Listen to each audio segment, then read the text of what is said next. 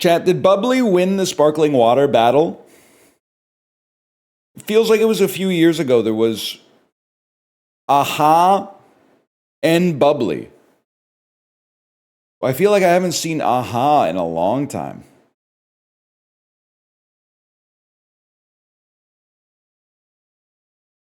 I feel like it's true. I forgot about LaCroix, but I definitely feel like LaCroix got outcompeted up here, man.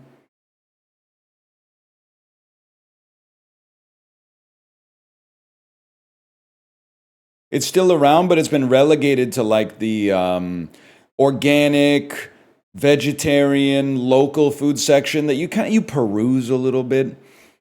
It might be a place where you buy like one can of soda, but you're never going to get a case there because a case is like 4 times the price of the cases that are in the drink aisle. You might occasionally be like, oh, let's see what kind of soda they're cooking up in Vancouver, but I'm not paying $4.99 a can on the regular. That's insane.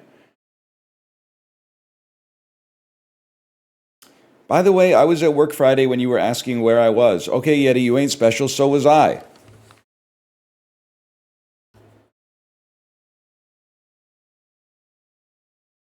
That's like the base case, man.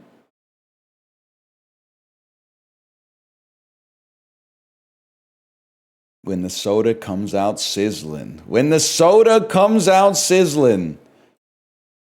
Kingston, Lone Star, fajitas upstairs. I want to see if they ever change this policy.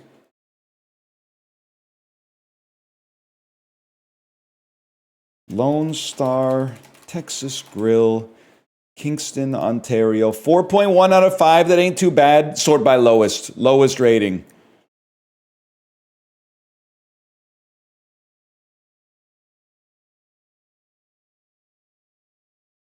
A year ago. None of them say I wanted to get sizzling fajitas, but I couldn't get them because I lived upstairs. Or I was seated upstairs. I guess you don't live there.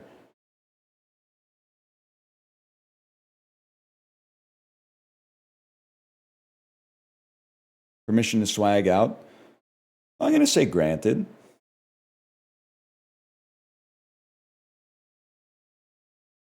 It's a Tuesday. It's not a Monday, so I'll allow it on a Tuesday.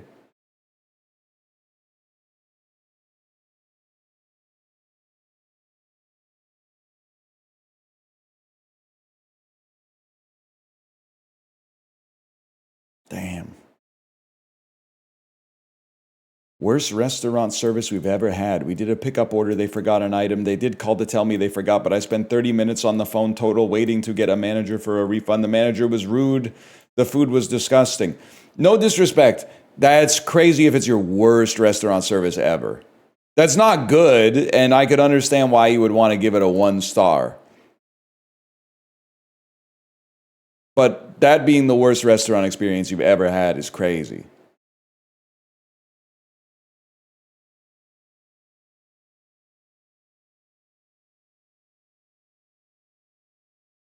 Went there for my wife's milestone. You know it's bad because they keep naming the servers. They don't go our server. They put her name in like half of the reviews. They're putting her on blast. Went there for my wife's milestone birthday tonight. Every birthday kind of a milestone when you think about it, but I understand she's probably turning 50 or 60. Fair enough.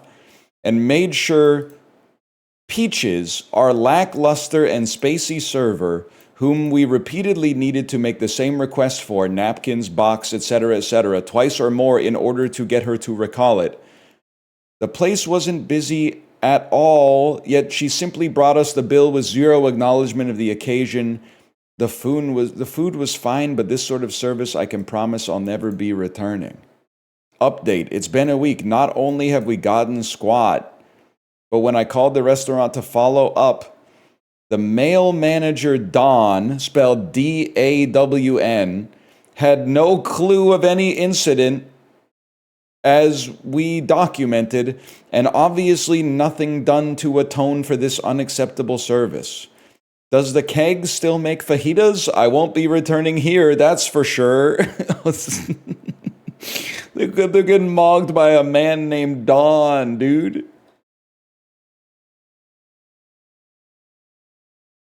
This is crazy. 1-star reviews of restaurants you've been to, kind of the GOAT, man.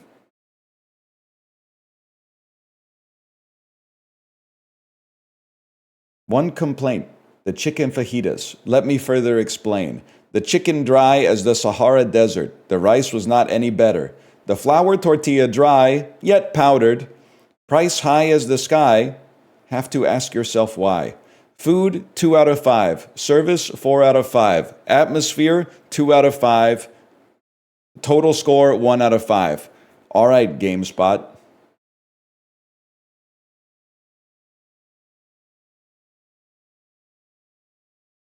Doesn't make any damn sense because people aren't using the whole scale, man.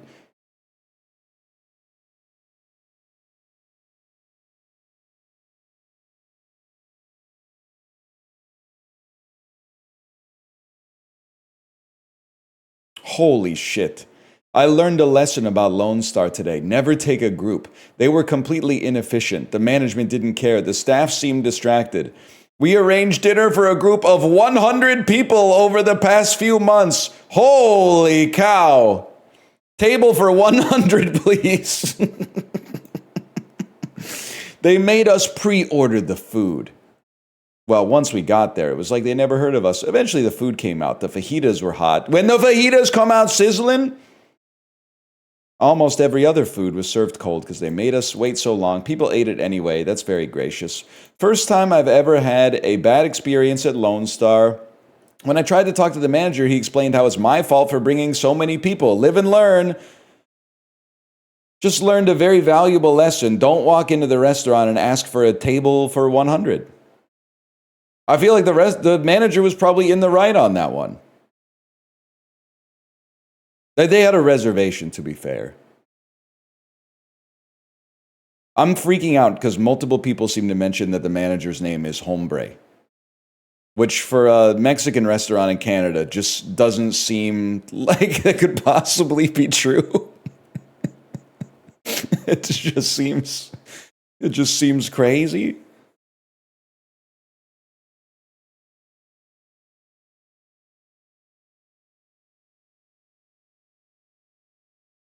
I'm just wasting my time here, but I'm having a good time, so maybe it's not wasted.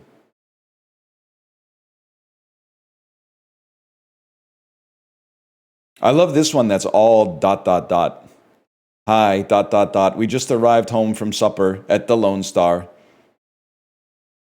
72-year-old Canadian spotted. We just arrived home from supper at the Lone Star ... My parents came from out of town and took myself and my son out for my birthday dinner. Sat at the bar while we waited for our table ... Bartender was great and he was personable ... Waitress was good as well ... But when we were served our supper, our fajitas were not sizzling hot.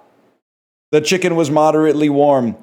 My mother and son's plate were both lukewarm at best. The manager came over ... Fixed the cold fries situation quite quickly ...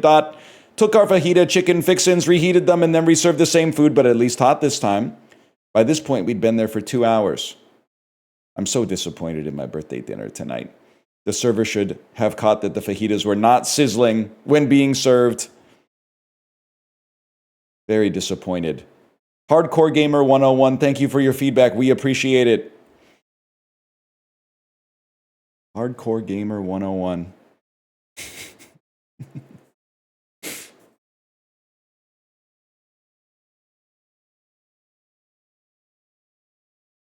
They don't give you free refills on chips anymore. That's too much, man. My 2025 New Year's resolution was to leave more Google reviews with substance. I have over 50,000 views on my reviews. That is kind of sick, to be honest. I mean, I think leaving reviews is good. We need more people to leave reviews for average experiences. Because there's only 2 kinds of reviews. One is like I had a horrible experience, and then the other one is the dentist office leaned on me when I left to put a review on Google. We're a local business. If you scan this QR code, you can leave us a review on Google instead. And maybe you get like 10% off your bill or something like that. So it's always like 5 stars. It needs an asterisk. That was like, I received compensation for this review. If your restaurant review includes the word parking, your phone should immediately get so hot you drop it. I sometimes I wouldn't put it in the review of the restaurant. But listen, it's heavy is the head that wears the crown, and as the guy doing the driving, first thing I think of when we pick a restaurant is where am I going to park? And sometimes there's a parking lot, and that's easy. And sometimes there's like ample street parking. Sometimes I'm like, shit. This place is in Yaletown, man. Where the hell am I going to park? Park on the other side, take the damn Aqua Bus or something like that? That's like 16 extra bucks on top of the bill.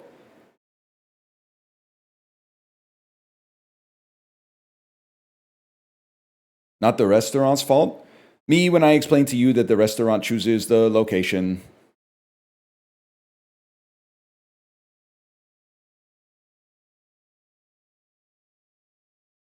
Get a cargo bike. Taking my wife to her omakase birthday dinner on our cargo bike, our tandem cargo bike in the rainiest city in North America, greater than sign.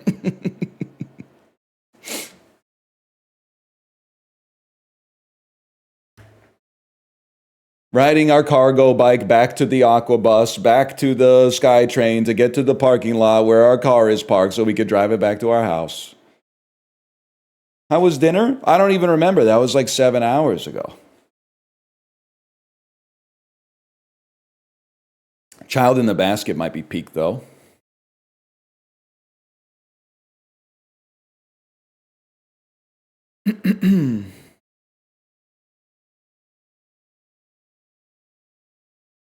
Dementia settling in, Unk? I don't think so. I still know where I am. I still know who you are. Can still remember. I watched a movie from the 90s on the bike today. I watched But I'm a Cheerleader. I'm going to say 3.5 stars and a heart. And my review, which I already placed on Letterboxd, is I finally understand why people GAF about Natasha Lyonne.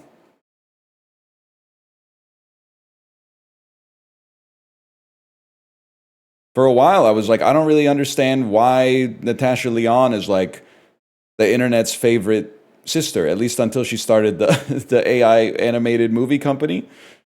I thought it was because she went, Tuesday, what a concept, or something like that. I thought she was kind of like Keanu Reeves for like Redditors who happen to be women or something like that. But then when I watched the movie, I was like, I get it now. I totally understand.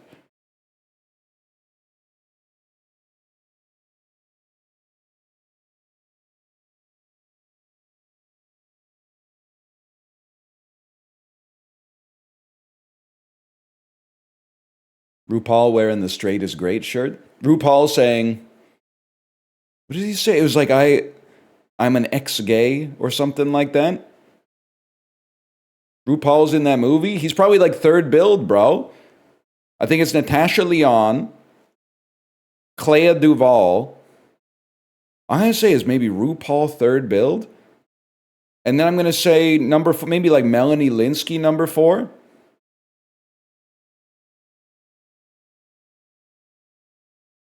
Julie Delpy's in it. Bud Cort is in it. That's right. Where's Maud? Hey, bro. Bro, you look like Bud Cort. Hey, Harold, where's Maud?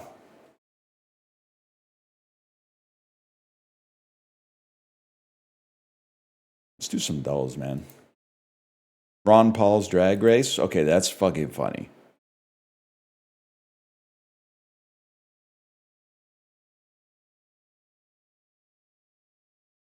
Ron Paul's Drag Race is kind of swag. Also, Ben Stiller, he's got that Ron Paul build.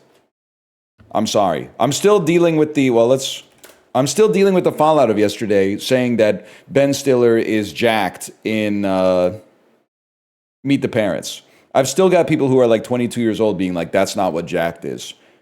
You guys, again, I grew up with the first X-Men movie where Hugh Jackman was just like a carpenter or something like that. You grew up, unfortunately, and again, I'd like to stress one more time, not your fault. Maybe you could just explain it to me. Why Hugh Jackman at 58 is more jacked than he is when he was 29. If you could explain somehow how this happened, and I'm guessing the answer is something like chicken and broccoli. He switched from white rice to brown rice. This is Maestro, bro. Or is that Ben Mendelsohn? I can't tell. There is no Maestro, bro. Kinograph Studios? Are you Ben Mendelsohn? I thought you were Bradley Cooper. That's my bad. No disrespect to either of my goats.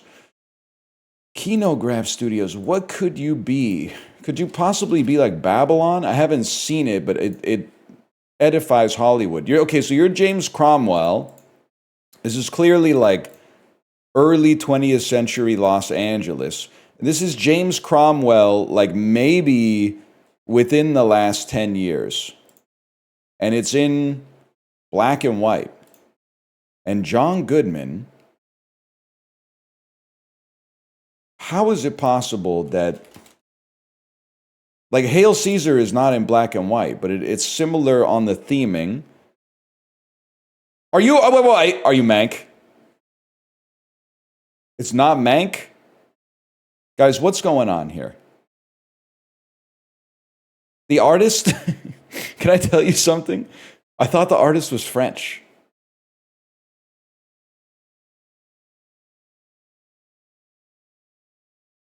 It is? I thought the artist was like, I think I may have gotten the movie The Artist and the movie Amour twisted at some point in my life. And Amour, I know, is about a really old couple, and the husband gives the wife a gift that she's unable to give herself. And the artist, I don't really know what's going on in The Artist. It's got what the French call a certain, I don't know what. The main actor in this is French. Like the fella from Bon Cop, Bad Cop. The guy in number 4 looks exactly like John Goodman. Bro, that's because he's John Goodman, man.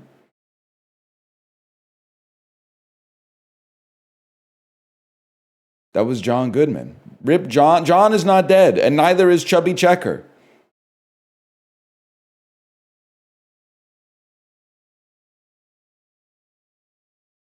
Imagine if he was. I'll tell you one thing. 10 Cloverfield Lane, pretty good movie. What movie did I watch? Let me get the Hobonichi Tecco out. What movie did I watch recently where I was like, I like this movie better when it was 10 Cloverfield Lane? Give me a second here. Begonia. I like Begonia. But I did think Begonia was like 10 Cloverfield Lane, but maybe 12.5% worse. Begonia is good. It's pretty good. I think it's pretty good. The Broncos appeared in 2 AFC Championship games in the 2010s. Each time they defeated this team. It has to be the New England Patriots. Mogged. Before winning the Heisman and leading Indiana to the national title, Fernando Mendoza played at this school. James Madison. I thought he played for James Madison. Maybe that's the coach. Maybe the coach coached for James Madison. With a killer mid-range game, this 7-foot-tall, long-haired Gonzaga player, this must be Zach, bro, from Gonzaga, consensus All-American, led the school to its first Tourney 1 seed in 2013. Tall guy with long hair. Immediately, I think Joakim Noah, but I know he played for Florida in like the mid-2000s. Long-haired Gonzaga player. Consensus All-American. He's very tall. His name is Kevin.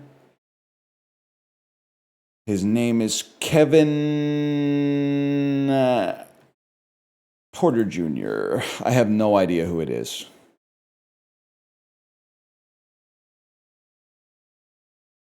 Kevin Costner. Kelly Olnick. I thought she was working with Regis. While Antarctica has the most penguin species in the world, this oceanic country is home to the greatest variety of penguin species. This is going to be funny. How could it not be New Zealand? Okay. I'm so glad they put oceanic, because if it weren't for the fact that they put that word in there, I probably would have said like Chile or something like that. This is Nicolas Cage and Jesse Eisenberg, but this is like the least insane face mashup. This actually looks like a real dude. It does kind of look like Dan's Big Brother 14 picture. Not as nice as, not as handsome as Dan looks, to be honest, but it has that same sort of vibe to it. Not the red shirt, but the black shirt Dan. That might be 2010 now that I think about it. Yeah, it's Dwight Eisenhower. There you go. Typically packaged in red tins, this candy is butter crunch toffee covered with almonds.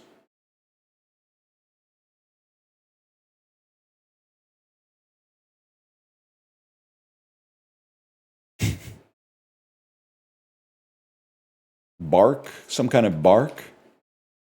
Clark Bar? Clark Bar? I have no idea. Kofefi. I was on the tip of my tongue. World of Warcraft was featured in an 06 episode of this long-running show. It's got to be South Park, right? When a secretary's idea is stolen by her boss, she seizes an opportunity to steal it back by pretending she has her boss's job in this 1988 film starring Melanie Griffith and Harrison Ford.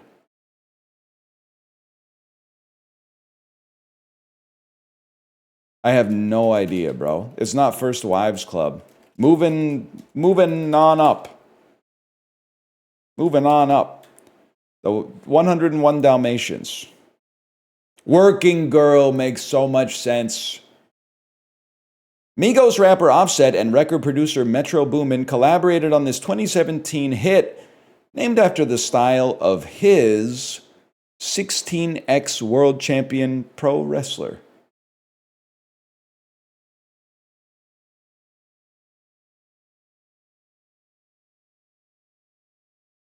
(16x world champion? The Undertaker. The Undead style. Hogan style. John Cena style. Stone Cold style. I have absolutely no idea, man. China style. Trish Stratus style. The Rock. Let It Rock. No, I'm done. What is it, man? 45% got it right. Ric Flair drip? I don't think I've ever heard of this in my life. Ric Flair drip?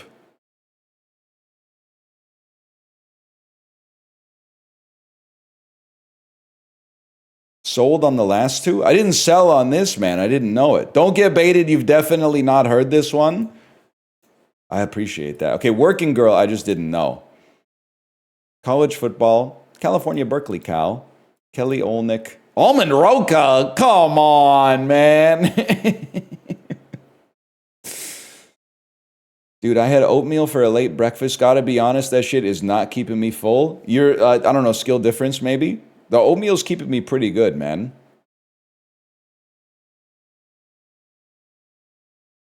I don't know what that's one thing. You could just double the amount of oatmeal you're eating. The thing is, like, I mean, I don't think gram for gram, I don't think there's a food more filling than oatmeal. That's not like radioactive or something.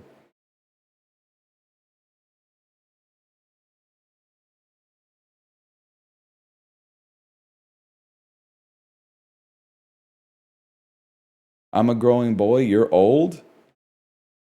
Are you growing because you're young, or are you just getting bigger? Speaking of which, I found this out in an Isaac episode. This is a horrifying moment. Did you know that they didn't call the movie The Whale because he's a big guy? Did you know that they call the movie The Whale because they're studying Moby Dick in the movie. For 5 years since the movie came out, I thought they called it the whale because Brendan Fraser was a large man in the movie.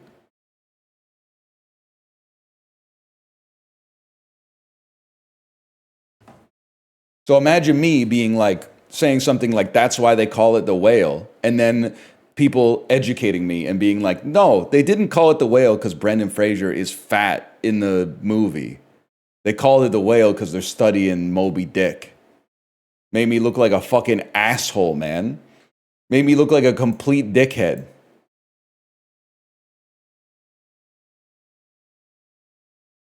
But like, they knew what they were doing, I guess is what I'm trying. This is what I'm trying to say.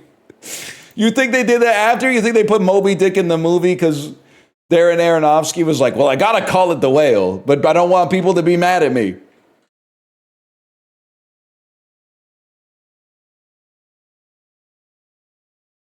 Originally, they were going to study like I was think of a book. Oh fuck, The Catcher in the Rye. You know what I noticed? Watching, but I'm a cheerleader today. Bildungsromans go harder, not harder, but they feel different to watch after your Roman's already been bildunged. I watched a lot of Bildungsromans when my Roman was still being built. Now that my Romans have been dunged, the movies take on a different sort of light. Sometimes positive, sometimes negative, sometimes just different. What are you saying? Oh, you don't know what a coming of age movie is called? They're called Bildungsromans.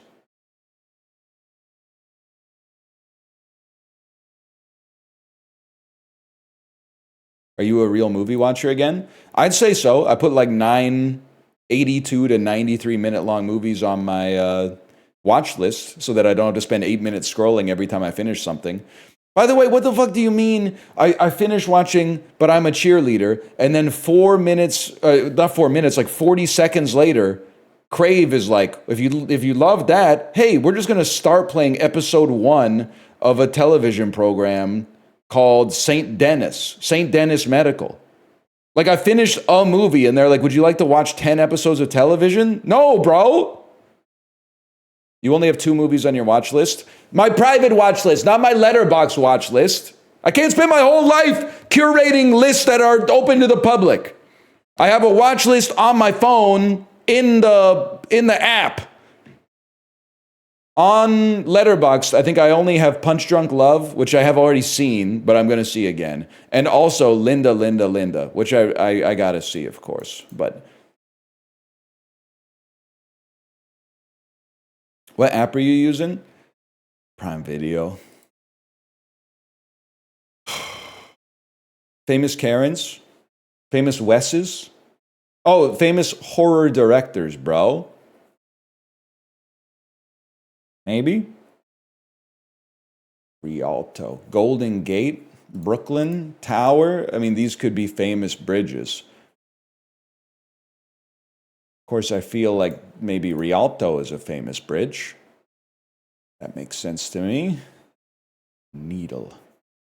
Killer. Killer Bee. Honeybee. Bumblebee. Carpenter Bee. Carpenter Bee. Okay. Yeah, that's right, people. It's 2026. They're not just ants anymore. Desiree. Bob Dylan albums with an extra vowel at the end. Desiree. Wanton. To twist, to weave, to lace, and to needle. Techniques on a loom. Wind. What is to twist something? Intertwine. And what are we looking at here? Want. Desire, need, want, crave. Starts with a synonym for interested in having. Starts with synonyms for hanker for.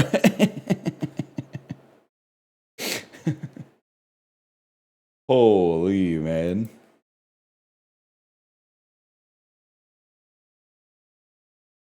That's rough. Hanker for is crazy. Cowboy ass word. All right, now here, more or less, I put you on notice, devs. I don't think you disrespecting twice with that 9 million malarkey in Spotify has tall puppies get cut. That's all I'm trying to say. If I can't trust your data set, why am I even playing the game? You need to prove the data. Otherwise, I'm just clicking buttons for no reason.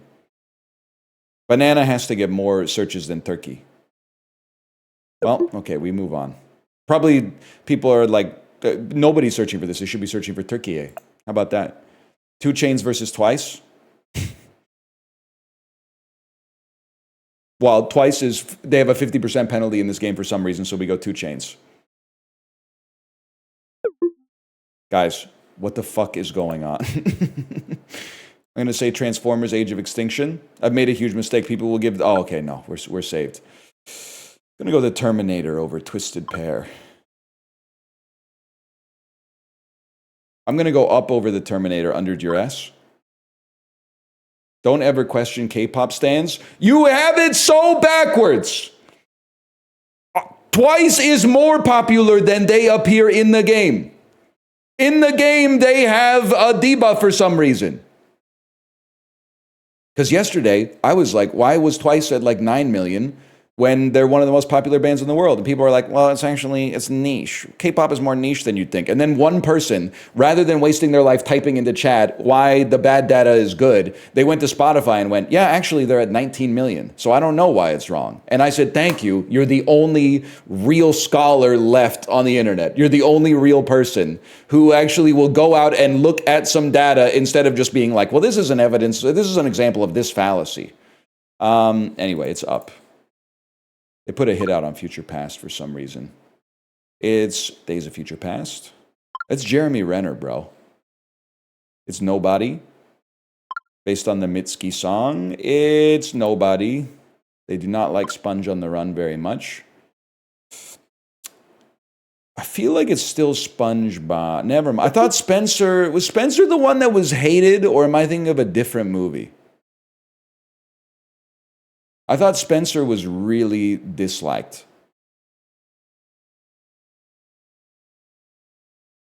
You might be thinking of Lady Diana. No, not blonde. That's 2 different ladies that happen to have the same color of hair.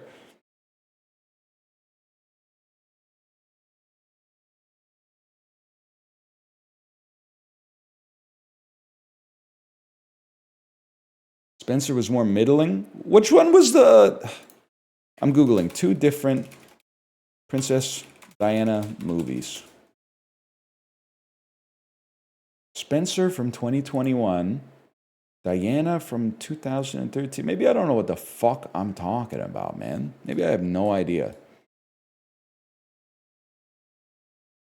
I thought there was a scene from Spencer that was clowned on social media. But that could just be what Twitter was like back in 2021.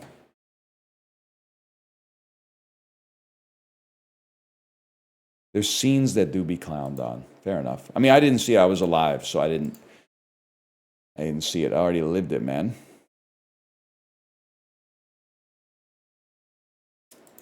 Colossal garlic, 2 pounds. 2 pounds of garlic?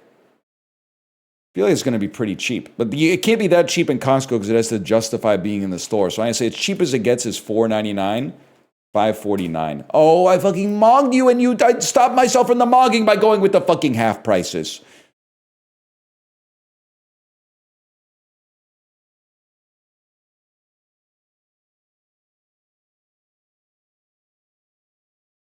Bro, you look like you're from Kirkland.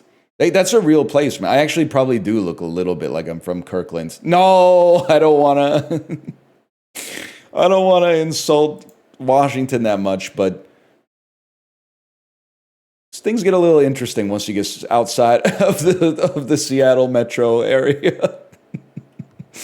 Once you find yourself a little bit east of the Seattle-Tacoma region or a little north of the Seattle-Tacoma region. And I don't even go that far south or that far east, to be honest. But people start to look a little bit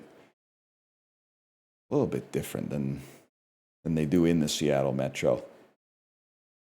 But you might not even, you might think that I mean that as an insult. You see some interesting people inside the Seattle Metro as well. Some of the most interesting people, to be honest with you. That's why I like it there. Give me Greece today. I feel like we never go Greece on the first one, man.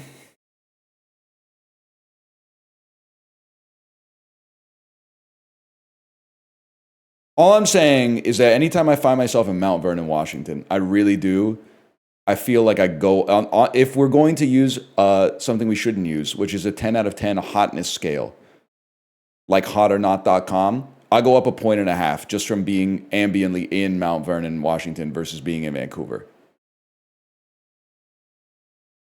And Mount Vernon isn't even that busted. They got the Tulip Festival, they got a nice co-op grocery store and stuff like that.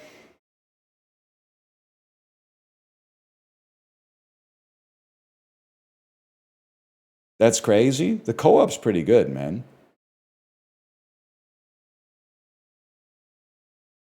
Squeaks, are you gonna go to Chibley's confession booth? I was watching a little bit of Cobblemon yesterday. Sorry, I forgot any other country in the earth that's not Greece, by the way. Every time I'm in Mount Vernon, it's full of Instagram baddies taking tulip photos. Okay, now listen, try not going to Mount Vernon during the Tulip Festival. I know that's like, you're like, why would I ever go to Mount Vernon apart from that? Well, if you want to get a representative look at what Mount Vernon is like, don't go during the Tulip Festival. That's an event with regional, perhaps even statewide significance, bro. $7,000 kilometers away from Greece. I'd like to spend some time in Mozambique. Never mind. Bro, you look like a bottle opener. You look like you're from New Londo. How's life in Lower on Deadburg? Not Uzbekistan. You look like a sad dude with crazy hair walking. He's walking sadly after he just got dumped. He's going, da-na-na, na-na-na-na. Na na na na na na na. Charlie Brown type shit. How about South Korea? It's adjacent to the answer. It's North Korea, bro. We take those. +2 Arrested Development. All right, I really like Arrested Development. I was going for Peanuts, which is like Arrested Development is making a Peanuts reference, which is fine. I can do this, y'all.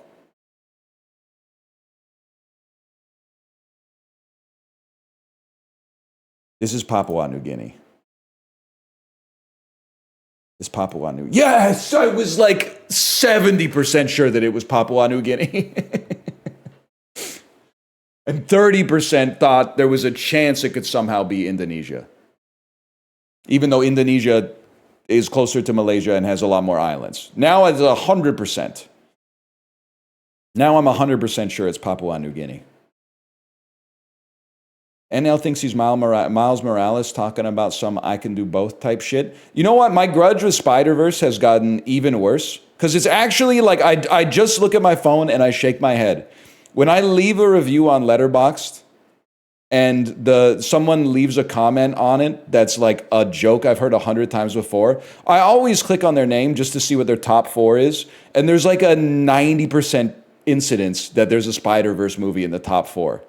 It's always, the one time I made the joke off the cuff, I didn't know how true it was, that the top 4 is always like, the best movie that came out in the last 3 years, a Spider-Verse movie, one older foreign movie that they put in there just so you know that they got shooters, and then also a Studio Ghibli film. It's like every single time. Every single time.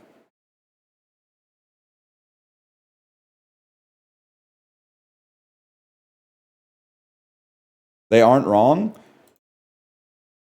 I think, like, I've only seen the first Spider-Verse. I thought the first Spider-Verse was really good. it being in 50% of 20 to 25-year-olds top fours on Letterboxd is crazy. But it's the same. I don't know what it is for millennials, but for Gen X or even elder millennials, probably Jurassic Park is in like the same boat. Like Jurassic Park is a good movie, but like the way that people who were like 13 in the year 1995 treat it is like it's the greatest piece of art that's ever been invented. Big Lebowski? Big Lebowski, believe it or not, I'm just bald. I'm not as old as most people who love The Big Lebowski. The Big Lebowski is slightly older coded than me. There's got to be something for it. Maybe it's Eternal Sunshine for my generation. I could see that. I mean, Eternal Sunshine, the thing is, the reason I feel like it doesn't fit is because I'm like, that movie's amazing. So obviously it doesn't apply because that really is one of the best movies ever made. So that the analogy doesn't hold, which means that the analogy probably holds as best as it possibly could.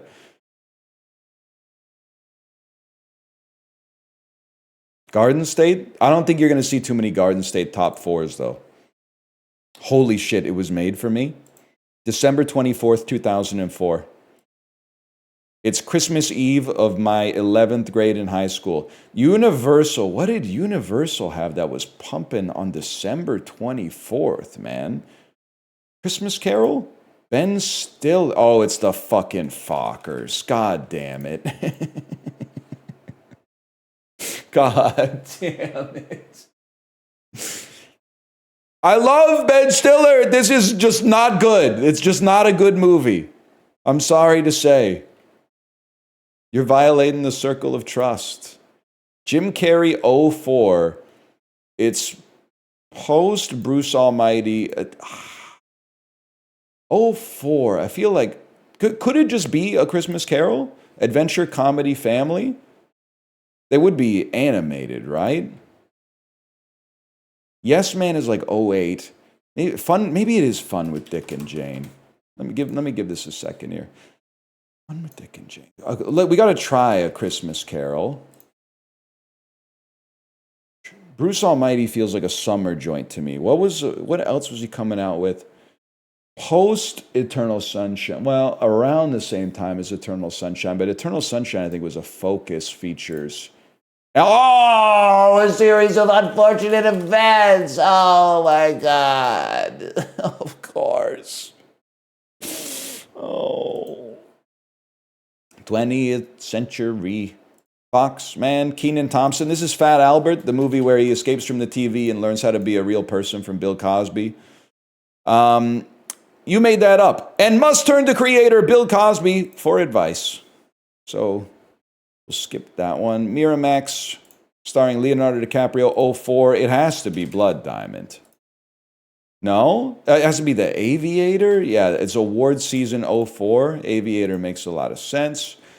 Warner Brothers with 86 million, pre-Batman Begins. Starring George Clooney from 04. Could be Ocean's. I don't think it's going to be. What are you? Crime thriller? Could be Ocean's. Could be Ocean's 12? I feel I'm really surprised that Ocean's 12 did not make more money faster, given how much of a cultural moment Ocean's 11 was. But you can't dude, what the fuck? I wouldn't have thought that Ocean's performed so well internationally, bro. Because it sucks. Yeah, but this is 04. Like, nobody knew that shit sucked back then. You would just go see a movie. Like, there was Rotten Tomatoes, but like, I was the only nerd using it, to be honest. We love George Clooney down here. Where's down here? Like Australia?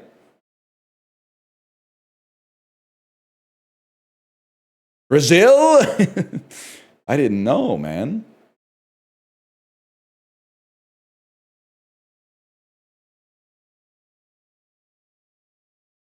IMDb existed? Brother, I don't know what you want me to say. I was alive. I was the only motherfucker. People would be like, you want to go see this movie? And I would be like, it has a 61 on Rotten Tomatoes. They would be like, I don't care. The trailer looks good. The culture was different back then. Nowadays, if something had a 61 on Rotten Tomatoes, it basically means it's one of the worst movies that's ever been released. Nowadays, if a movie doesn't have 90 plus on Rotten Tomatoes, there's no reason to see it. Because all of the critical media has been captured. Back when movies were movies? That's what I'm saying, man.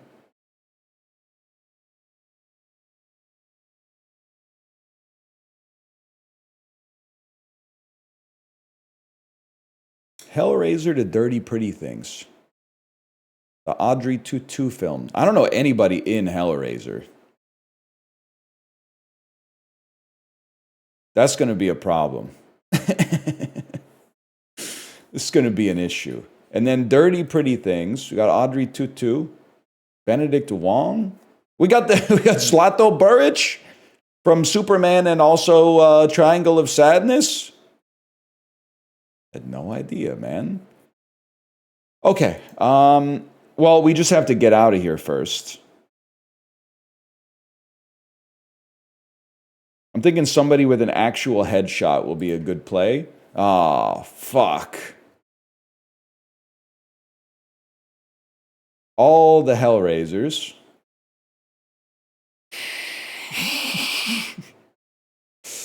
How about this movie, Eat the Rich?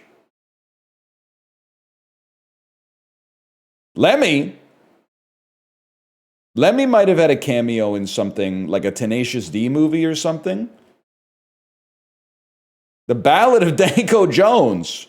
Holy, okay, lots of concert movies, which makes a lot of sense. Lots of Foo Fighters concerts. I think it's going to have to be... I really don't want to do this Ron Jeremy movie if I can avoid it. But I think I also don't want to scroll down too much further and get to like Farts of Darkness. So I guess we're going to go Airheads. Airheads, Buscemi, Fargo, McDormand, Nomadland, Swanky, Strathern. That's huge, man. And then looking for like a Benedict Wong type joint here. I have something. It's The Luckiest Man in America. Paul Walter. Where's Paul? Paul Walter Hauser. The Naked Gun. Liam Neeson. Ah, shit. No, this works. Liam Neeson, Darkman. Don't take Frances McDormand. But Ted Raimi. Doctor Strange. They didn't put Ted Raimi in Doctor Strange. Are you fucking kidding me? Doctor Strange 2? No Ted Raimi? Because if we got to Doctor Strange, Benedict Wong is right there, man. Fuck is Dante's Hotel? Wait, take me back one. No. Oh, well, yeah, sure. Take me back one to... I did the wrong Raimi cameo. Take me back to Darkman. And then take me to Bruce Campbell. They managed to squeeze in the Bruce Campbell to Doctor Strange in the Multiverse of Madness, and then Benedict Wong, and then Dirty Pretty Things. Okay. I think getting out of that in 3 minutes is pretty impressive, all things considered, considering we also connected through Lemmy. The Adventures of Young Indiana Jones, Tales of Innocence. Jeffrey Kissoon. Used Marvel, though? Yeah, we also used Lemmy, though. I think Lemmy counteracts the Marvel a little bit.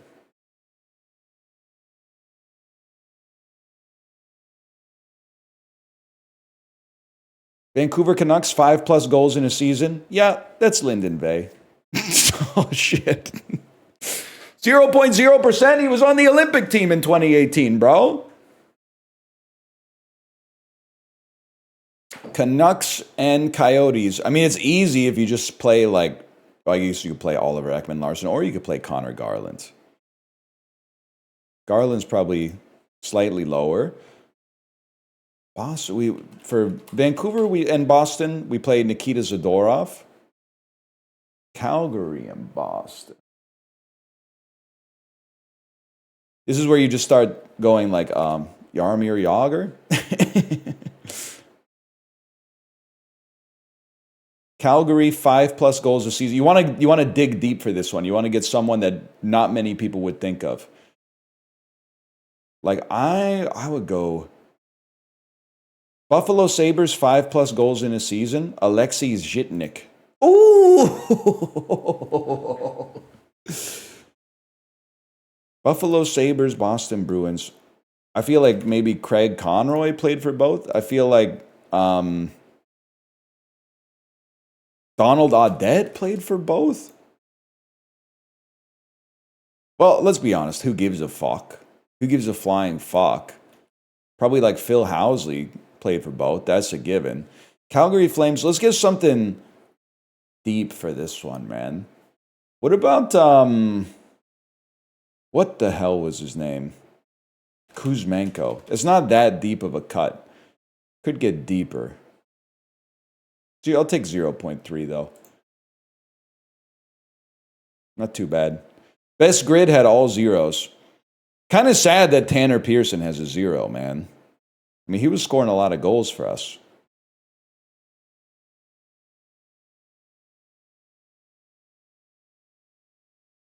You always forget about Taylor Hall.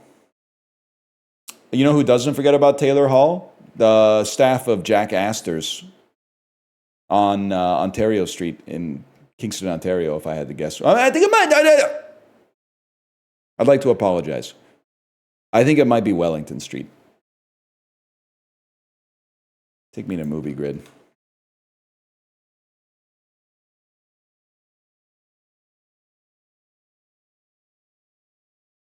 It's not on Ontario. Ontario's way too close to the water. I think it's Wellington. Lawrence Fishburne. Jessica Chastain. Jessica Chastain, 2-word title. Molly's Game. I thought that would be lower. Jessica Chastain, 3 or more word title. I don't know anything that you're in, if I'm being honest with you.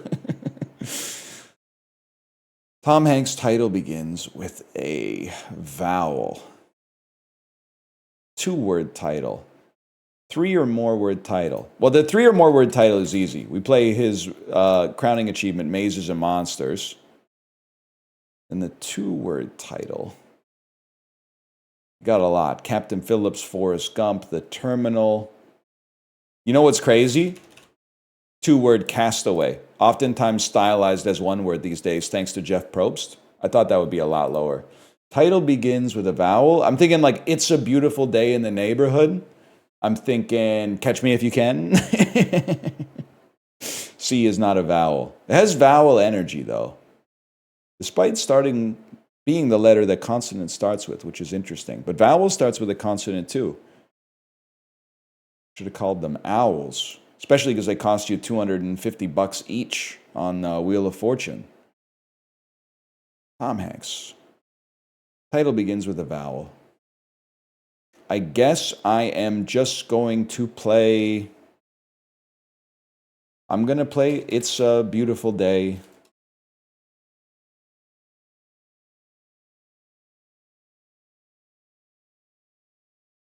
It doesn't exist. A Beautiful Day in the Neighborhood. Okay. Drop the it's. It just sounds cleaner. Jessica Chastain. I know. I mean, she's in The Martian. That's a given. She's probably in other movies, too. she's been in other stuff, man. Lawrence Fishburne. Title begins with a vowel. Apocalypse Now. I don't know if he's in Crimson Rivers too, Angels of the Apocalypse. 2-word title, Lawrence Fishburne. 3 or more word title, John Wick Chapter 3 Parabellum. 2-word title, Lawrence Fishburne. Probably in one of the Pee Wee Herman movies. He's in Searching... Oh, I should have played Searching for Bibby Fisher. I should have played Searching for Bobby Fisher at 3 or more word titles because now I got to play John Wick here. He might not even be in the first John Wick. He's in the second John Wick. Oh, I give up. Oh, The Matrix, of course. I forgot he's in that one. Interstellar. Zero Dark 30. The Color of Time. Holy shit. Zach Braff, Mila Kunis, James Franco, Jessica Chastain. Zach Braff, Mila Kunis, James Franco, Jessica Chastain.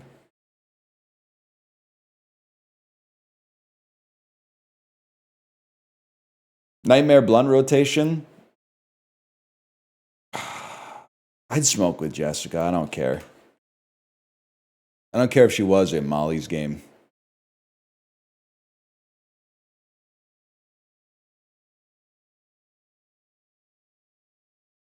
Not the Braffler? I don't know. I just think he'd be really annoying. I have nothing to base that on. I just get the idea that hanging out with Zach Braff would be kind of irritating after a while. I have nothing to base it on.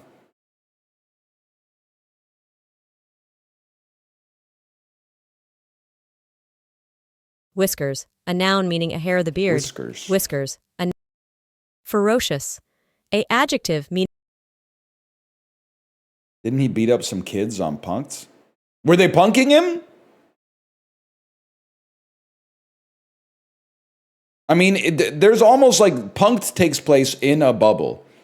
If you are getting punked, that does not reveal your true nature, as far as I'm concerned. If you come home to your house and movers are removing all the shit from your house, and then you start being mean to the movers because you don't know that you're being punked, that it isn't like, oh, I always knew I got bad vibes from him. People act crazy in crazy situations, man.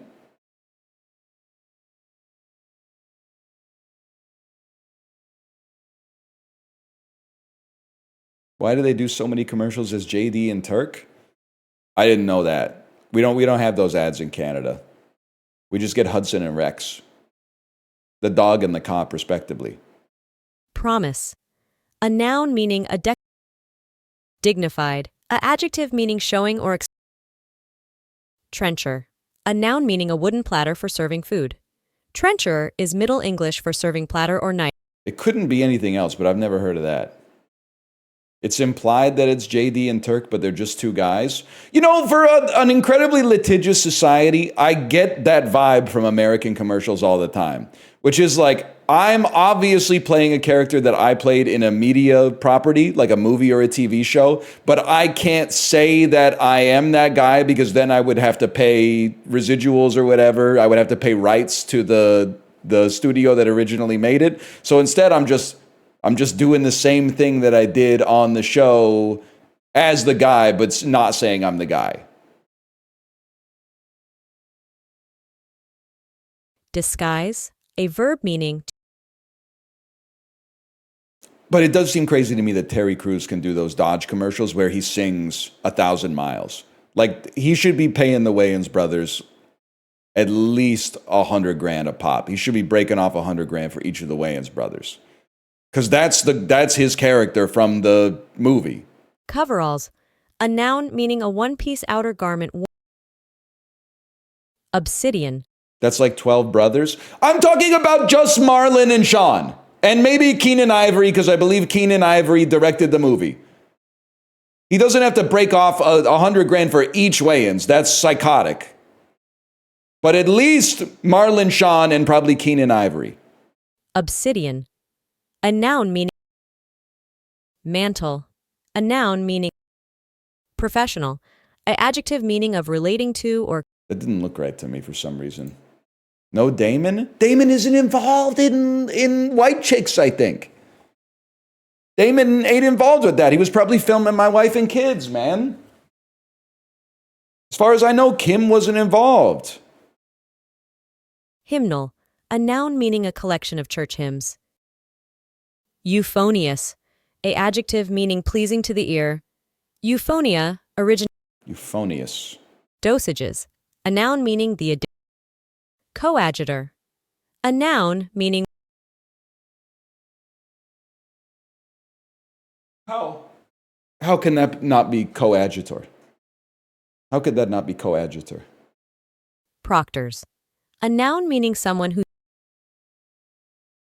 Coadjutor. Oh, it's a completely different word than I thought it was. I thought it would be someone who contributes to agita, not someone who is also helping to adjudicate.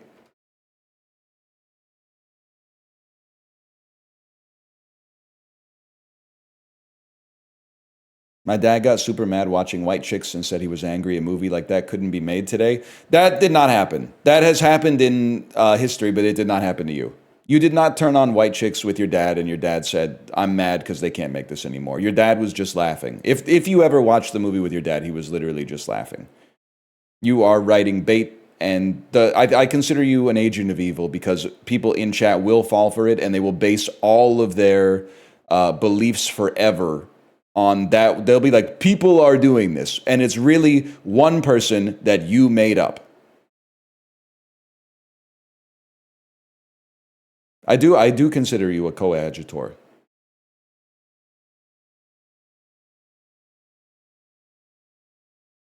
Chakchuka, not to be confused with shakchuka or Ogura toast. Didn't she just win the Aramakinen?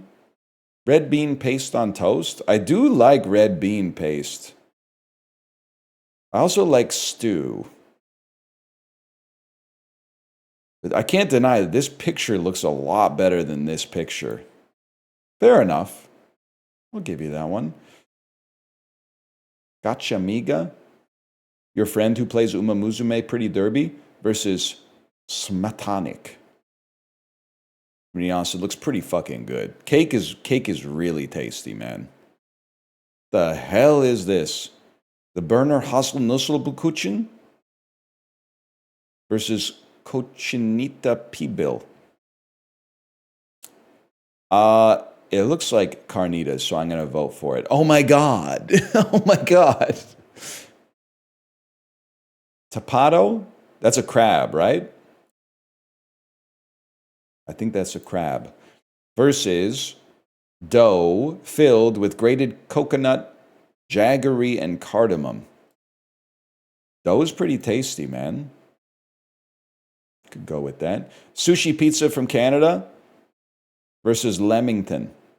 The sushi pizza I will cop to. I think it is. It's probably a Vancouver area invention. I do see it on menus from time to time. This is not a classic Canada, like, I don't understand what's happening here. I've never seen this. I have seen this on menus. I've never ordered it. Lamington looks good as fuck regardless, though. Oduguaja versus Hainanese chicken rice. I know I've said this before. People tell me to die every time I say it. I believe that it tastes good because I've heard that this is one of the best tasting foods on the planet. If I took this picture and posted it in the Discord and said, I just made chicken and rice, people would go, where's the seasoning? They would go, this shit looks disgusting, didn't season it at all. Chicken looks like he boiled it and then put one like cilantro leaf on top of it next to a pile of white rice. They would be fucking airing my white ass out. But instead, as in context, people go, wow, that looks awesome. That looks incredible. All I know is if I took this picture and posted it, people would be lighting me up, man. Holy shit, it won by 0.2. Chicken cheesy. That's not chicken. Cheesy corny versus potica. Delectable. How, brother, it says rolled pastry. It's delectable right there in the damn description. How could I not choose it? Peking duck probably is just not going to lose to anything. Shrimp de Jong plays midfield for Ajax right now. Or Revuelto Gramajo. Those are potatoes? Potatoes, onions, bell peppers, and ham? This seems good as fuck, bro. What is shrimp de Jong? Shrimp casserole with, with broiled breadcrumbs on top. It's probably good as fuck, man. These are both probably good as fuck. It's a horrible picture. Absolutely god-awful picture, but huge. Stinky tofu will lose. Okay. They put stinky right there in the name, man.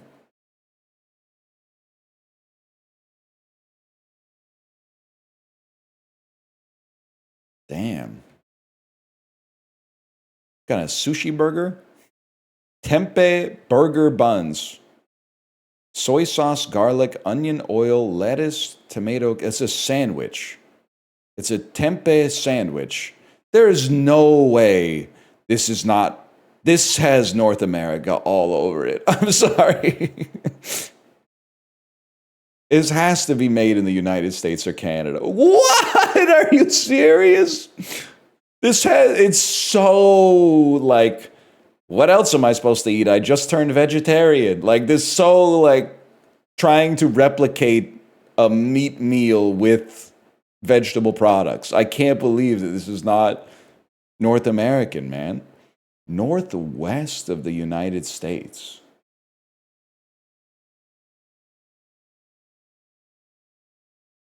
I just don't believe it could be Russia. You can catch me saying that this is Sweden. Tempeh burger? Okay, I'm going to hit you with something crazy. I don't know how it would be northeast of the United States to get to Australia. Okay. It does, I will say, the way that the cucumber's cut and the tomato and the way that I don't know if this is onion, but the way that this is cut is giving Thai cuisine. No? Okay. I mean, the last bastion of any guess is Indonesia. Oh my God. Oh my God. Oh my God. Indonesia? I can't believe it. I would try. Tempeh is from Indonesia? That's cool. It gained popularity in Western countries in the late 20th century, which is like when I got here, but I guess you were here in the fucking like 1800s or whatever. My bad, y'all. Fried cheese curds. United States? Yes, I not only would I eat them, I have eaten them and they are great. This has to be Australia. But the plate is really giving like Romania. Okay. It's from west of Romania, Italy. Correct. Confetti di Sulmona. Sure, man. Yum. Recovered after the first one, at least.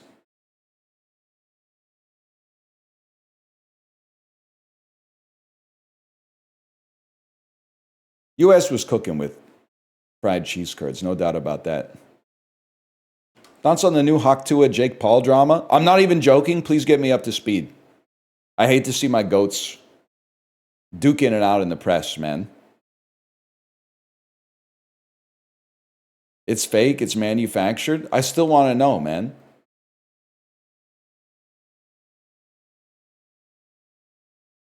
She woke up from her nap. She's been streaming, I think.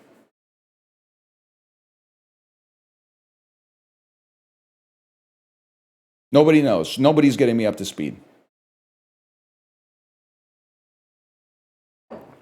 You're never catching up to speed. He's in Africa right now. I did see, I went to Twitch and on the front page, he was there and the stream preview was him walking towards the camera surrounded by bodyguards. And I was like, that seems about right. That seems to be, every time I tune into speed, it's him walking at the camera surrounded by bodyguards. He is aura farming for sure. Real as shit about video games. When you walk, you aura farm. Running, you lose aura.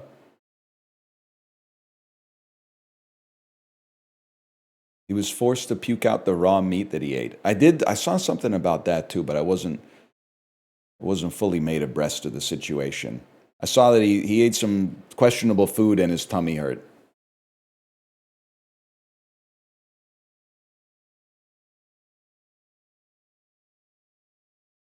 Pork and stuffing roll or hot dogs with a liter of beer. Holy cow. At a top flight game, Bayern München.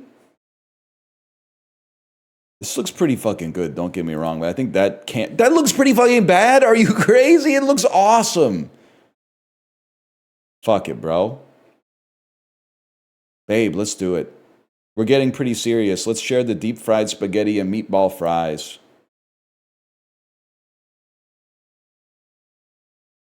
Chicken loaded fries. This also looks fucking good, if I may. It's a little expensive, but it looks fucking good. Hot dog that could be better versus turkey roast dinner. It looks good as fuck, man. What do you mean 58%?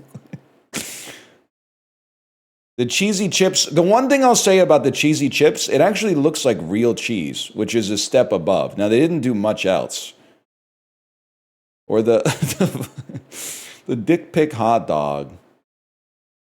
I mean, that's just too long. But I think it has to be this, man. I would eat that, absolutely. It's got to be this, because this is just not right. Bro, you look like you're from Barnsley. I would probably go with the slider box. Yeah, I would go with the slider box on this one. It's got to be it's got to be the buff special. It's got to be sausage and haggis toasty, man. 83% kind of crazy, but all right. A free hot dog given to me after a mix-up with an order at New York Mets tonight. Yes, it turned out to just be a bun. Versus truita de patata with a water. What? It lost to bun?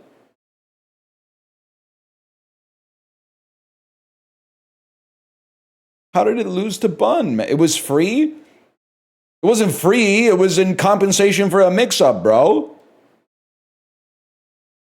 Also, free bread is good, but a free hot dog bun is like, that's not the type of bread you just want to sit and eat. Kebab looks pretty good. Apparently, that's an understatement.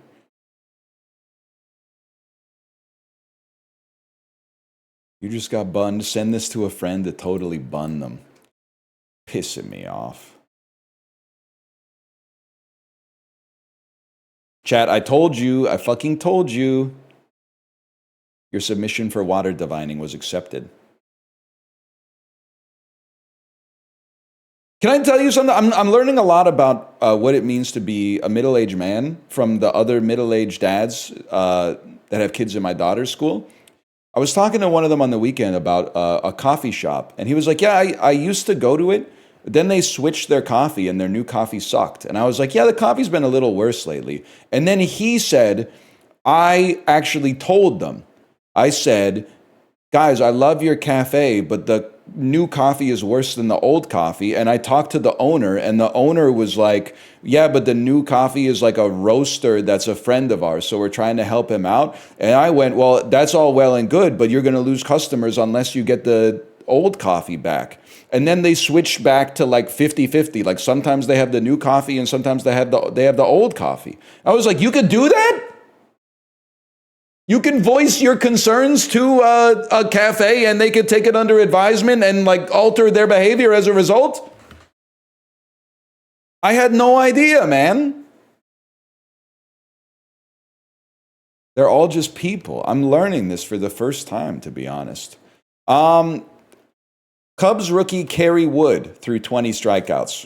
They were the only 20 strikeouts in his career before he had 9 consecutive Tommy John surgeries. Don't say Ukraine. In 2008, Russia fought a brief war against what ex-Soviet republic? I remember that. It was Georgia. The Awakening is an early feminist novel by who, Chopin? Mary? I Hate Men is a song from Cole Porter's Kiss Me. Frederick. Kate Spade. Why Frederick? Frederick Chopin? I thought that I was trying to snipe the third clue, which would be like he wrote the funeral march. featuring legit nude celebs. Protect the Skin You're In is a long-running cancer awareness t-shirt campaign by what designer? Stella McCartney. Winona Ryder shoplifted one of his $700 sweaters and has since been called in 3 times to promote his handbags. Michael Kors? If he hadn't... Marc Jacobs.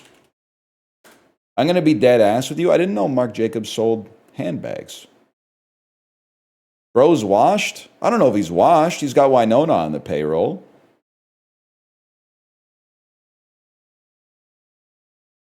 Winona stole them all. She stole the source block, so they couldn't make any more.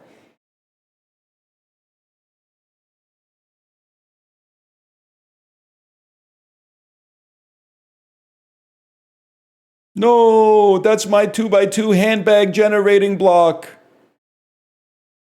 Guys, I'm sorry. I'm not trying to shade Winona. I don't think she should have stolen this stuff. I don't think she necessarily deserved to get dragged in the media for like 2 years after that.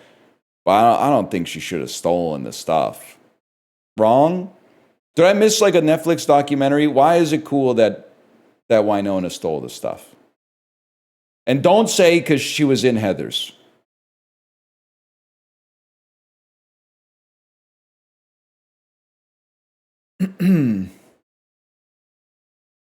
Shoplifting is a victimless crime?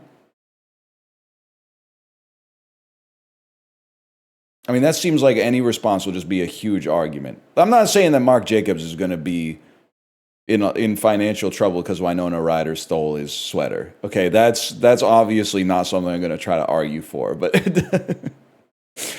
why are we framing it like an act of rebellion when I think actually didn't she just have like psychiatric kleptomania? Like I don't think she was doing it. I guess you're saying the ends justify the means in a sense.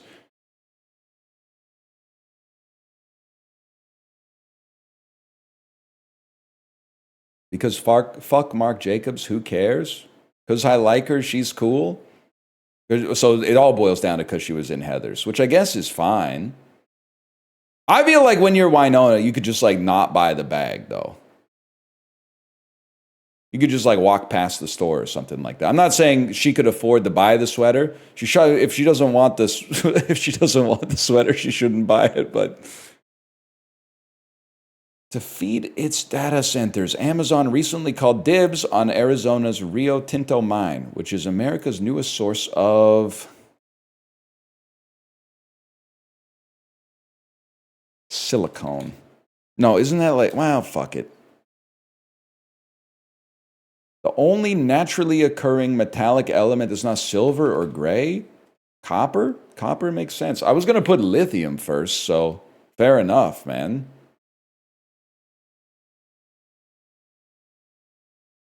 Silicone, not a metal, bro? That checks out.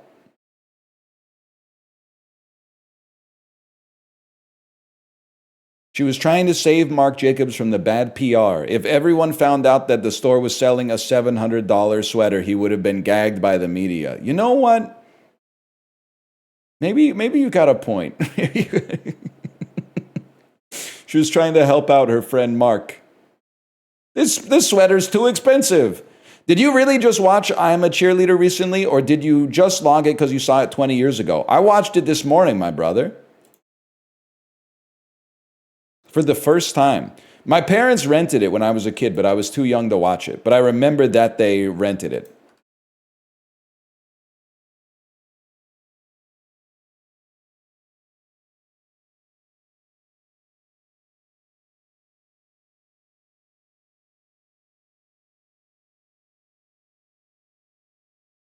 Sort these events in the order they occurred. What the fuck? Okay, I feel like the first permanent IMAX movie theater was in the 90s. Barcodes were definitely like the 70s, maybe even earlier. Breast implants have to be...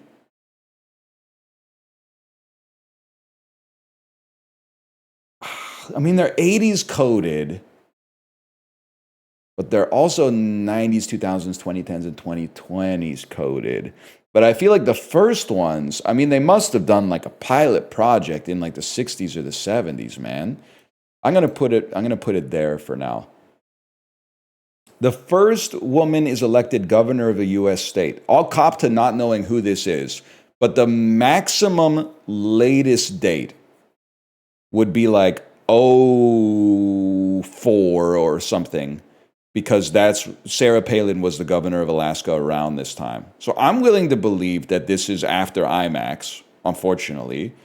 In vitro fertilization feels 90s coded to me, maybe like there. And then maybe the squid photo was taken just last year, man. Okay, okay. It's gotta be this then.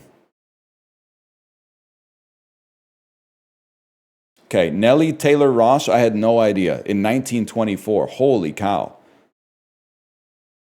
Timmy Jean Lindsay. This is back in the days when ladies were having 3 names. Wait, isn't this before women could vote? That's some goat shit if she got elected governor of a state when women couldn't even vote. It's 5 years after? Okay, 5 years after. That's still fucking beast mode. That's crazy.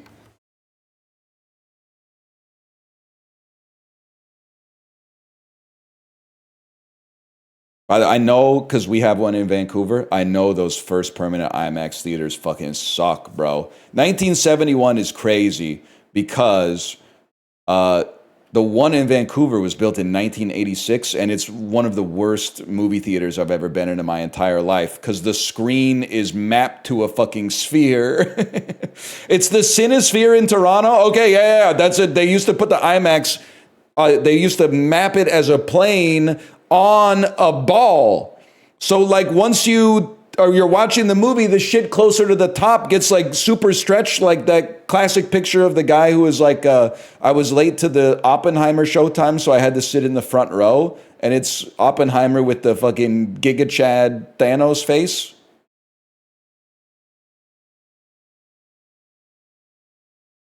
Potion seller type shit. Exactly, man. Nature's movies were sick on them. Nature movies, not Nature's movies. That's my bad. No, they're not, by the way. I watched a documentary on that IMAX in Vancouver about spirit bears in the Pacific rainforest, and the screen is just, the novelty's done. They need to replace the screen. The dome is cool as fuck. I'm sure they can find something to do with the dome, but the screen is not acceptable at this point in time. Like, the screen is so bad that it makes you feel crazy when people are like, the movie's so good, you gotta see it in IMAX. It's almost like they're saying, like, the movie's so good, you can watch it on a fucked up screen where you can't see half the movie anyway, and, like, it'll still be awesome.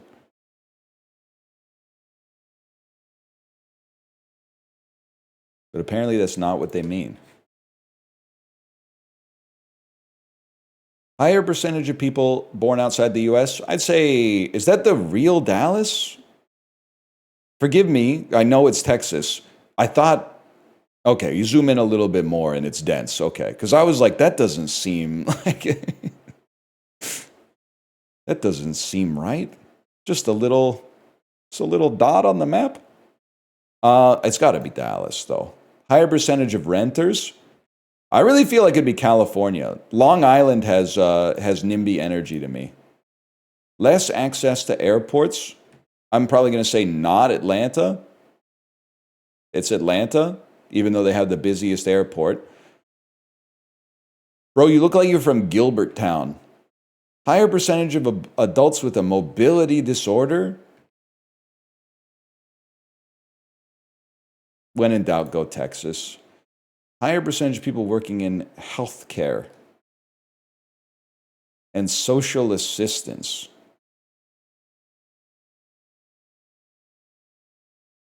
I feel like you're going to get, it's agnostic of everything, because I don't know the density of hospitals and shit around here. Obviously, you're going to have more agriculture, probably energy-related stuff. You're going to have a certain degree, even though the U.S. side of Niagara Falls kind of sucks, You're going to have more hospitality related stuff, more travel and tourism, but also more people. And I would imagine the higher the population density, the more people work in healthcare. Okay, I'll live with that. It's tough though. I have no idea. It's probably just a lot of agriculture in the Colorado one, I suppose. People got the California one wrong, bro?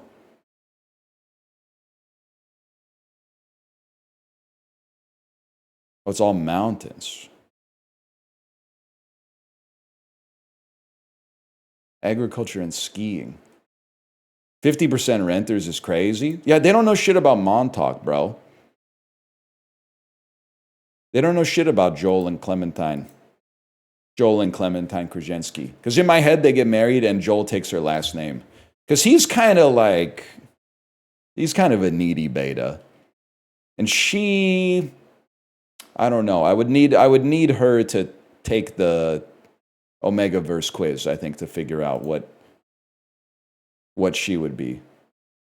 They do not get married. They get married. Literally, some haters with no media literacy will say the ending implies that they're doomed to do the cycle of falling in love and erasing their memories forever. My headcanon is that after 2 or 3 loops, they just get it right.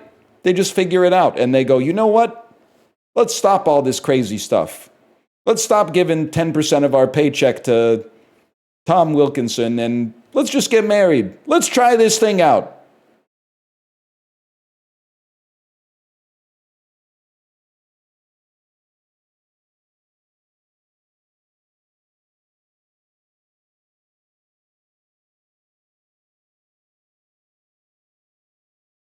I thought it was a comedy, so it was not great for a first date.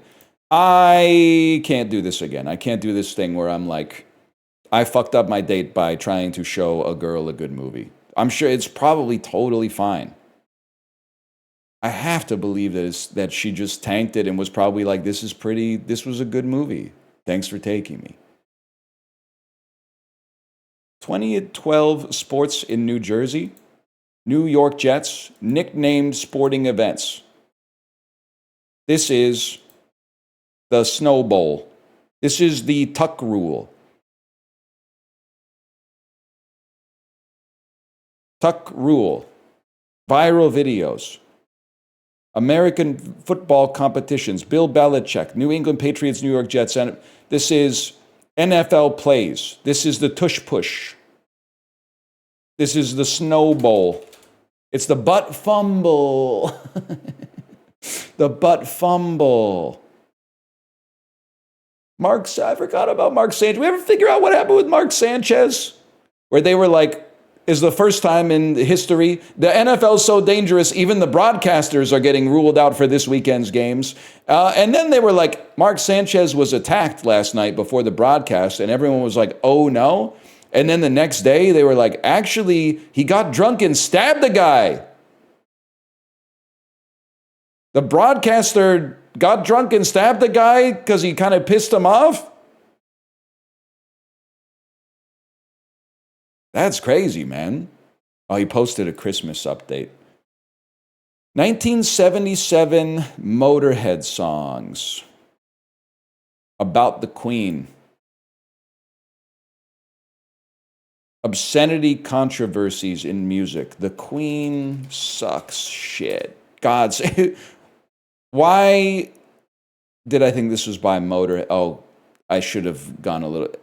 I know God Save the Queen by the Sex Pistols. I just didn't look deep enough to see them here. That makes way more sense. 19th century Anglo-English writers. 20th century British archaeologists. Oh, fuck. Historical figures with disputed sexuality.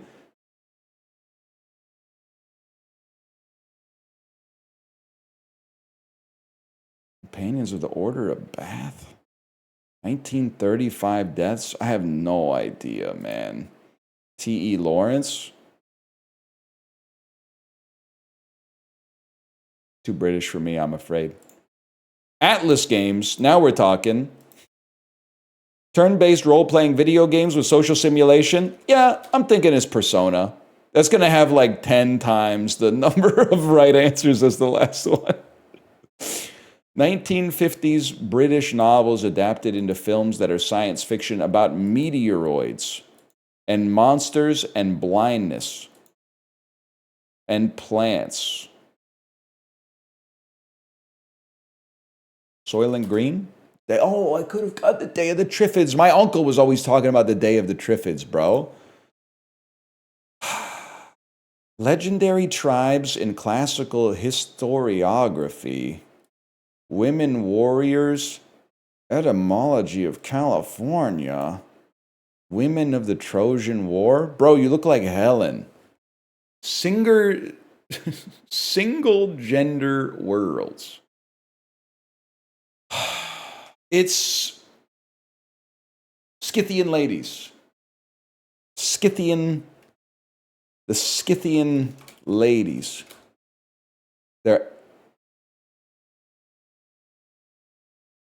This is how I find out the Amazon warriors are not from the Amazon. I'm being dead ass with you. Obviously, I know that the Amazon rainforest and the Amazon warriors are two different things. But I thought that the Amazon warriors were in the Amazon rainforest. Like, I thought that's where historically they're from.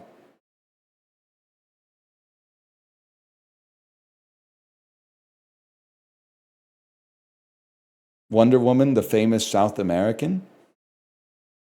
Well, that came later, obviously. Like, the Wonder Woman shit came later. Wonder Woman wasn't around in, like, negative 500 BC or whatever. I'm moving on. I got to get some shit right. I'm not beating the allegations. Blue planet, blue marble, big blue marble, the blue marble, mogged. 1603 establishments in South America, capitals in South America, port cities in South America. What's the capital? If I don't know what the capital of fucking Suriname is, are you trolling? Montalvo, Paramaribo. 1967 establishments in California, bi-weekly magazines.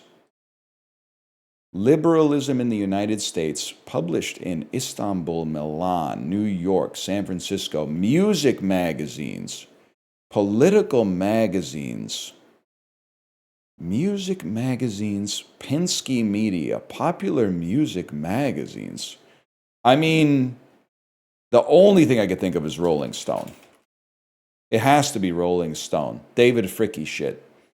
It is funny to remember that Rolling Stone used to be counterculture, when now every time I go to the grocery store, like, I feel like every issue of Rolling Stone is a classic rock retrospective. It's like the Eagles issue, the Beatles issue, every single time. But 1966 singles by Eddie Murphy, by Neil Diamond, by Smash Mouth. It's I'm a Believer. Okay. I understand now. I get it now. I don't even want to look at this graph. Holy fuck. They do need an Exile in Guyville issue.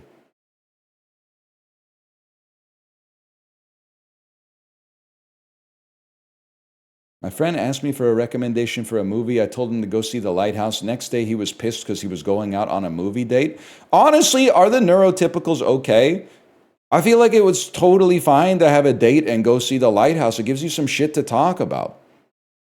Like, this is, unironically, this is the data point that is, like, turning me towards believing that maybe I got something crazy going on upstairs. It doesn't seem like a big deal at all.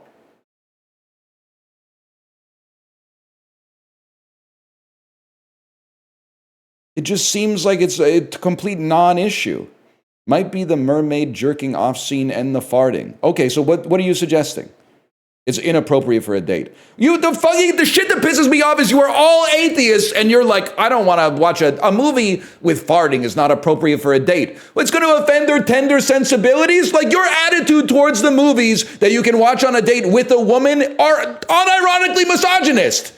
And you're calling me a misogynist because I didn't know about Nellie Taylor winning the Wyoming election for gubernatorial control of Wyoming in 1924, bro.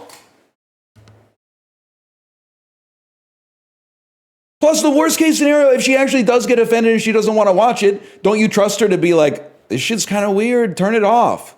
She's not just going to sit there and be like, well, he picked a bad movie. I'm never going to go on a date with this guy again.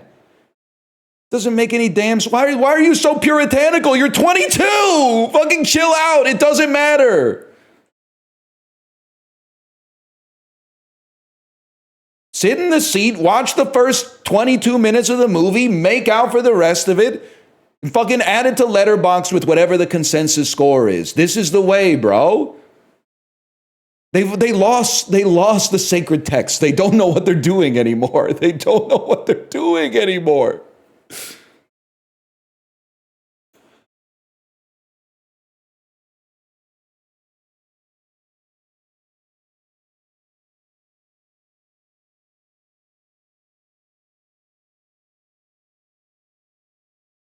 Anyway, it's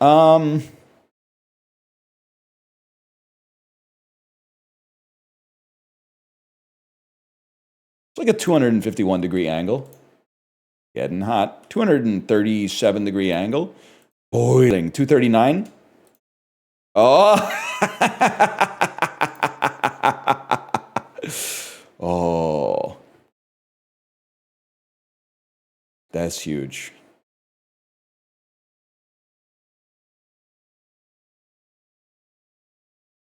I watched The Hateful Eight in theaters with my Mormon grandpa, and that scene was not a fun time. I'm freaking out. I guess I trust everyone I see movies with to be adults, and they can just handle their own shit. You know how many movies I've seen where people are fucking, and I've like watched it on the couch with my parents when I was like 14? I don't give a fuck, man. I can't believe we have grown adults covering their eyes during sex scenes in like R-rated award-winning films with their parents. Just watch the fucking movie. It's not real. It's a fucking movie. Why would you take your grandpa to a Tarantino film? Because he's lived long enough on planet Earth that he can appreciate true cinema. I'm fucking dying. I'm fucking dying. You don't believe that these are real people. You don't believe that the person you're taking out on a date and possibly wooing and maybe falling in love with and getting married and starting a family with is a real person with interiority and some autonomy of their own. You don't believe that the people who raised you are real people with complicated emotions that can and mature sensibilities that can actually handle stuff. I'm freaking out. You think you're the only real person.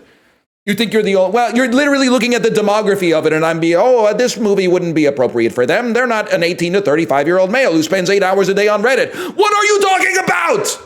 They're people. He looks so skinny while crashing out. Oh my God, it's the nicest thing anyone's ever said to me. Chicken potato is fucking working. Chicken potato is working gangbusters. Holy shit, this is awesome. I'm on that Ben Stiller meet the parents type diet. Oh.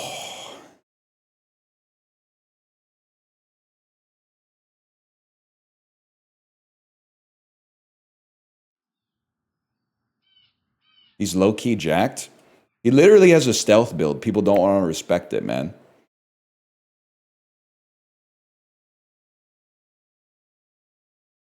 I saw Bridesmaids in the theater at 14 with my mom, and she laughed and poked me at the part where she mentions the son's blanket was stiff from jerking off into it. W mom. That's huge W mom energy. That's what moms are supposed to do. They're supposed to embarrass you. And you're going to say, like, Mom, that's not cool. Okay, stop jerking off into, like, fabric when your mom still does your laundry, you gross little boy. Jerk off into a fucking tissue and at least throw it in the garbage can.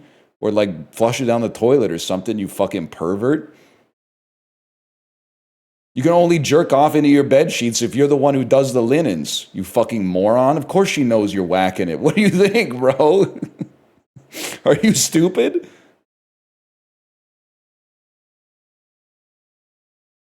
Okay, here we go.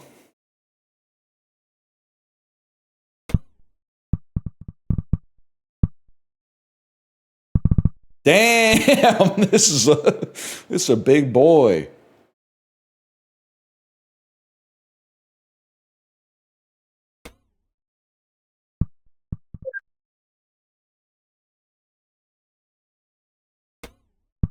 That's a fucking shot right there. Everyone is now realizing their moms knew they jerked it. I'm so sorry, but if you're like in your 20s or older, and you somehow were still laboring under the delusion that your mom didn't know her teenage son was jerking off, you might be fucking stupid. How could they not know, man? You're like a little kid. You're not slick, man. Of course they knew. Can I tell you something else? The reason, if they never bring it up, the reason they never bring it up is because you have a truce. I know that, you know, you get a little older and all of a sudden you're like, man, every Saturday, my mom would be like, hey, me and your dad are just going to take a nap for a little bit. Are you good out here? And I'll be like, yeah, I'm fine, Mom. Wow, I guess working hard really makes you sleepy. They were fucking in there. I don't bring that up to them and they don't bring the jerk off shit up to me. This is the way, man. It's family business. You broke Omerta? Yeah, but it was funny.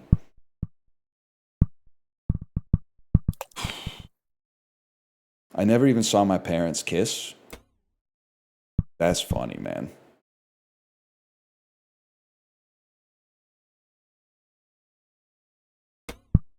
Oh, now we're talking. Well, they were fucking other people then, in all likelihood. Hopefully. Or kissing when the door was closed, like something like that. Okay, watch this. Why does that sound so sad? I think it's sad to live in a world where you never see your parents kiss. You know, you kind of model your... Well, I want to use model a second time here, which is the unfortunate part. You look to your parents to be a model for what like a grown-up relationship is supposed to be like.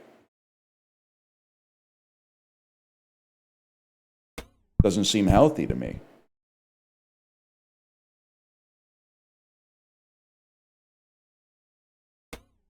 What a fucking shot.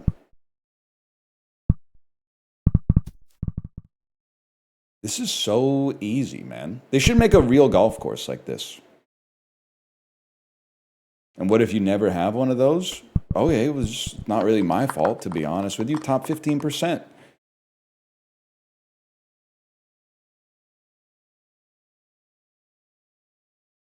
Some of us have divorced parents. Oh, hey, but like you're my grandson, I need you to be my strongest soldier. Having divorced parents is better than having parents that are unhappily married. If the marriage sucks, the fact that they got divorced is a buff. They buffed it in the patch, man.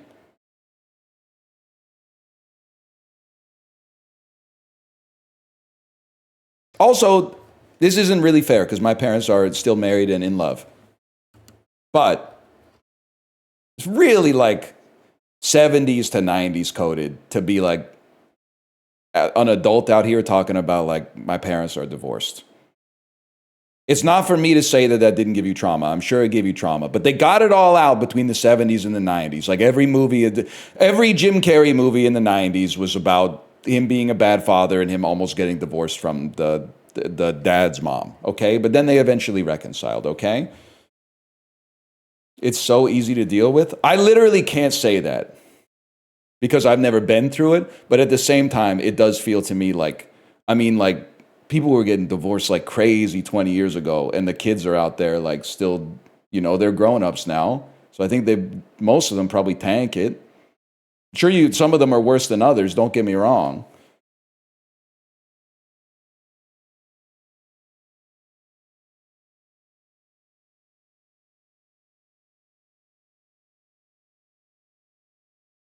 My parents were messy. That's tough. My parents they cleaned the house like once a week. I was messy. They were pretty fucking clean, to be honest.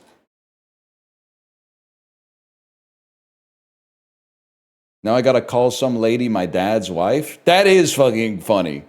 I've never in my life been able to say something like, oh, my dad's wife. My mom's new boyfriend. I don't think that would be traumatic for me to get into the adjustment of saying something like my mom's new boyfriend. To have to send a message to someone that's like, I can't right now. Jeff's over. Ugh. My mom took the car. She's on a date with Jeff. I'm like, fuck. Stuck in my fuck ass room because mom's out with Jeff right now. Mom's at the Lone Star, Texas grill with Jeff. Jeff has his own aluminum siding business, but he can't take the work truck for personal business. Fuck you, Jeff. Please stop. I beg you. Torpedo! Boat wreckage swallowed by rough sea around midnight. Around midnight. It's these 6 letters. Swallow. Boat wreckage. Torpedo. Boat wreckage. Swallowed by rough sea. Sea around midnight. Rough sea. I have no fucking clue, man. Wreckage swallowed by rough. Oh my god. 2 of these are anagrams guiding us to jumble the... No, man, we ain't doing that. I'm sorry. Give me the definition. Torpedo. Missiles. What is to ruin? What is to scuttle? What is shipwreck? What is... You know what? Just give me a letter, man. Submerge. You know what? Sabotage. That makes way more sense. Yeah, 7 over par. You didn't even try? Can I be honest with you? I saw 5 indicators and I said life's too short. I'm sorry, I'm not going to puzzle out 5 different indicators. It's just not going to happen. If they show me like 2 indicators, I'll puzzle it out. But there's no shot when I saw 5 different indicators that I'm gonna do anything related to that.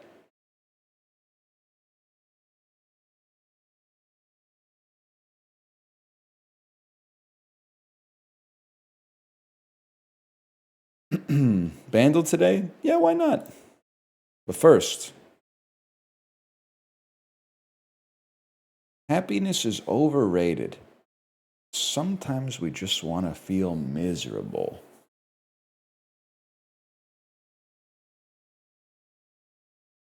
Get another one. Is it bad that I was happy when character fell into the pit? She's too shiny. Shiny people are sus, man. I need another review. Emotional terrorism. Fell into the pit. I'm reviewing this as an adult, so ultimately what I say doesn't matter. This must be Inside. Inside Out? That makes perfect sense to me. It had to be a kid's movie. The pit mentioned. It's unfortunate that I'm 19 now and still have a tragic vampire romance island. My joy must have gone on a trip about 8 years ago and got lost on her way back. Rip girly. Okay, whatever, man.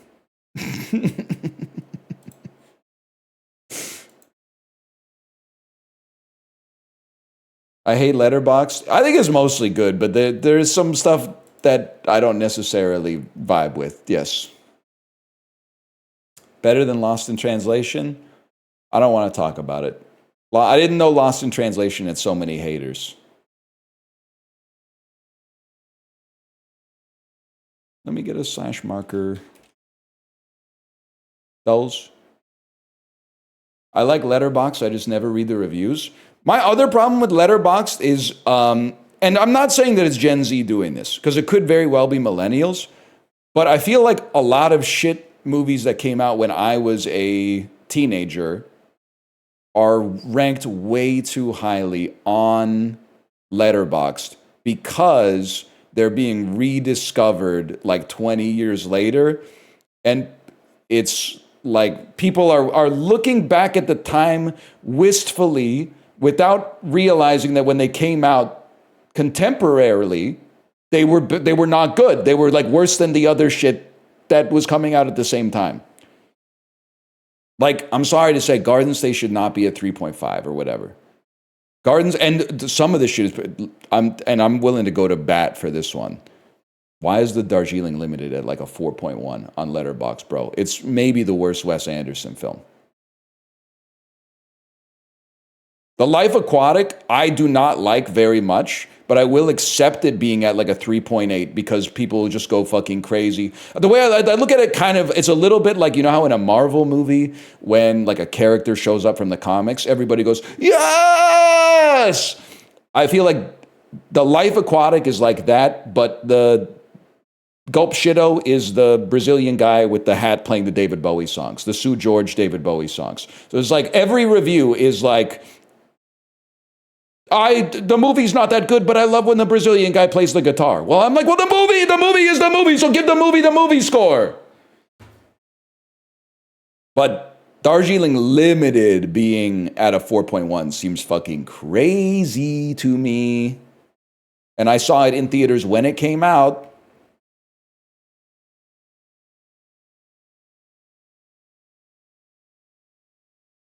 Your review of Darjeeling is skewed because you got rejected by your crush during the film. It's the opposite of your eating popcorn rule. I did not get rejected by my crush at the Darjeeling Limited. It was within a 3-month period around that. I ate at a restaurant and then with her, and then on the way back I told her, and she went, oh, interesting. Let me think about that for a minute. And I got out of her Plymouth Voyager and she fucking peeled out of my dorm parking lot, bro. I would not hold that against the Darjeeling Limited. I hold that against Plymouth, which a few years after that ceased to exist. Too fucking generous for them to have lasted that long to begin with. And then also the restaurant in downtown Kingston, even though it's not their fault. Now that restaurant unfortunately no longer exists, but it was a good restaurant. Smelled a little funky sometimes, because it was like run by like an anarchist co-op, but the grilled cheese fucking slapped. And real Kingstonians will know exactly what place I'm talking about. I don't need to drop the name. Someone drop the name so I can go, yerp. Immediately got it. Immediately got it right. Grilled cheese was good as fuck, man. Grilled cheese at a restaurant, kind of crazy. What about when the restaurant's an anarchist cafe?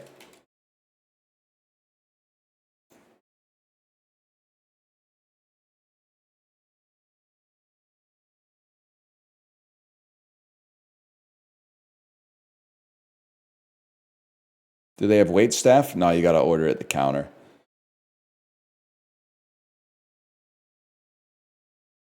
$19.90 with 1.2 billion views. This has got to be like, you can't touch this or something. Or Bryan Adams, like, everything I do it for you.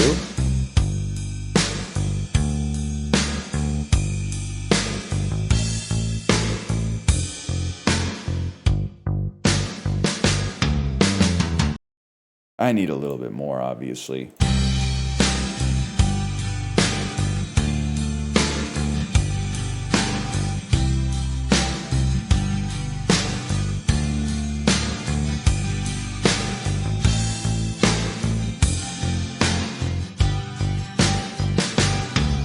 I don't think it's MC Hammer.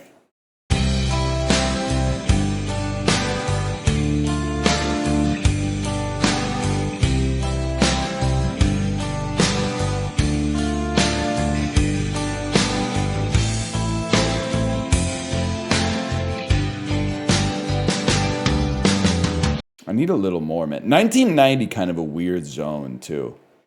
You still got a little hair metal. You're like pre-grunge explosion. What the hell were they doing back then?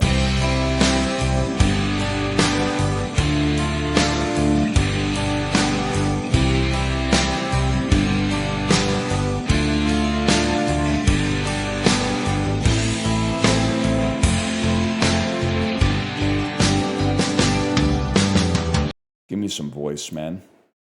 I would do anything for love. Just trying to think of what was on Much Music back in the day.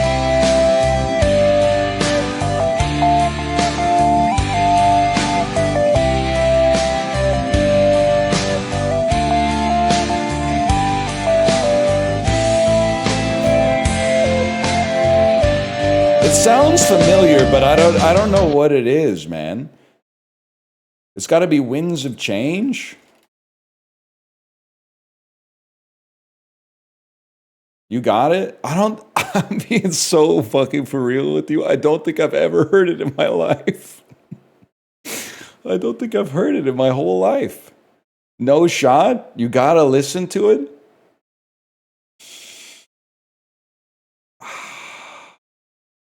I know it's at 1.2 billion, man, but I just don't think I've heard it. Here. I'm gonna mute your audio, and I'm gonna go try to listen to it myself. Okay. Only Scorpion song we heard was "Rock You Like a Hurricane," man.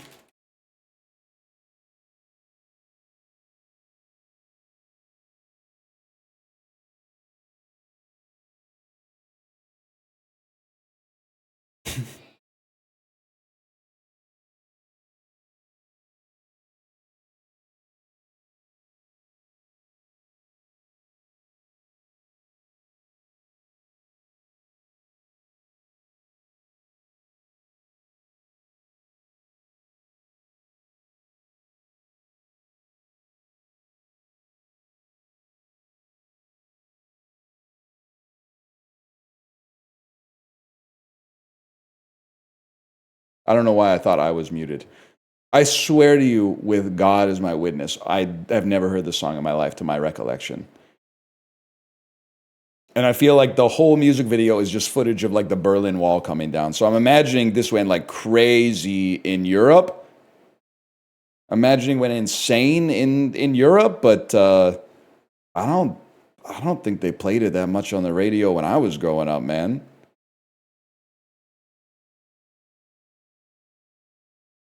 Did you reach the chorus? That's the first part I reached, man. Never goes out of style, timeless. This song needs to be heard today because of our current conflict. Yes, Maria, yes. If we could just get Vladimir Putin and Zelensky in a room together and listen to the Scorpions, there would be no war. So true.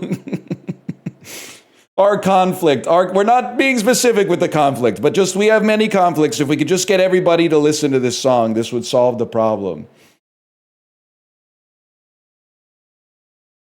I was 20 years old the night the Berlin Wall came down. I stayed up for hours watching it happen on live TV. Having grown up during the Cold War, it was nothing any of us thought could happen, but it did.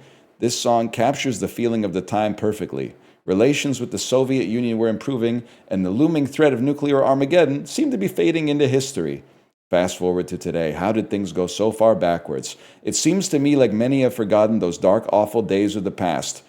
And then the kicker. Perhaps they need to listen to this song. Perhaps the whole world needs to, again. Did the song take down the wall? Is it like the East Berlin mayor heard the song and went like, this shit has gone on too long? We got to take this wall down? Like, is that what happened? They played it too loud. Holy cow, man.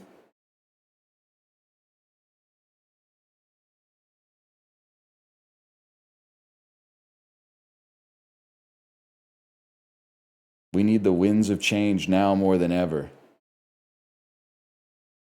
35 years later, a wind of change is needed there again.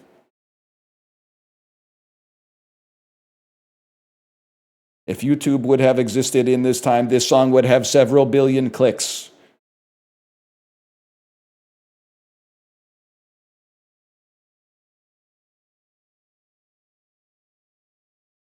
This is crazy, man. No sex, no brutality, no hate speech, only good song. The three horsemen of bad music: hate speech, brutality, and sex. Whatever happened to good music? No hate speech, no brutality, no sex. No sex for me, please.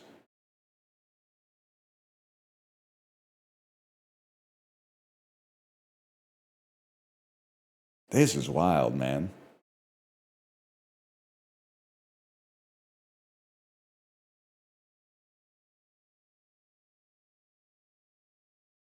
At least half the comments are about Bandle. I wish the wind of change come in our lives and kick out coronavirus. That's so damn true. 5 years ago, I wish the wind of change come in our lives and kick out coronavirus.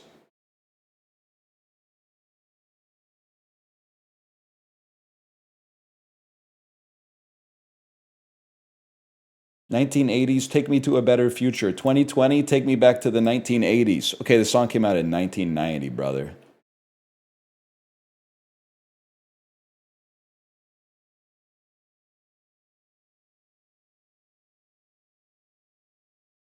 The winds of change are certainly blowing horribly presently across our lands. The future is defiantly in the air." Words to live by.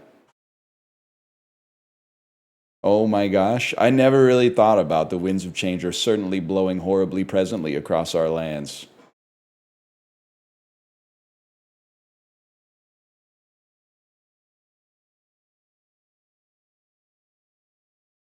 Middle-aged people writing comments in YouTube videos will never get old, man. Like, see, this comment doesn't even have anything wrong with it. It's just like, why would you write this? I've always loved this song, and it affects me on a very personal level. The winds of change in the late 80s and 90s opened a whole new world for me and many more. My Russian wife was allowed to come to Korea to study in 1998. I was teaching English in Korea, and one night I met her and fell in love and followed her back to Russia, where I took a job teaching English. Without the winds of change, we would most likely have never met, and our two lovely daughters would never have been born. That's literally you? Ain't got nothing to do with the winds of change, bro. That was Blizzard Entertainment and StarCraft. Now that's a fucking song, bro. Once that StarCraft Terran theme.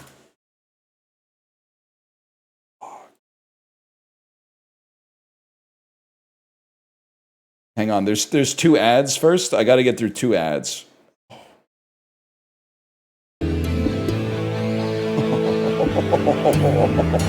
Fuck. Please post that comment on this video. Don't do that. Don't do that.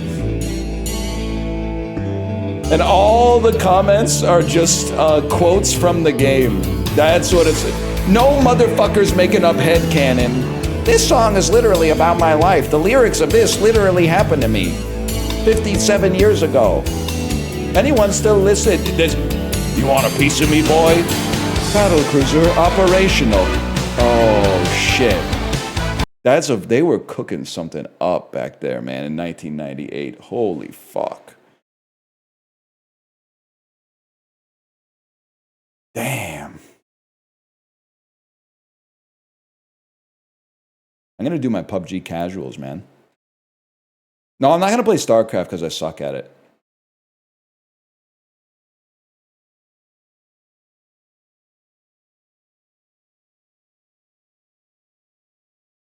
You suck at most games? Yeah, but like I was actually kind of good at video games when I was like 14, and even then I sucked at StarCraft. So that should really put it into perspective.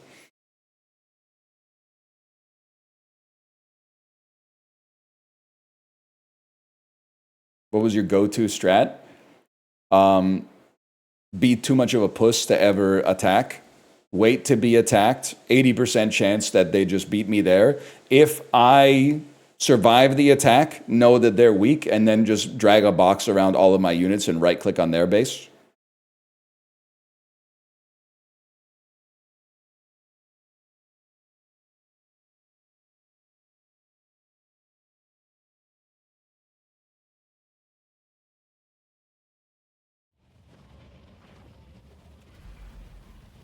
Not even attack move. It's been a while, man. God damn it, I took lunch early. Now I got to work for 3.5 more hours. I hear you, brother. 1:30 or 2 p.m., peak 9 to 5 lunchtime. If you can swing it. That's one of the things I hold to be true. How would you know? Well, Librarian, would you care to link them to a video where I discuss that I used to work in an office, I used to take my lunch as late as possible until eventually human resources got mad and then sent out a company-wide email that was like, just so everybody knows, the only appropriate lunch times are between 11 and 1.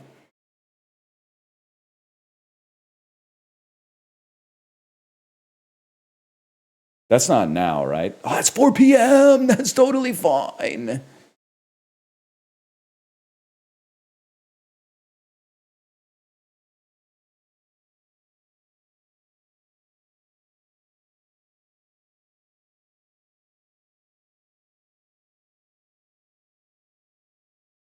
Yep.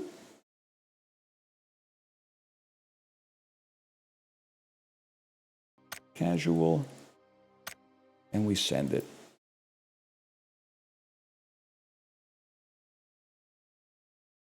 They really should, man. They really should. They should let you take lunch whenever you want. Unless, of course, you work in a job where actually the meetings are important. But if the meetings are not important, you should be able to take the job or take the lunch break whenever.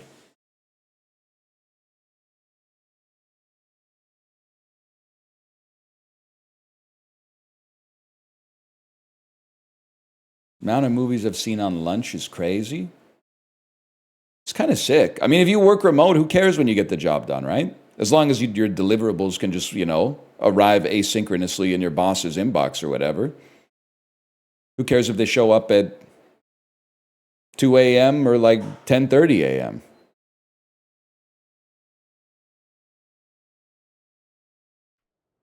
Schedule message.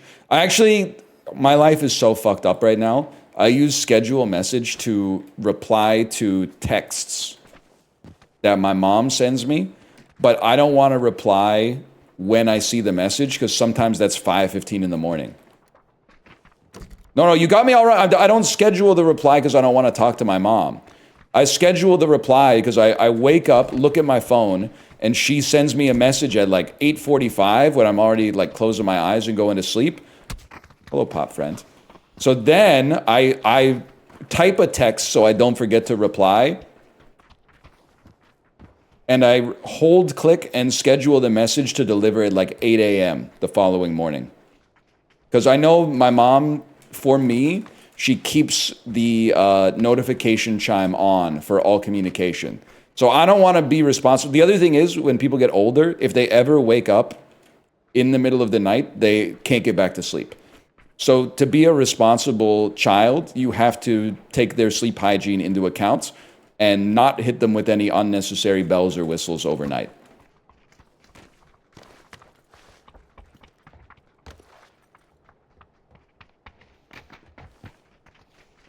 Hold on. Don't text me that late, I'm not replying to the next day. It's true, man, it's true. I also have my phone on Do Not Disturb at like all times, though. Why has he got the Kanye at Mercedes-Benz Stadium drip on?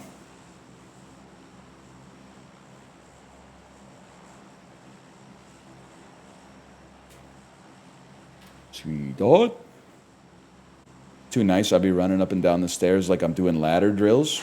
Well, I don't live in a house with my mom. But I do try to go up the stairs quietly. But it's different, like... It's different when you have a kid.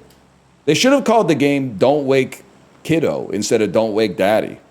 Because, like, if Daddy wakes up, pretty decent chance he could just close his eyes, go back to bed.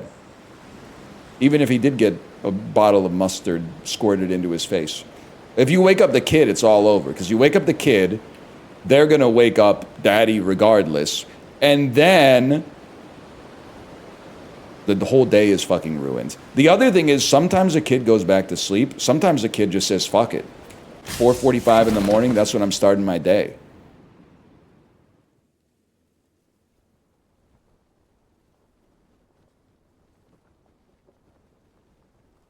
Damn, we're chill. If Daddy wakes up, who gives a shit? It's so true. We got dads out here talking like, I'm tired. Bro, nobody cares. Nobody cared last time. Nobody cares this time. Nobody's gonna care next time. Get a cup of coffee and fucking get over it. So true. Thank you for saying so true. Because if the first comment said, Like, is this gonna be another men's rights pivot? If the first comment said some shit like that, I would have crashed out. But the fact that somebody said that's true, you've saved me. They do not give a fuck if you are tired. Who's they? Everyone you talk to, including all other men. Including me.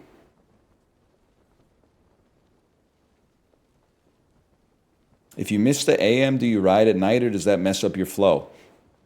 I don't have the kind of cognitive power to deal with conditional hypotheticals. I simply don't miss the AM. Damn, that was clean.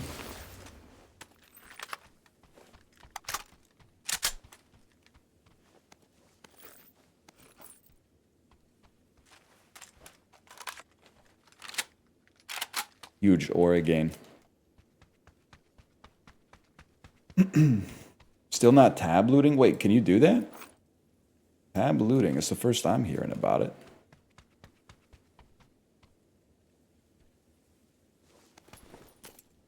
Position on naps? When I was younger, I didn't really understand them. I would always wake up like more tired. The older I get, the more I'm like, because you're doing more shit, the more I'm like, today would be a really nice day for a nap. But I just don't get the structure in my day that builds in an appropriate amount of time for a nap. But I would love to be a part of one day. Like, I think napping could be like my 40s arc.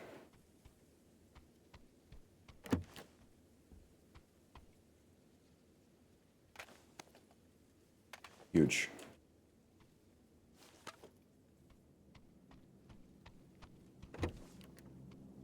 John Bernthal got beef with them? Everyone's allowed to have something that they're a little crazy about. My late 20s were all about naps. I'll be so for real with you. I think I just wasn't doing enough to get like that tired. So I was always like, I don't know, I guess I'm just wired too high. Like I'm a high performance machine. I don't get tired enough to take naps. I think I was just like mostly having a sedentary job and like never exercising led me to a situation where I just never found myself needing to take a nap. Now there's some days, it's just the way this ironic world works, where you like wake up tired, but you know like nobody's coming to save you. So you're just going to be there like all day. You're just going to be tired all day.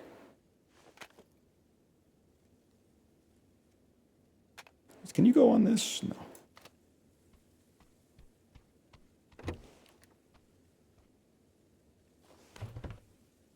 Did you hear that?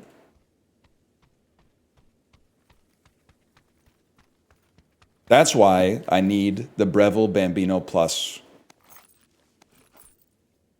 espresso machine with the added attachment to make milk drinks. God, it could go fucking crazy, man. You didn't buy it on Saturday? No, I didn't buy it on Saturday yet. Or, well, I guess Saturday's already passed, so it's probably not going to happen at this point. He's never getting the machine? I think I might get the machine. The problem is I need to book enough time in my day to not only get the machine, but I need to have the time to also watch a YouTube tutorial about how to use the machine. How to do a half-decent pull of the espresso. So I need the time to buy the machine. I also need the time to learn how to use the machine. Go to a class? All right, let's be serious. Obviously, that's not going to happen.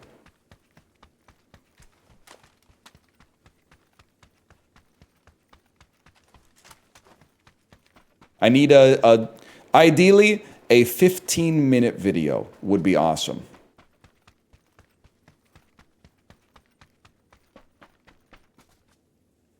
I have a Gaggia Pro modified from the 9 to a 12 plus a steam wand for the milk. Highly recommended. I need you to shut up. There's a reason I'm getting the Breville instead of the Gaggia, which is that I don't even like to talk about the fact that I'm thinking about getting an espresso machine because people start talking to me in an alien tongue. They start saying some shit to me that makes no sense to me. Keep in mind that what have I done? What kind of coffees have I made at home in my life? I have made my own cold brew, which is just like ground beans and water. And I have made coffee in a drip coffee machine. And I have made French press. So like all this stuff, to me already, this is a big step and it's gonna be a little complicated. And now people start talking to me about what gauge of burr are you gonna get on your espresso grinder? And I'm like, you know what? I'm not 100% sure yet. I'm gonna try to avoid being too Reddit about it, and maybe I'll figure that out piecemeal in time as time goes on, rather than trying to digest absolutely everything about a hobby, so I don't spend a single second wasting my time learning things on my own. I can skip all the unnecessary stuff where you go from amateur to professional and just become a professional right off the bat. And get rid of the joy of discovery and learning completely. Which was not what you were suggesting, just to be clear. I'm not putting that evil on you, but...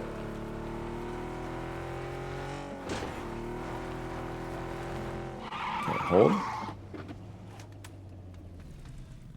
This gotta be an UAZ, man.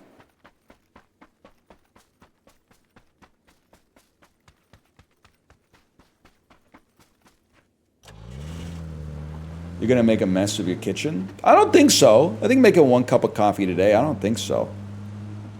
Because all you gotta do, you gotta wash a cup, obviously. And then you gotta wash like that puck, right? The puck that you put into the machine with the ground coffee in it. That doesn't seem that bad. And the wand? That ain't so bad. I can live with it. Honestly, we're doing so much fucking dishes. My dishes game, I'm not gonna say I got the best in the world, but I think I'm top decile. We got the magic, not the magic eraser. We got the scrub daddy. We got the pipe cleaners that wash the straws that go into the water bottles. We got a sponge on a stick that goes into the tall water bottles where your hand can't reach it. And I know exactly which dishes go in the dishwasher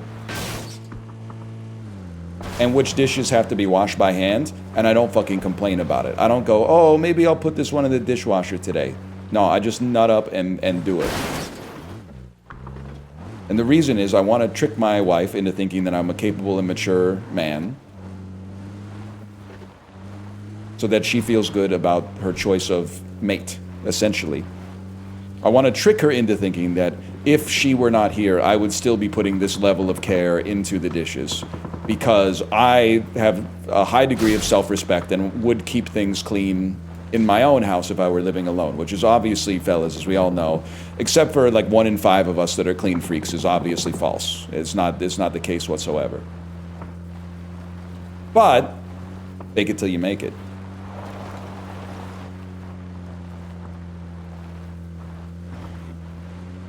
Never seen this area on our Angela in my whole life before.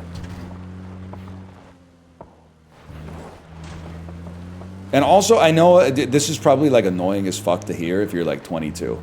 Because I would have been annoyed hearing it at 22. The reason I don't really stress the dishes that much anymore is because you're always doing something. What the fuck? The bottler? You're always doing something. So you might as well get more dishes. Because the dishes are like one of the easiest things to do. So the more the merrier when it comes to dishes, bro. That was the worst shot I've ever taken. Stop swerving.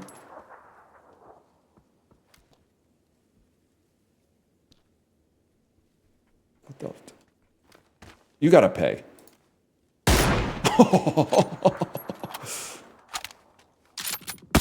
Wow!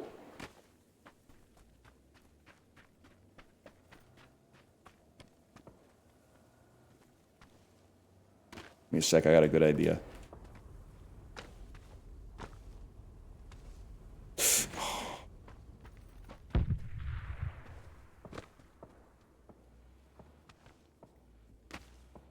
So you're always doing something. So more dishes is not that bad, because at least you get to do something with water. Are you serious? Are you fucking serious?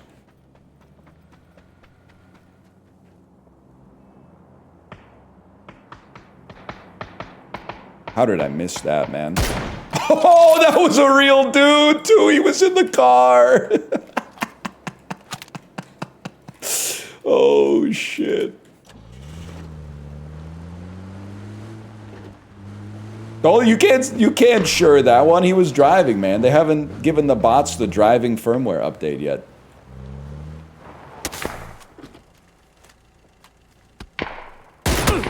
Are you serious?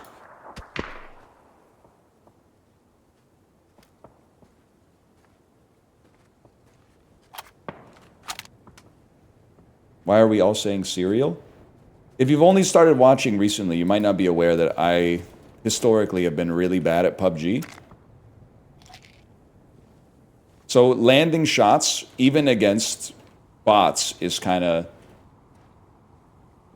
It's a bit new for a fella such as myself.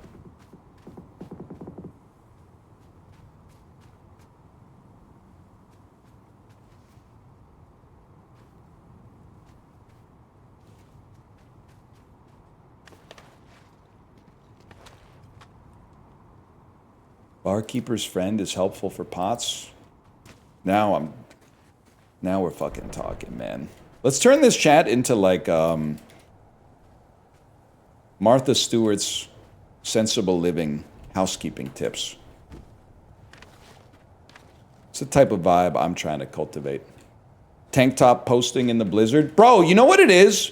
I'm sorry, by the way, to blow you up if you're from the Northeast or the Midwest. I am essentially a turncoat. I'm a trader. I used to be one of those guys who even when it was cold, I would just wear, you know, whatever I wanted to wear and then go outside and be like, it's okay. I'm not cold, even though I was cold. You literally deserve to be comfortable. I promise you, if you get used... That's a fella. If you get used to wearing winter clothes in the winter, like a winter jacket on days where it's just like a little bit chilly instead of days where it's like record low temperatures, you'll realize it's more comfortable. What a freaking shot. And you might find yourself enjoying it, man. Ain't always a good reason to just be out there shivering. When instead you could be, you know, bundled up all nice and cozy.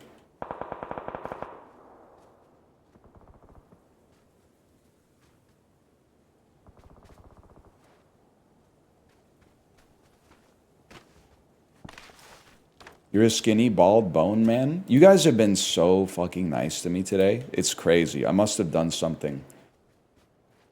Being rewarded for virtue in a past life or something, man. He did call you a skinny, bald bone man. I don't know what bone man means.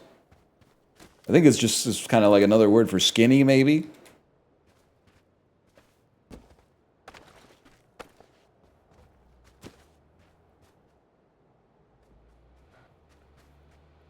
I'm telling you, winter jacket's kind of the play, man. In the wintertime, wearing a winter jacket, kind of nice.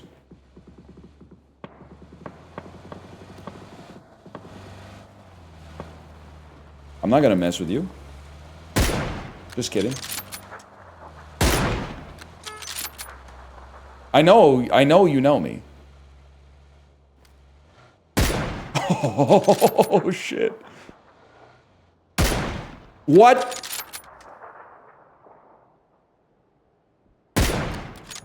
What a shot, though, right? Pot friend run, he's evil? I have to shoot or I'll be banned by Bluehole.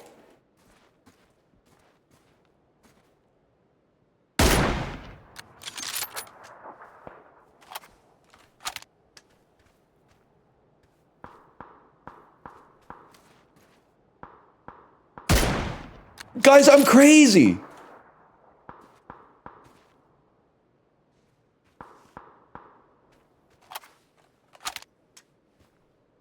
It's possible the next time we play this, Apollo won't be mad at me for sucking. I do need to work on my defense. My offense is getting up there. My defense is pure ass. I have no idea where that shot came from. Oh, shit. The fuck? It's like over here. Rush him. It's right there? That guy's obviously dead. The fuck?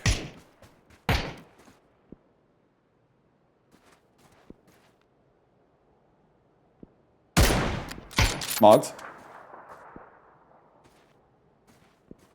Yeah, peek. Nice peek, bro. Bot? Debatable.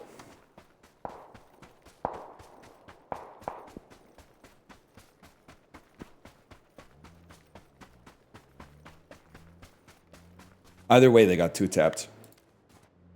Oh, fuck. That's a real person. I mean, obviously the car is a real person. But the person is a real person, too.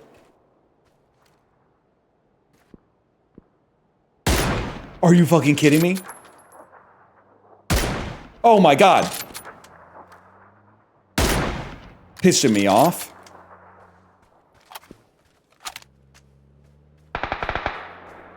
Yes. Yes, pot friend, get him. I think he ran him over. I heard a few gunshots and then saw a car run over someone in the kill feed.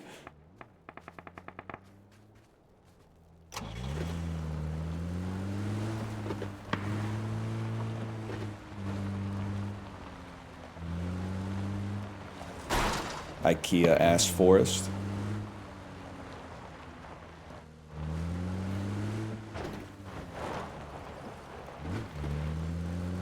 What does that mean? Just stumps around? They clear cut it?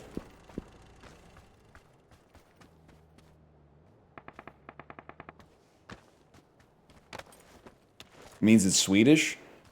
Well, the company is Swedish. I think they get the trees from Romania.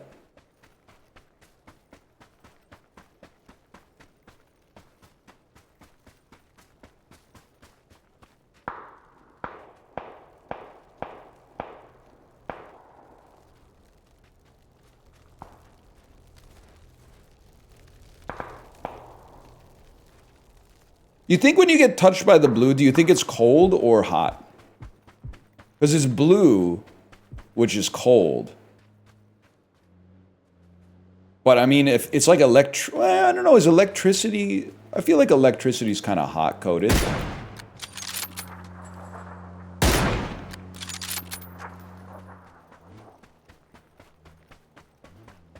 Don't get out of the car.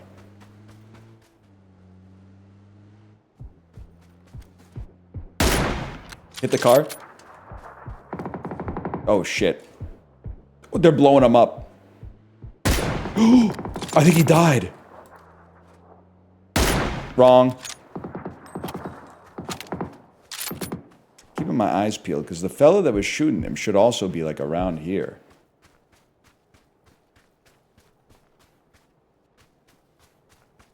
$300 sniper bullets? Bro, I'm using it in my other gun, too. I just never had cause to shoot it until now. Chill on my goat.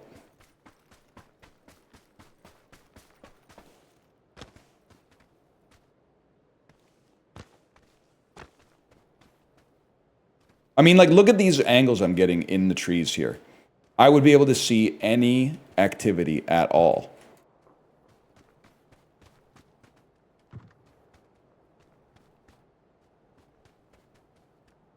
Especially when the little rats start to scurry. Oh, baby. I just gotta remember, downhill means you aim lower. There's no shot that's not cold. It's sizzling, but it's a cold sizzle.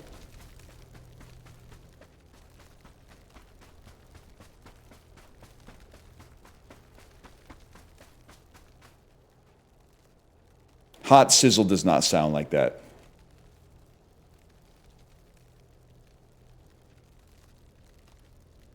Honestly, if I'm being dead ass with you, I think I'd rather be up there.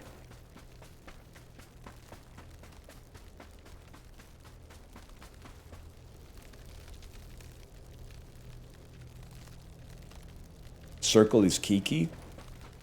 Oh, I don't know, but Kiki's hot and Booba's cold. But maybe it's like a it depends situation.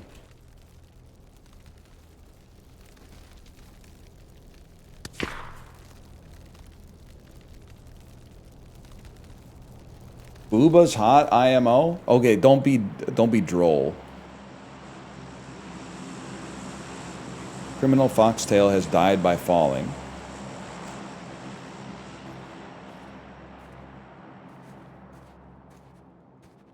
The fella. Okay, good shot.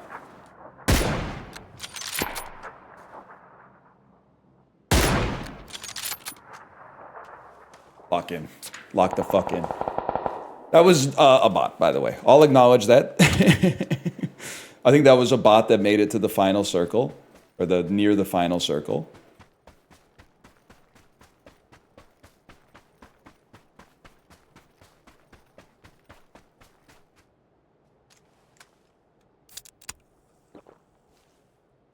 It's so funny. I'm like stressed to have one first aid kit, even though in the average game, I probably use 0. You pretty much either get shot in the head and die, or win the game just off of energy drinks. What the fuck? Braised short rib, creamy polenta, roasted asparagus, red wine reduction. Sounds good as fuck. Imagine if you opened your chopped basket and that's what was in it. I know they would be like, I'm getting out the ice cream machine. No! No, bro! It never works.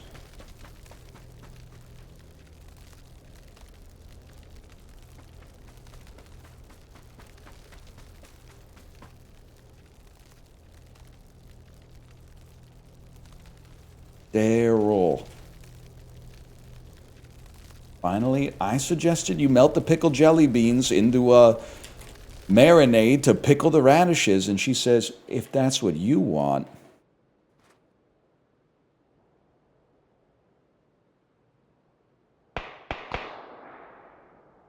Max Milk.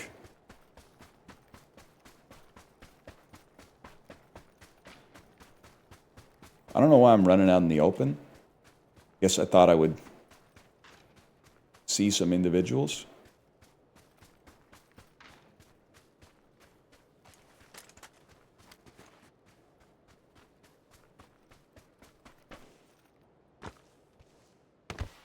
This is the play, bro. This is the fucking play. I'm in the circle. Holy shit.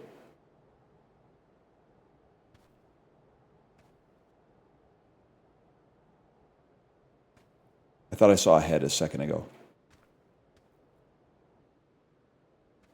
Not in circle. No sudden moves, bro. If I got to, I can get to that tree.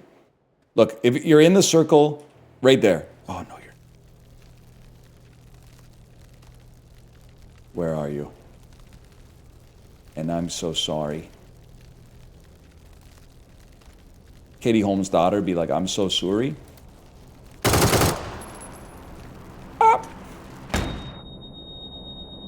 Bro, what about the other guy behind you? What about the fella behind you, though? They don't give a fuck. Jesus Christ. Jesus Christ! Oh my God! Help! Help! Help!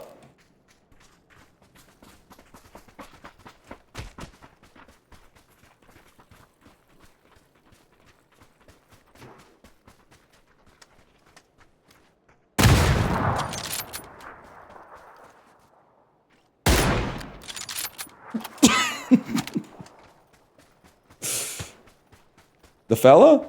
Oh, he blew himself up. Okay, he blew himself up.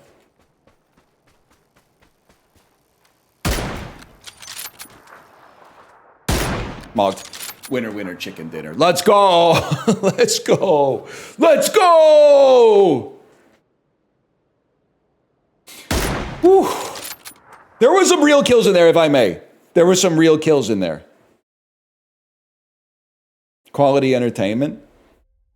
Good job, pot friend. And I didn't see, I'm assuming it's Max Milk. I'm assuming the other one was Max Milk. You already know I'm addicted to it. Help! Help me! I forgot about that guy. I'm so sick of chicken. When are they going to give us something else? What do you mean? I actually like, I don't know. I'm very pro chicken, man. I've said it before, very recently. But like, I grew up in like Chicken Breast City and nobody knew you. Chicken breast, skin off, boneless, skinless, was the dominant form of meat in my culture in my formative years. So I think I'll always have a soft spot for it. And then like pork got glazed for a little while. And I do enjoy pork. And then I feel like beef just sort of like took over, man. Beef went crazy. But like beef has one huge problem, which is that it's way too fucking expensive. I was telling Justin, because all we talk about is food, man. I was like, beef is so expensive, it's created like a fucked up world where I feel like buying it at the grocery store feels like a ripoff, so I only get it at restaurants. Because if I'm already paying too much for food, it might as well, you know, eat the extra 12 bucks to go from like chicken to steak or something like that. Buying it at home feels like fucked up. It's like, do I really deserve to get like a strip loin steak over skin on chicken thighs? Like skin on chicken thighs are still pretty great, man.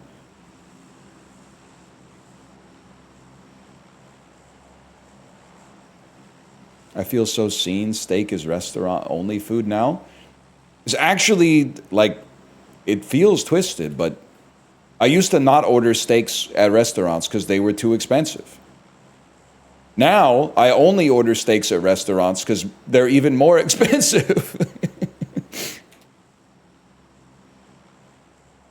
And we go.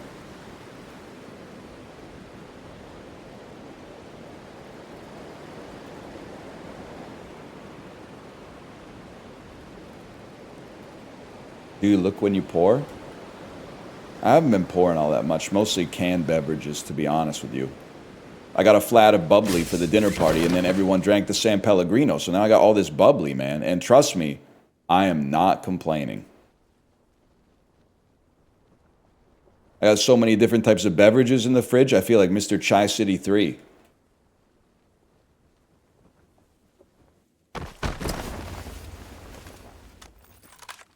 Yes, sir.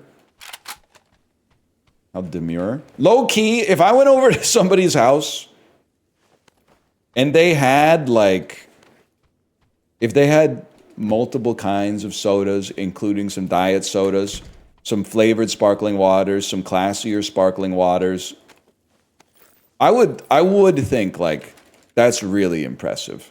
Like, this is a person that may have their life together. Like, what the fuck do you mean they have Coke and Coke Zero in the house? Like, you knew company was coming over.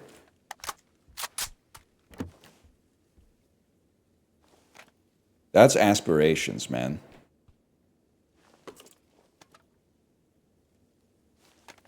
Our second fridge is like that. The one thing doesn't really piss me off. Oh, here we go. So I had to see what we're cooking with here. I say we chill with the 760s, man. Well, you know what? It does piss me off, but it's not their fault. It's my fault. Every episode of Extreme Couponing on TLC, when they open their pantry and they have like 400 different types of snacks in their pantry, that shit pisses me off. I want a pantry like that. I'm not allowed to have a pantry like that. And it's not an order from on high. It's a self-discipline for myself because I would just be eating the snacks like nonstop. The only thing that stops me from eating the snacks nonstop is the fact that I don't buy the snacks. Because if I bought the snacks, I would eat the snacks, and then I would be like, well, I gotta get more snacks now. I'd be on the snack treadmill. I'm jealous if you can keep that in your house though.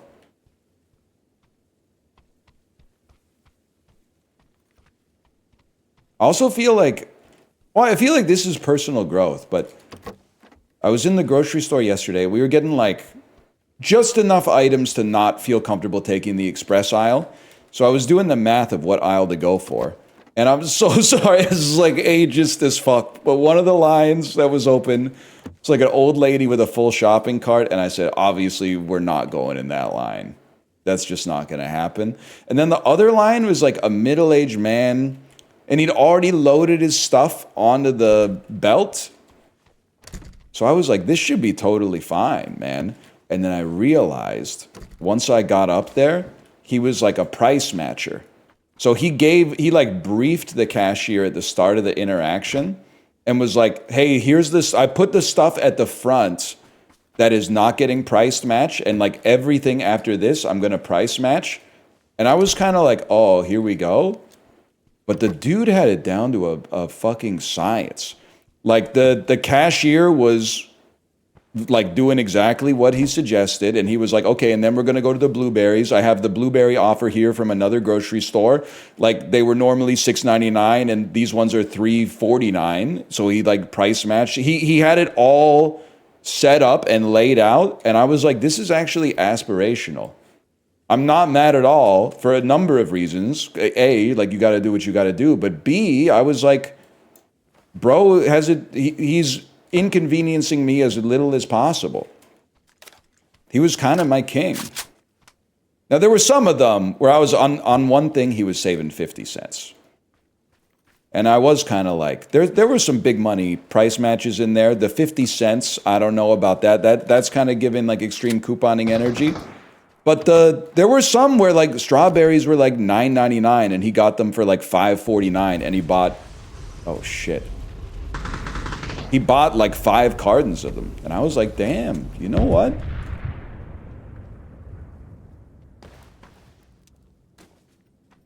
More power to you, brother. He's probably a millionaire. Well, I mean, he's making at least 20 bucks every time he goes to the grocery store. Plus, A, that's not really any of my business. B, so is the motherfucker that owns the grocery store. Well, now he's a billionaire, but you get the idea. You can look him up. His name's Jim Pattison.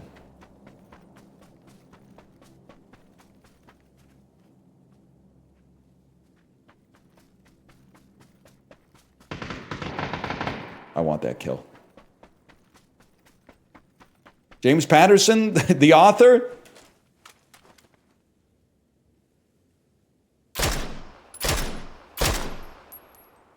That's not a bot. The movement was too fluid.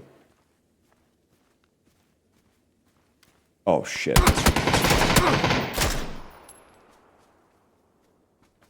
There was a second shooter, bro.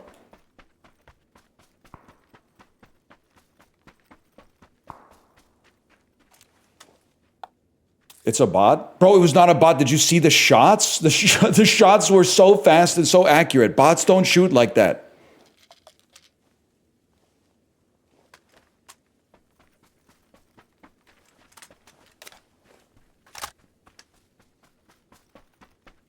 We always go back to the scene of the crime.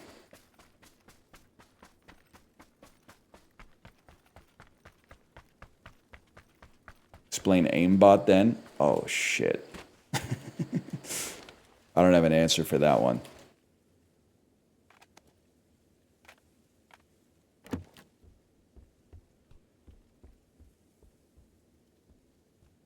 Was Lee Harvey Oswald a bot?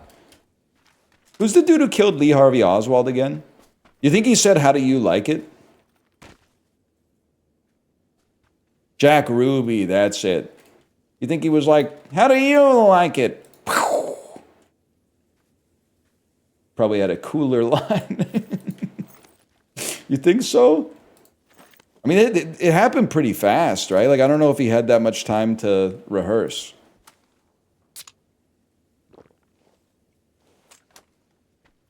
There's a picture of it? Yeah, there's a picture of it. I mean, I think there's like a video of it, maybe.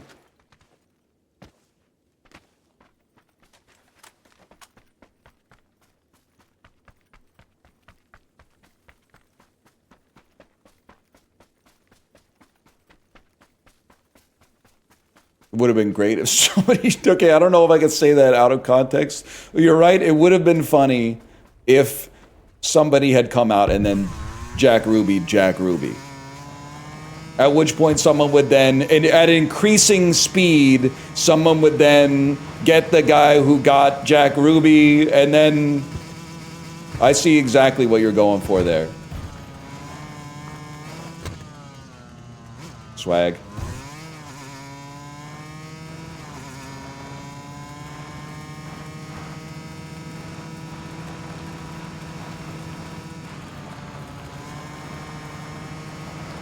Eye for an eye leaves the whole world blind type shit. Yeah, but the first guy who takes out an eye, I mean, you're just not gonna just let him get away.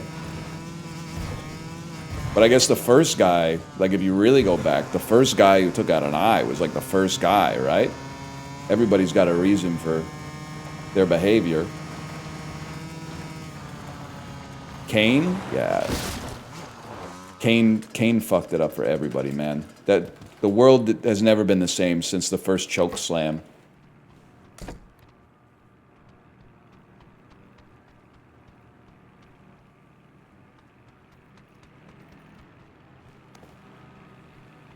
Brother, I hear the glider, okay?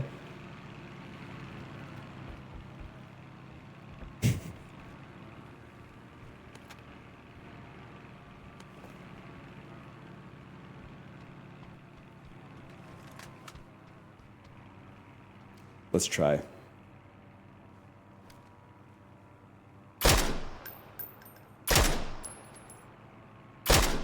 Oh, it's way too low.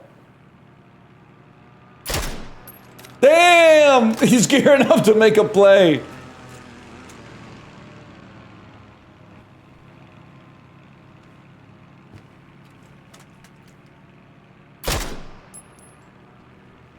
Not through the tree.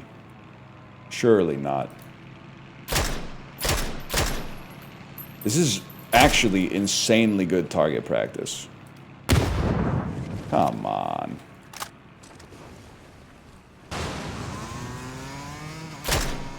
They took my bike!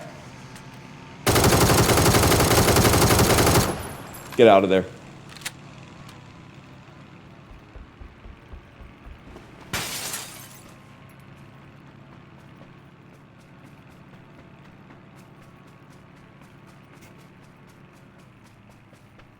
Dude, where's my bike? Sniper stealing your shit? It is kind of, I mean, I'm not mad. I'm more like surprised that they're in every game. Like the same ones are in every single game.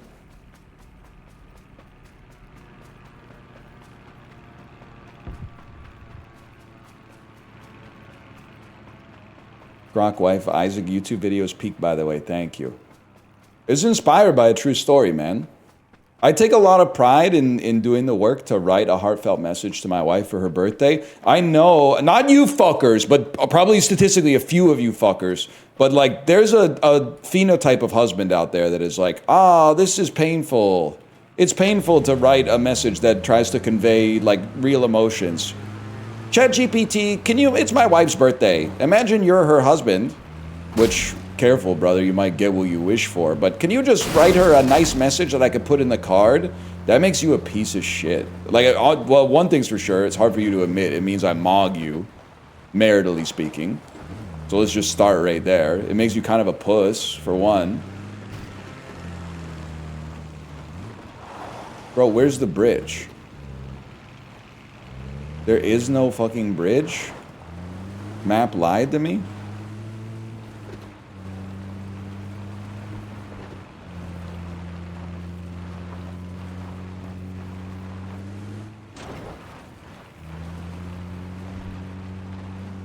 Oh, you can't do it the same bit for every bridge. This bridge has no history associated with it. That bridge, it didn't do anything.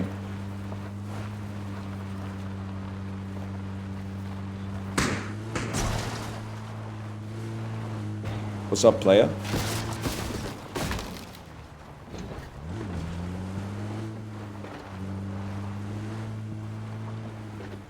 Where were you?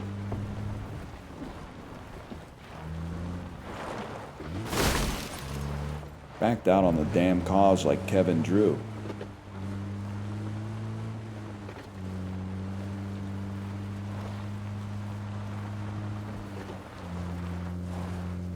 My winter you have, by the way? What do you mean by that?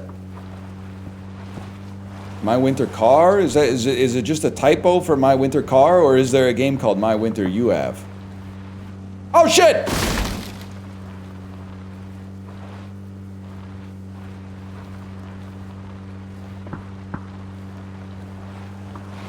Oh, he means you as. That makes perfect. That's actually a pretty good joke. My winter you as. What the fuck? Okay, you had your turn. Swag. Someone threw a blue zone grenade at me. I think I know who.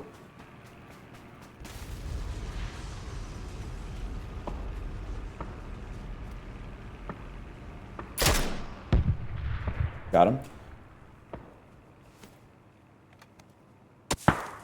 Really? I see you. Forgot which tree. I know which tree. Watch out. Watch out. Whoa! Shit!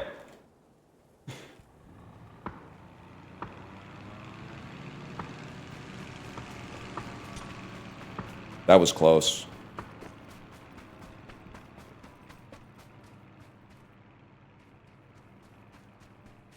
Holy cow. Just keep moving from tree to tree, bro. They also, you gotta be careful because they go silent running mode.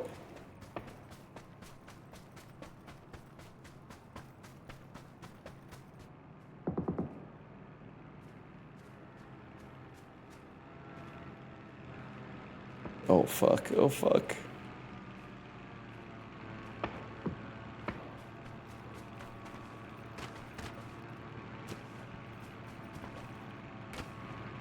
Jesus Christ.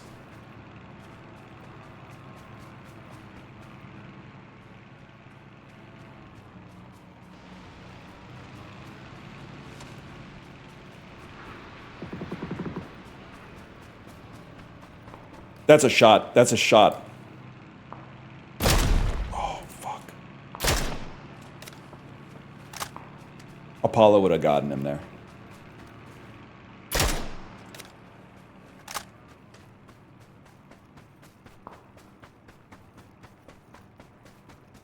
"180-degree alt look" goes kind of insane.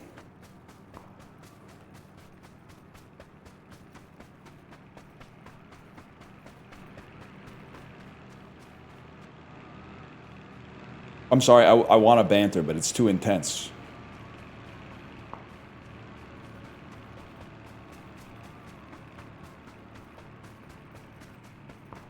Other thing is, there's still 37 alive, man.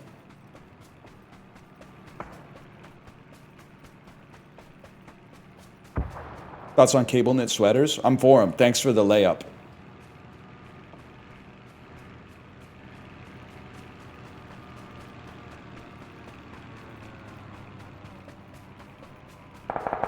Had some pastrami for lunch. Peepo happy. I re-upped chicken potato yesterday. Feeling pretty good about myself. Baked a bunch of chicken breasts. Cooked a bunch of potatoes in the air fryer. Even got a little bit more of a supply. Like, I feel like I'm in RimWorld. I had to use my freezer for the first time in a while. Feels good, man.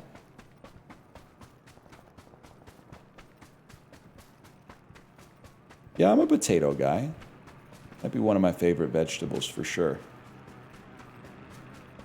Don't run in a straight line.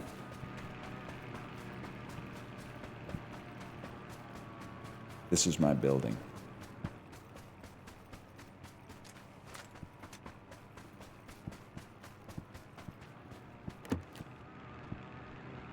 But honestly, it feels nice, man. Eating spuds with the chuds. Oh, great. Oh, great. There's a blue zone grenade on my house. Crazy throw, man.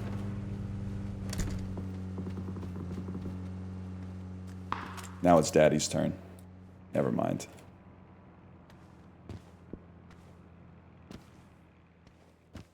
Chud life? It's kind of been percolating in my head. I'll get up when I want, except on Wednesdays when I'm rudely awakened by the dustman. Jesus Christ. Chud life.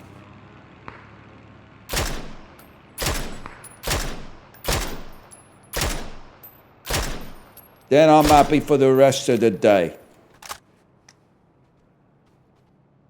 Safe in the knowledge you'll always be a part of me in it. What does he say?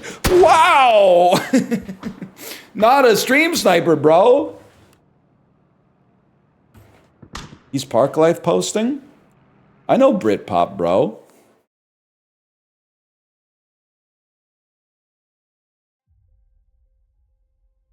I was wearing a white shirt in the snow. How did you see me? Stream snipers, play out the game, don't leave! Name another Blur song that isn't song 2. Okay, bro. Tracy Jacks, End of a Century. Fucking Girls and Boys. Song 3, that's a good answer. That one that goes...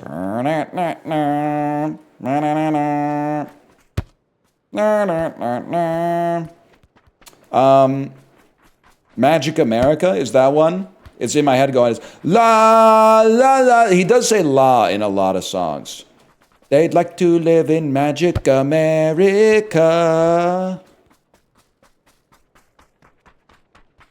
Oh, yeah, London Loves. The misery of a speeding car. I know some Blur, man.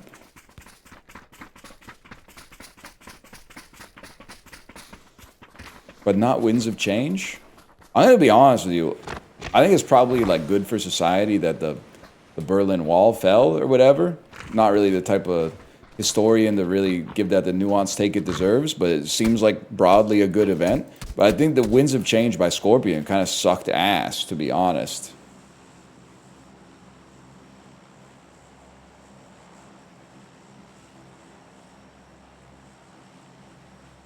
It's literally like a hymn for people from East Berlin. Well, listen.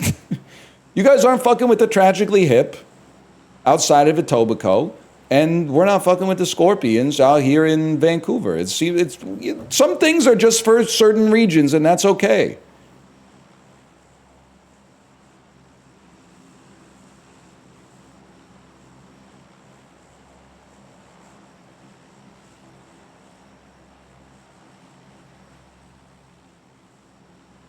They're fucking with the hip at the 100th Meridian. A lot of interesting lyrics in that song. I like when he says, left home to get gigantic. What do you think he means by that? So is it related to how I can't have a pantry full of snacks or I'd eat them?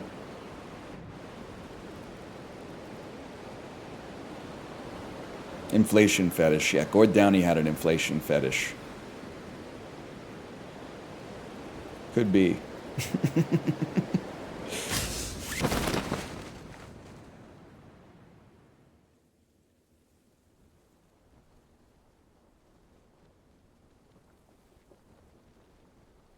Was he German? Nah, Kingstonian, I'm afraid.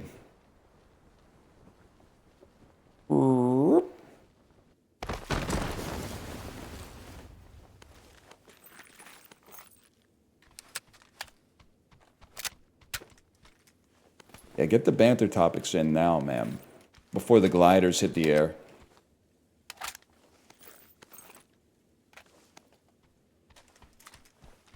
You're the guy who thinks Jerome Powell has an inflation fetish? Jerome Powell, he might be the last real motherfucker out there. Oh, I thought Jammer Pack was vest. My bad, Jammer Pack backpack. Dual mandate type shit? 100%, bro. I'm not saying he's part of the smoke circle, but like, he's trying to maintain the Federal Reserve's independence. Kind of appreciate that. Scarl season.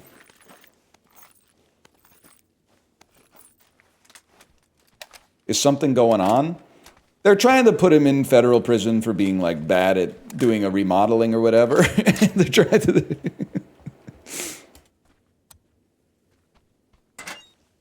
They're trying to send him to Alcatraz because he Maybe, but probably not spent too much money on interior decorating or something. Like, they're trying to pin whatever they can, man. And I've been told it doesn't even look that good to begin with. I've been told that the renovation isn't all that. And a lot of people suggested other interior design themes that would have been more appropriate. He literally does smoke too tough.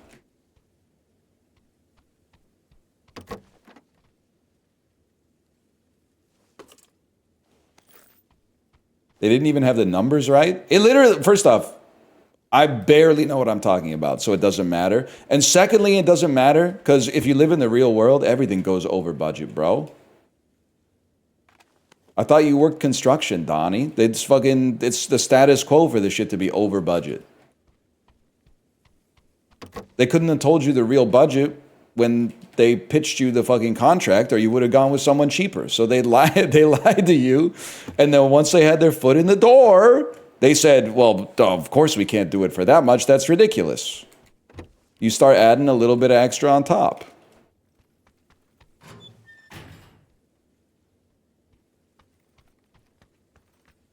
That's true. I guess if you just ignore the invoice, you can stay under budget. Haven't tried that one.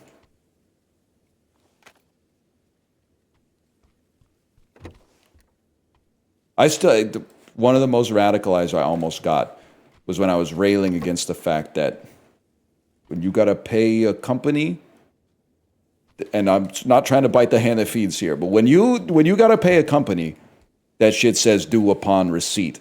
And when they gotta pay you, all of a sudden they start talking a serious accounts receivable and accounts payable game about, oh, we're a net 60 company. We're a net 90 company. Disingenuous motherfuckers.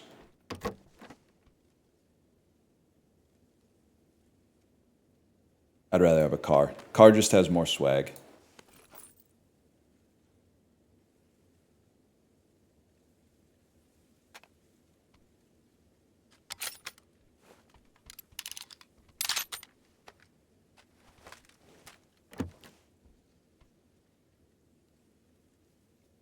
Maybe an inflatable boat could be the play.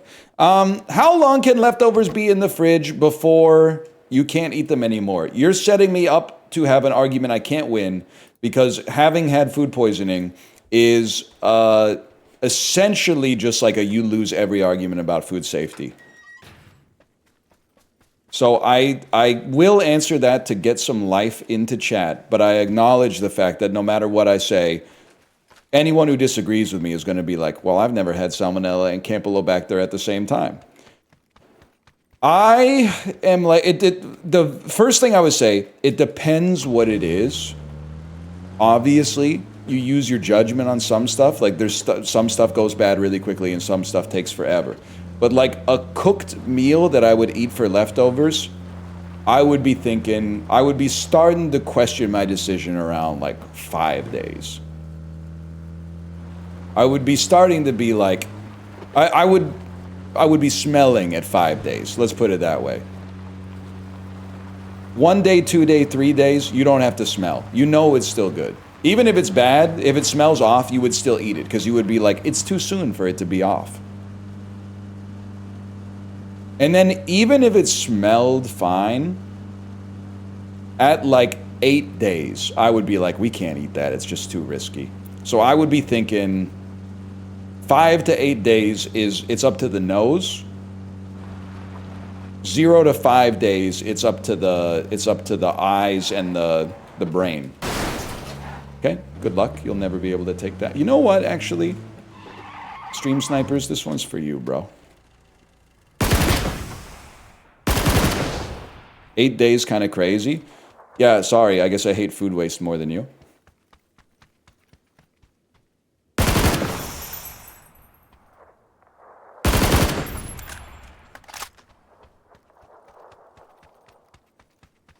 Fuck, he mogged me. He fucking mogged me.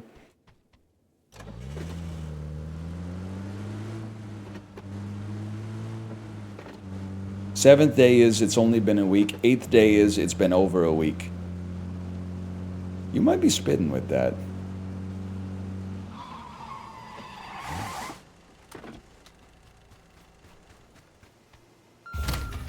Oh, shit.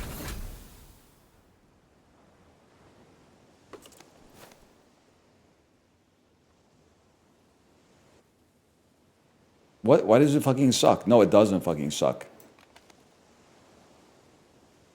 It kind of fucking sucks. No, it's kind of fucking good. There's not enough space. Okay, Dave Grohl. Not enough space for one grenade? I can think of one spot you could probably put it.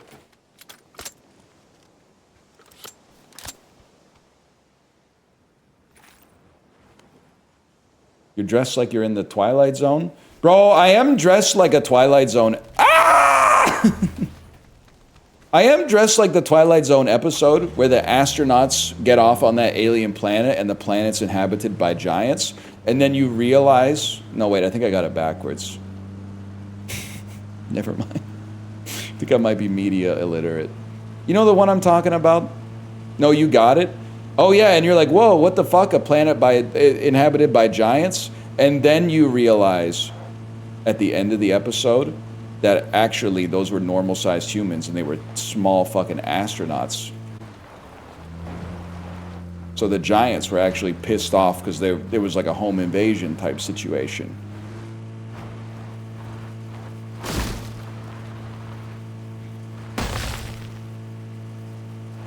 And the technology was themselves? Yeah, man, that's what I'm trying to say. That's the type of energy I'm trying to cultivate right now. They didn't have Reddit back in, like, 1956. They only had the Twilight Zone. Whatever, guys, did we ever get Rome, Sweet Rome? That movie that sounded awesome about who would win in a fight? 100 modern American military personnel or the entire army of Rome?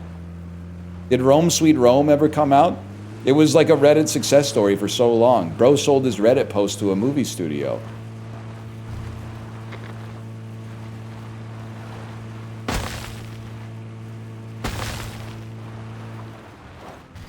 How long were you hanging on to food before food poisoning? The same length of time. The food poisoning is really hard. Come on now. It's really hard to diagnose where it came from. I think that it came from a meal preparation service that everybody was using in the early 2020s, where sometimes the box would arrive at your house and you don't know if it's been out for delivery for 14 hours or something like that. And sometimes the box would have a hole in it, so there's no way it was a perfectly sealed environment to begin with. And that is why we stopped using them. I feel like the ground pork quesadillas from that service might have given me simultaneous salmonella and campylobacter. But there's lots of options. Maybe a little cat poop got on my finger and I was eating nachos later. I don't know, man. It's really hard to backtrace it. I thought it was overnight oats on the toilet reverse cowgirl. The problem is, these are two different eras, but you can't believe everything you read in chat. Me sitting on the toilet, reverse cowgirl style, I have done. And me eating, I have done on the toilet. But not at the same time. Even though I must acknowledge, as a logician, it makes more sense to eat AC Slater style because you have like a little table for yourself. You got norovirus from that? No, I didn't. I got norovirus from my kid getting norovirus from daycare. And that shit spreads like crazy. The classic case study of norovirus is like if one person within a kilometer of you has norovirus and throws up, like it's over for everybody.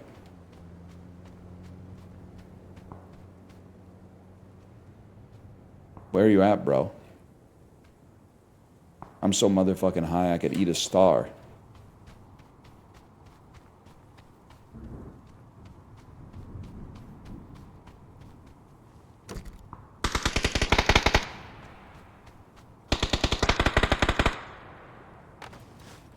Where's the fella?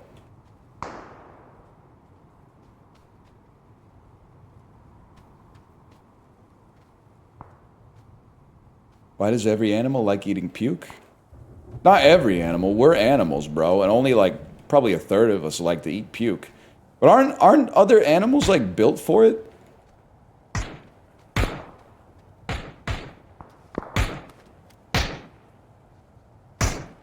They have like an immune system that can handle it or whatever.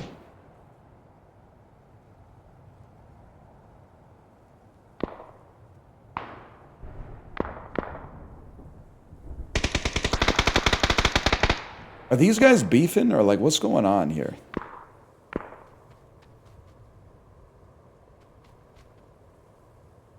Damn, you're right. I probably shouldn't be standing in a metal suit on top of the tallest building in an area wearing an aluminum foil hat during a lightning storm, right?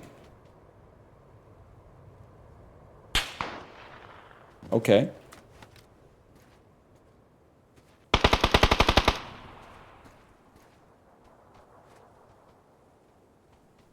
Fuck it, we out here.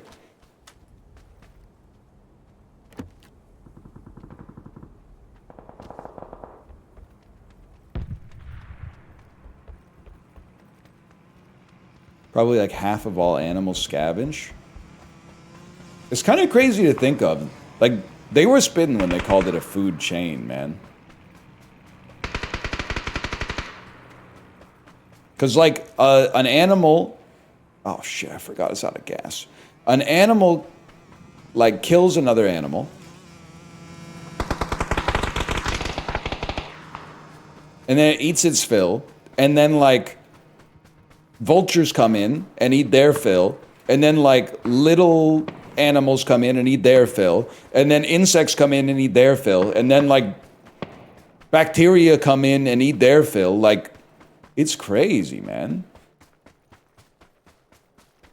You'd be like, damn, if I was a gazelle and I got eaten by a lion, I'd be like, damn, I thought I only had one op. Turns out none of y'all were fucking with me. Just fucking with me until you could take a bite out of me, I guess. Thought I only had to worry about the lions, but nah, man, the fucking ants too, the birds, the ants, foxes and shit, little prairie dogs. Come on, man.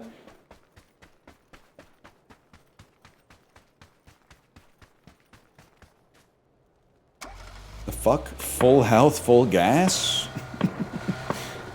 It's the best day of my damn life. Flames on the damn side of it?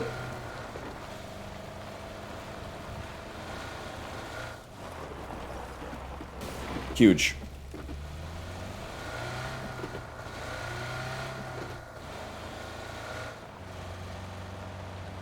Prairie dogs are vegan. Don't say they're not vegan. They're herbivores.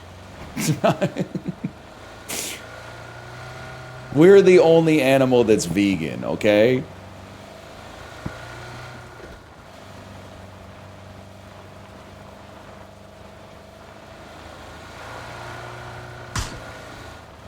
That's bot behavior. Taking a shot at a moving car and then leaning.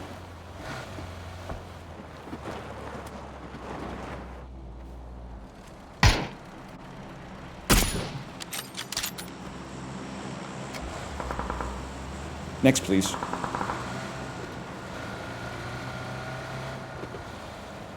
Hang on, I gotta reload.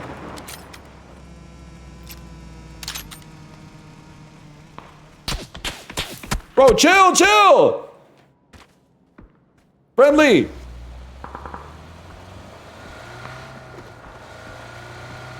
Where were you? Where were you? Little El Rata Aranya.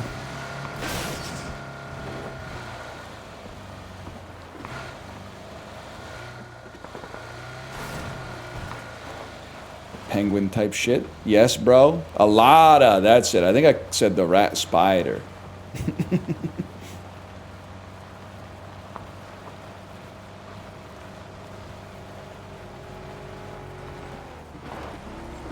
You want the smoke?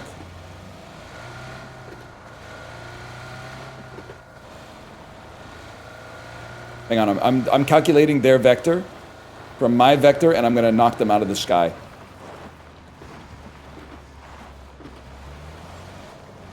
I failed you.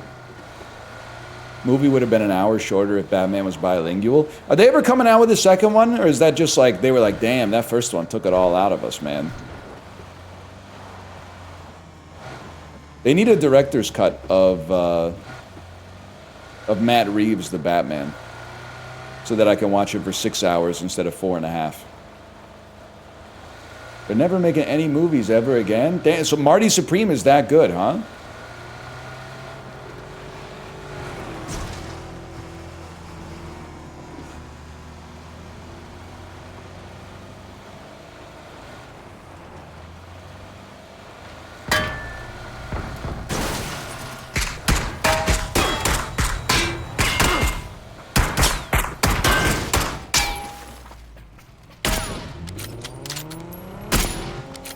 That's fine.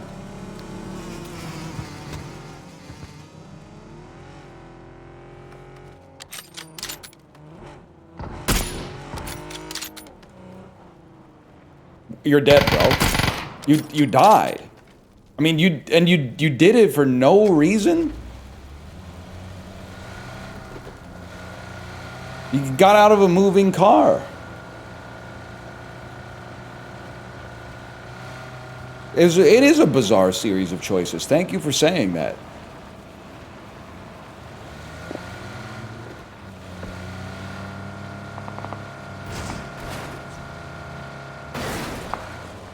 My point.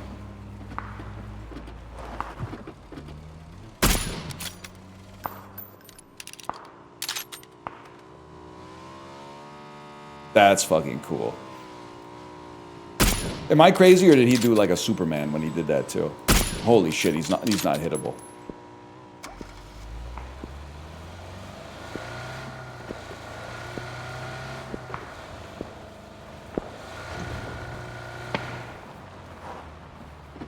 Real question, man. What the heck are we gonna do after PUBG? Oh, you're in trouble.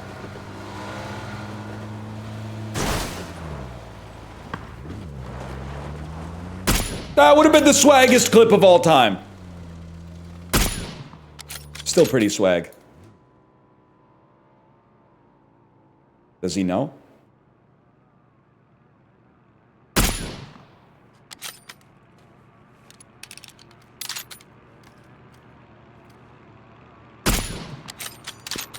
Don't do it, bro.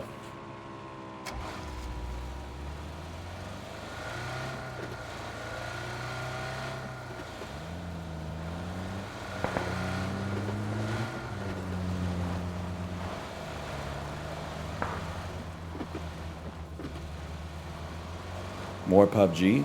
I gotta start playing real people soon. It's usually where the dividends start to fall off a little bit.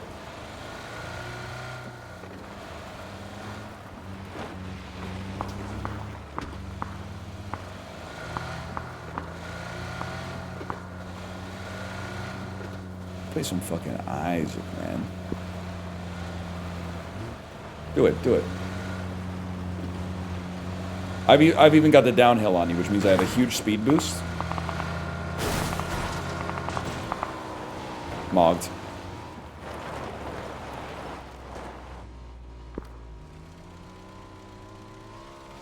Where is it?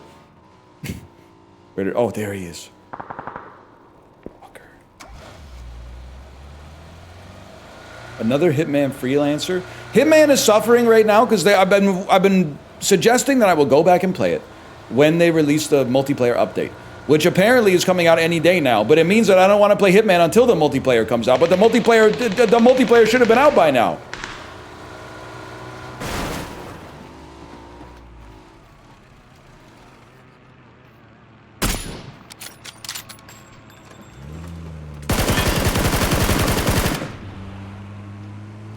Oh, brother. Here we go.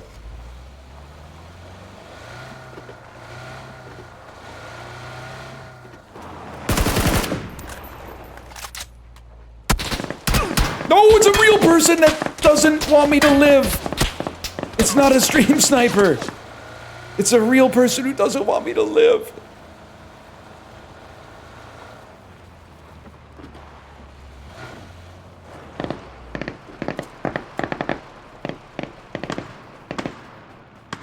And I can still hear the damn chopper. And I got no heals.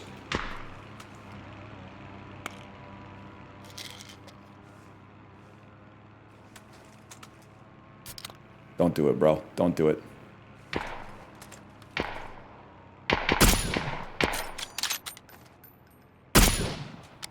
What a fucking shot. Oh my god. Oh my god, are you trolling?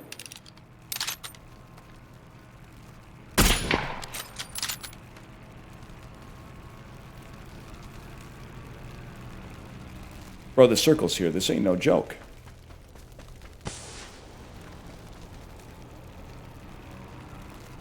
I got smoke grenades all around me.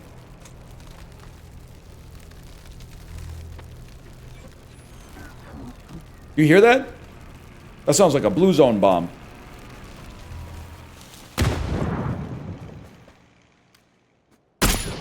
Really? Really?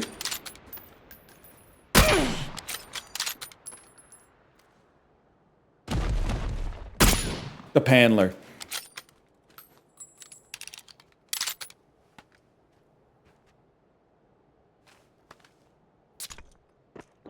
Oh shit! The fucker.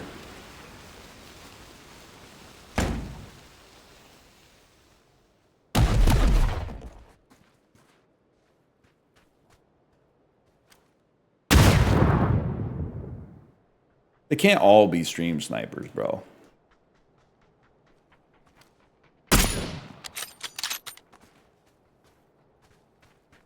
Sure they can.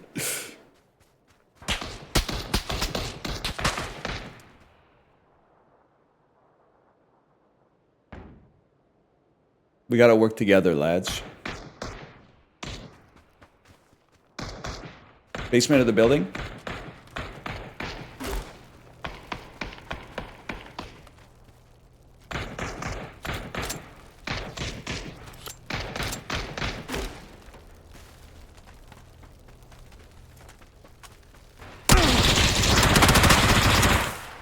Swag.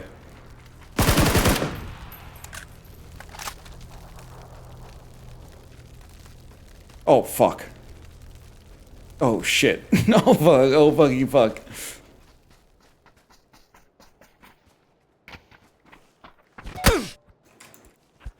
Jesus Christ. You know what?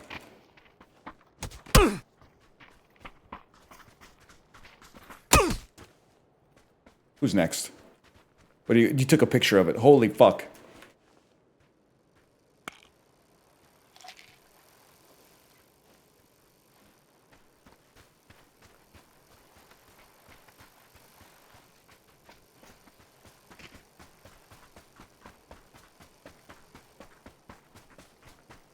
Where's he going? Whoa!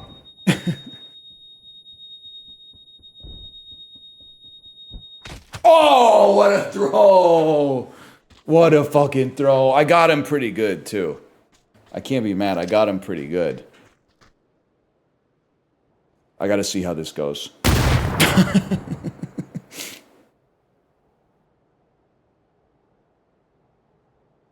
So who won? Did we just, like, there's a divide by zero error at PUBG headquarters, man. They just had a game with no wins. This is like some Season 3 of Dark shit. They closed the damn loophole. His name was Jonas, bro. Some good kills in there. The dude who was in the house, we fucking killed him for real. Let's call that PUBG. I'm gonna go to the bathroom. Will we go, come back, man? I wanna play some fucking Isaac. See you in a minute.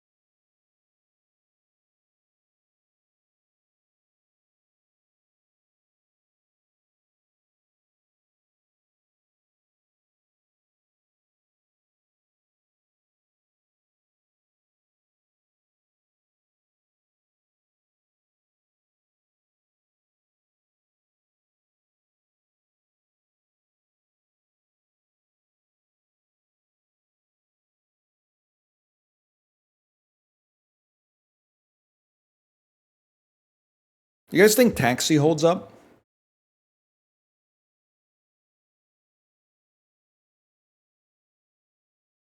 Not the show, the Jimmy Fallon movie with Queen Latifah.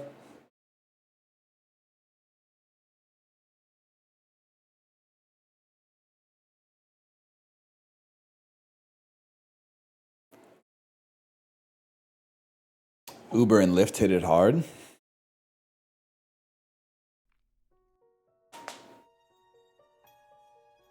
I've been thinking about going back to taxis just because the Uber line at the Vancouver airport's too fucking long, man. Lived alone in a small house on a hill.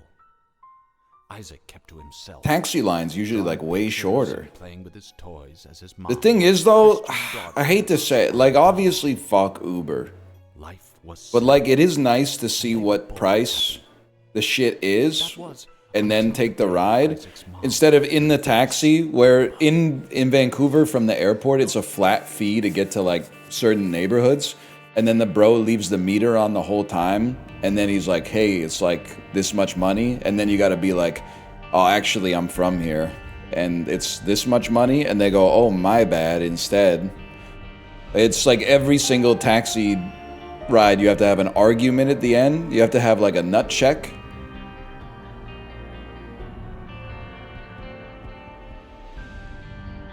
That shit's pretty annoying.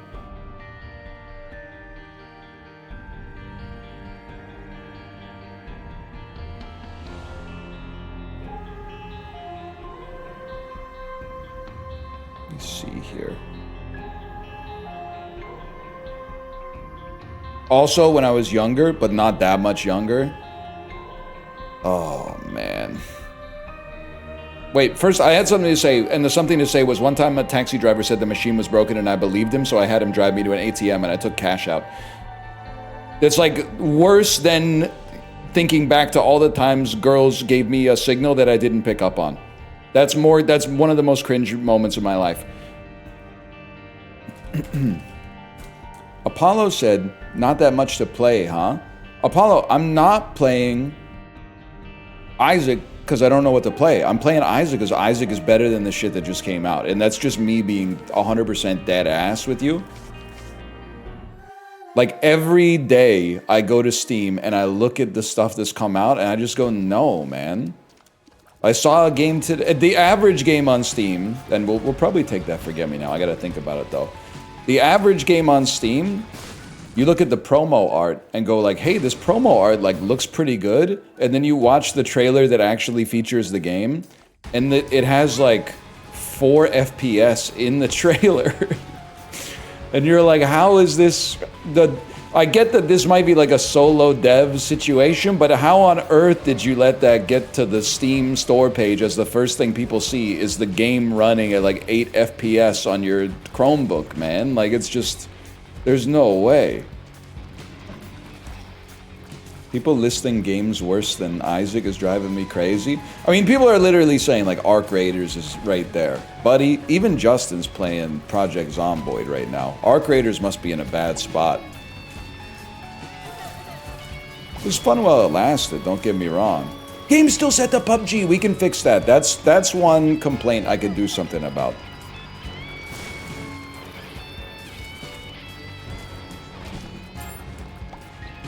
Time to go back to From Software. You guys are doing a false dilemma thing. You're watching something that's good and going, well, you could do something that is different. You're not looking for alternatives, bro. You're like suggesting a restaurant when we're already at a restaurant. Bro, this is the worst time to suggest a restaurant. You should have suggested a restaurant in the fucking car. Also, to the Discorders, who I love, who every day they suggest a game, I'm politely asking you to stop. Because there's not one... Oh, Bookworm, my king. There's not one game coming out every single day that's worth playing on stream, and I wish that that wasn't the case, but it's actually true. So I know you feel compelled to like make a different suggestion every single day, but the suggestions are getting... They're not all even conceivable to make it to the stream. Have you tried Dark and Darker? Look what you've done, Apollo. Honestly, I am a little mad. To go into another streamer's chat and trigger the most annoying thing on Twitch, which is just people suggesting their favorite game is the next one that should be played, is actually, like, that's serious BM. That's crazy BM. You're right. In a way, I admire it because it's sort of like the perfect rage bait, but at the same time, I mean, I'm not gonna do it to you because your chat ignores me. And you're gonna say that's based, but instead they're literally just talking about, I mean, no disrespect, Apollo, your chat is Doomer Central. They don't want to laugh. Even if a joke is good, they just want to be like, fuck this Chungus life every single time I'm in there. They get mad at me for interrupting the cycle of doomerism. Like, they're all like, hey, we were crashing out in here, bro. Stop trying to bring some levity to the situation. So your chat is not appropriate, but I'm going to do it to somebody. I don't know what's going on this website, man. Dan was playing the original Castlevania this morning, went to Mouth Stream. Bro's got the stream muted, talking on the phone. Like, I didn't... What happened to the website I love? I got no idea what's going on, man. I mean, it's a crazy Tuesday. I get that it's January, but what are we doing here? Dan was playing Hades yesterday. It's a crazy world, man. What's wrong with Castlevania? The first Castlevania? Well, I mean, I guess one thing I would say is, like, at some point, haven't you just played every retro game? They're not making more. The other one is like, I don't know. I mean, I guess he wanted to, so I'm not gonna throw stones because I'm playing Isaac right now. But at the same time, I'm just kind of surprised. I just feel like I'm sort of like done watching a fella play Castlevania, I suppose. I've just seen it too much. Like, I feel like it should have the Screw Attack logo come up before that. I don't want Jawbone. A Book of Shadows?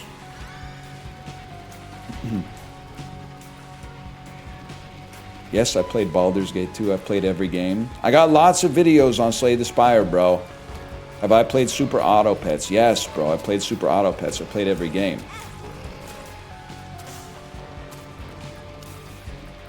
I've played no games. No, bro. I haven't played the Outer Wilds. I haven't played any games.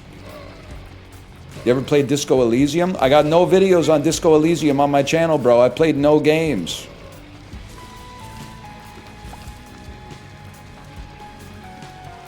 I did play Five Hearts Under One Roof, too. Maybe it's time to run it back.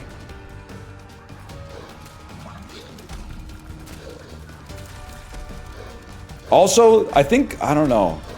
I think I've hit the point. You know how in Baby Geniuses, I'm assuming, by the way, that you're familiar with the film Baby Geniuses. Not the second one, which is even worse. The first one is indeed still pretty bad, but the central premise in Baby Geniuses is that humans are born geniuses, and that's ergo the title, Baby Geniuses. Interesting. If there is a pill in here, it's tempting. I'm gonna say fuck you, though. I'm gonna say fuck you on that one. The premise is that babies are born smart, but when they hit age 3, they lose their baby brain and become stupid, and then have to learn from zero again. I kind of feel like I might be like the sort of Let's Player that's like that, because I might be living in a post caring about what video game I'm playing and a very proto just caring what I'm talking about sort of era. And one of the things that made me think that is I was watching Chibli play Minecraft yesterday, and he was doing a great job of creating some emerging gameplay, setting up a confession booth in his Minecraft world where people could come and confess their sins. And I was like, that's pretty fun. Let's go watch some other people play on the same server. And they were, I don't know if you're still here, Apollo. They were doing like an Among Us 2020 thing where they were going like, They were like in a big area. There were like 9 or 10 of them all talking over each other at the same time, asking each other questions like, you know, who's the hottest Pokemon and stuff like that. And I was like, I can't watch this because it was different. I should pause for boss rush purposes. It was different when like we were all 25, but some of these people are my age and I'm my age, and I just can't be spending my free time watching the which Pokemon is hottest argument with a bunch of people that were born in the 1980s. Like, it just, I can't do it, man. I went straight back to Chibli's stream, and I was like, I'm never leaving here ever again. So I think the game sort of like doesn't matter all that much. My 2 cents, at least. Librarian, they took all the good items out of the game again. I'm going to need you to issue a patch immediately.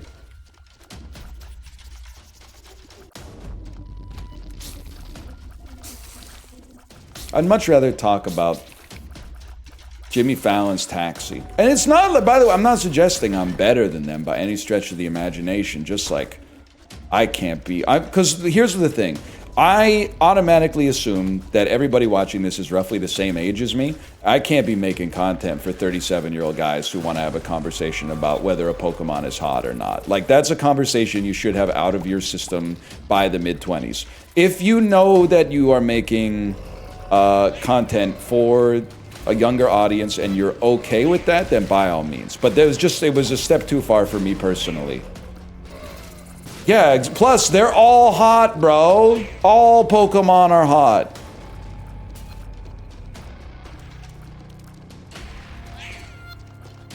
We covered this ages ago.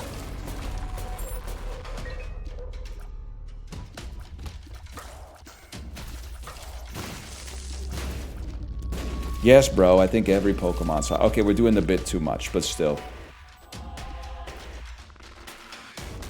I'm honestly also like, I'm kind of surprised that the universe is still making like people who want that kind of content. And I don't mean that in an insulting way necessarily, but when I was 14, a 14-year-old's favorite movie was either a cartoon or maybe Dodgeball, a true underdog story. And now, my perception of young people is that by the age of like 12, everybody has a favorite Kurosawa film. Like the meta for like watching media has changed so much. They don't enjoy watching bullshit anymore. They go straight to like good stuff. Probably because before they watch movies, they're Googling like, what's a good intro movie to watch as someone who's never watched movies before? Does anyone have a good 6-month plan for becoming a goated cinema maxing movie enjoyer? So they're skipping, you know, defining their taste from base principles and inheriting it from like Letterboxd top users instead. But there is no pipeline like that for YouTube, man. That's why I thought the average 14-year-old was watching Let's Plays in like 2010 for sure. The average YouTube 14-year-old at least. But like, I kind of assumed by 2025 they would be watching, well, I don't know, Dropout or something like that. I guess I just don't know. YouTube Shorts, dog. I'm gonna just go ahead and say it. I hate to say it because it owns my generation. YouTube Shorts are like kind of Gen Z and older coded. I guess Gen Alpha is like 5, so Gen Z and older encompasses like all human beings. But like, I didn't know until I started talking to other dudes my age. Dudes my age are watching Reels, man. It's pretty much like if you see a dude who looks like me in public and he's got his headphones in, there's only 3 things he could be listening to. One is Reels. One is podcasts about how to become a better business leader. And the other one is college sports podcast sponsored by FanDuel. Like, that's it. I'm sorry to say that to men who are approaching, or me, but you'll know if it's a fellow like me because he'll be going, "Who is the gaucho amigo? Why is he standing in your spangled leather poncho with the studs that match your eyes?" He'll be saying some shit like that. You know what? I'm sick of moving so slow.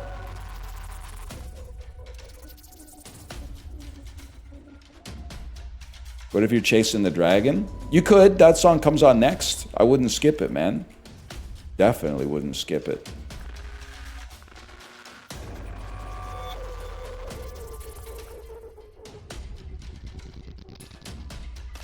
Huge! Your ghost, my goat.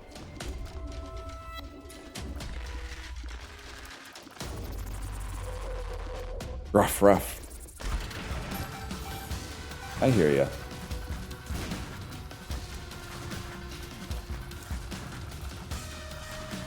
Bach for me lead. I don't know what it is. Bach for me lead. What is that? Is that Australian? What am I trying to do there? South African? I'm not sure. Bach for me lead. Why'd you read it?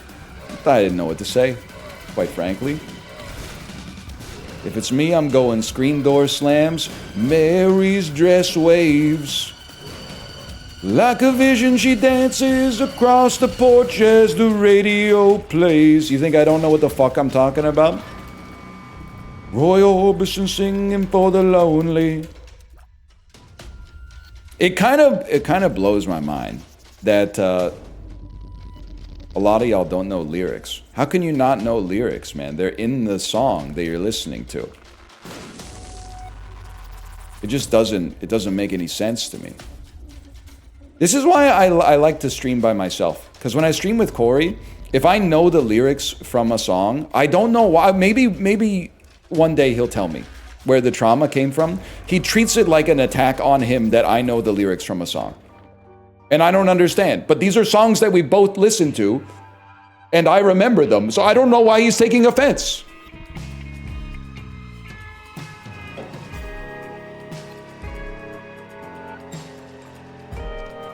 You attacked him over album order?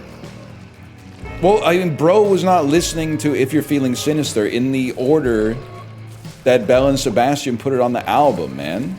Like, that to me just seems like you don't get to listen to a 10 out of 10 album like that one time and then immediately go, these 3 songs go to the playlist, the rest goes on shuffle maybe, and I don't give a fuck. You gotta... You digest the album, your favorites change over time, the songs flow into one another, and you remember the order.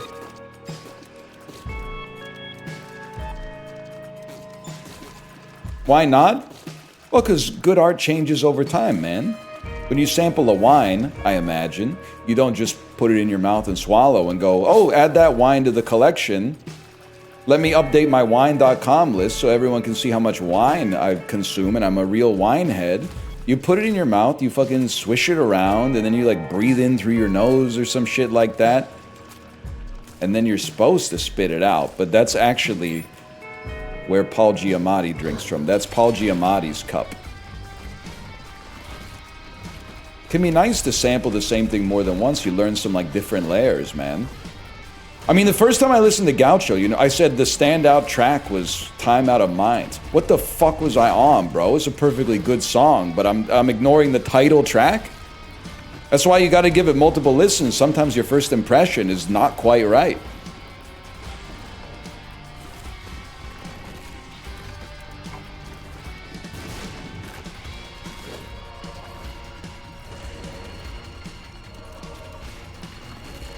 It's the most uplifting song. It's literally about doing drugs, so you're evil. Give me this. Act broke, stay rich. Reroll that one, no thank you.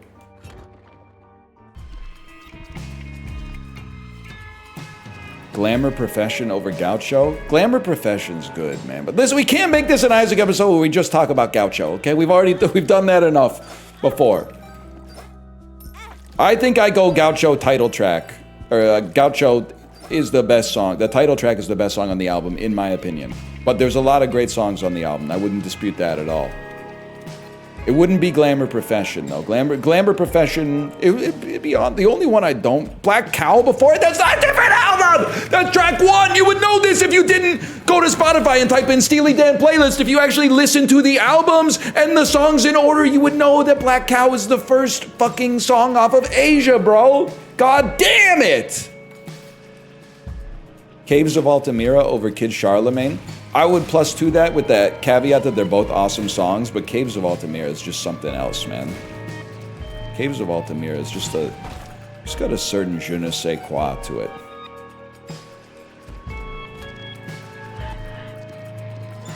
Asia's better than Gaucho, though. I'm literally science is still trying to figure that out. I still haven't completed my research into that. I go back and forth like a Dismemberment Plan song.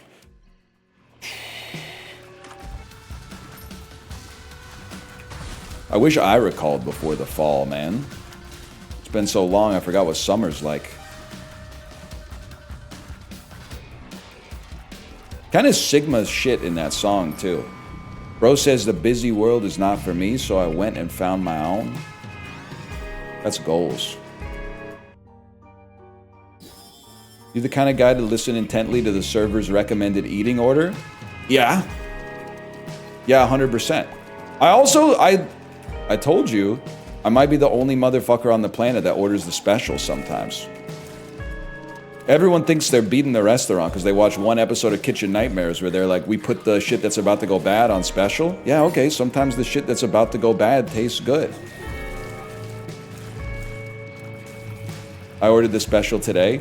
I wasn't talking about burger and a beer for $11.99 on Canucks game day, okay? I'm talking about some shit I ain't ever heard of before. Give me the bouillabaisse, bitch.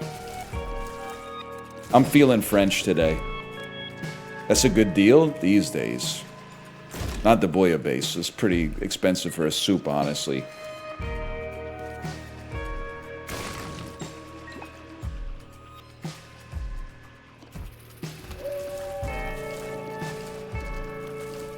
You're an elitist? I don't think so, bro. I'm eating chicken potato. We'll see who's a damn elitist. I'm having a baked potato and a chicken breast for lunch. All of a sudden, everybody's like, oh, do you have some fucking... Did you make your own fucking bechamel? You should make your own bechamel and put it on the chicken.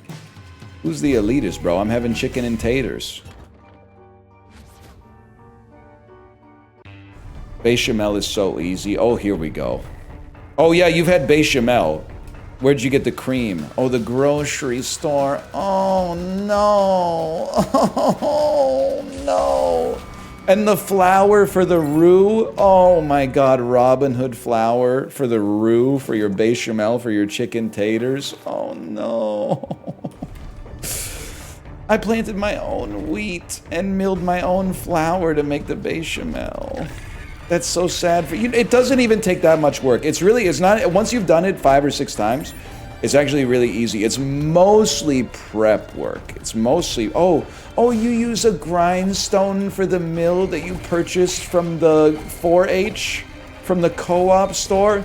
Oh, I fashioned my own grindstone from granite. Oh, and where'd you get the granite? Oh, the quarry, of course. You got the granite at the quarry. Me, I went out with a pickaxe. I mined it from the hills myself. Motherfucker. That's what you sound like when you tell me to do anything. Just so you know. Can a Canadian dad get some HP and damage, please? What's it gonna take for a Canadian dad to get some HP and damage? That could do something. Never mind. Sharp plug is great. Okay, Triumph, the insult comic dog. I'm holding my breath waiting for you to say for me to poop on.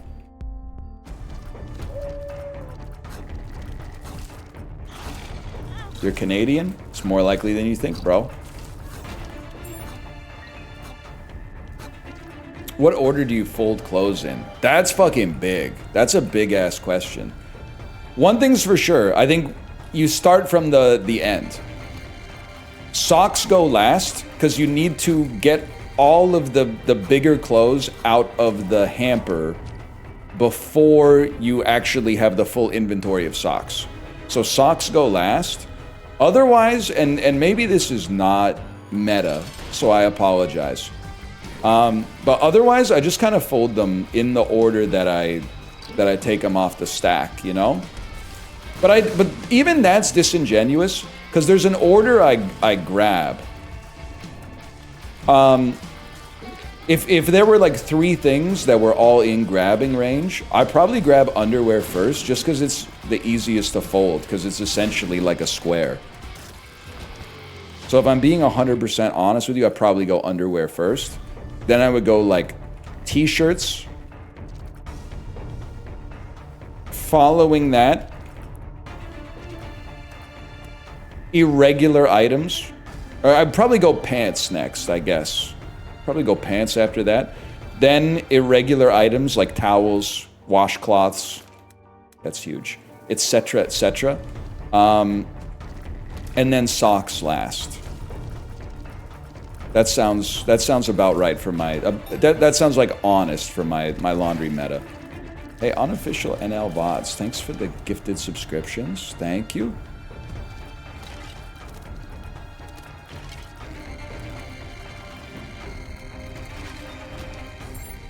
Thank you. That was a great question, because my favorite genre of question, as I've told you a few times now, is basically the social media bait, which is like, if the restaurant's empty, which seat you taking? You separate the laundry? I used to not, but now I do. And I will say it does keep the colors of the clothes better. You don't have to do it, but I do think that if you're ever like, why are my clothes not looking as fresh as I'd like them to be? That's one of the first things that I would look at for sure. Okay, that was actually kind of huge. Speaking of which, I walked right into it because I was looking at chat. Embarrassing. Oh! If you shit yourself, what item of clothing do you remove first? It's got to be the underwear, then the pants. It's underwear, then pants.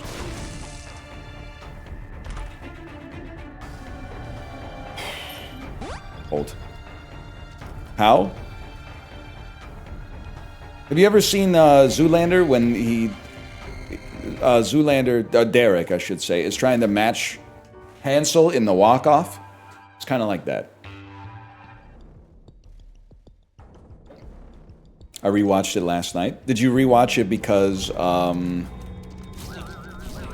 we were trying to figure out whether Ben Stiller's fit, skinny, jacked, cut, or shredded? I maintain that he's jacked. And I'm not even gonna... Canonically, we know he's shredded, because I'm not gonna entertain any debate on that. Because in Tropic Thunder, Robert Downey Jr. says, "You more shredded than a Julian salad." I guess it's Kirk Lazarus that says it, but you get the idea.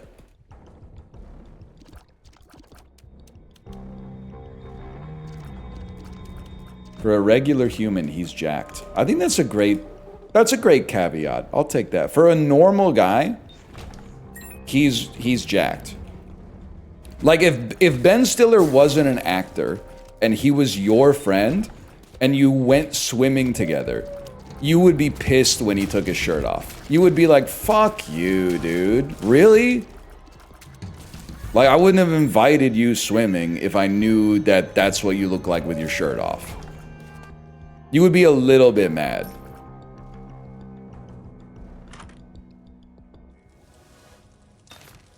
Huge. I wouldn't be pissed. I'd be drooling. It's too bad Ben's already put you in the friend zone. Ben's not into you in that way. He's into you more just as like in a platonic sense.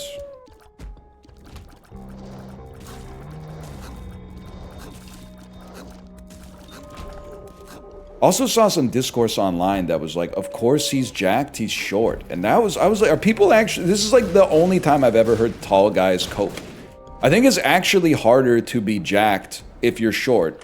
Because food still tastes as good, but you have to eat less of it to stay jacked because you're smaller. Like, the food tastes exactly the same, but you're not allowed to eat as much, or you won't be able to see your abs anymore.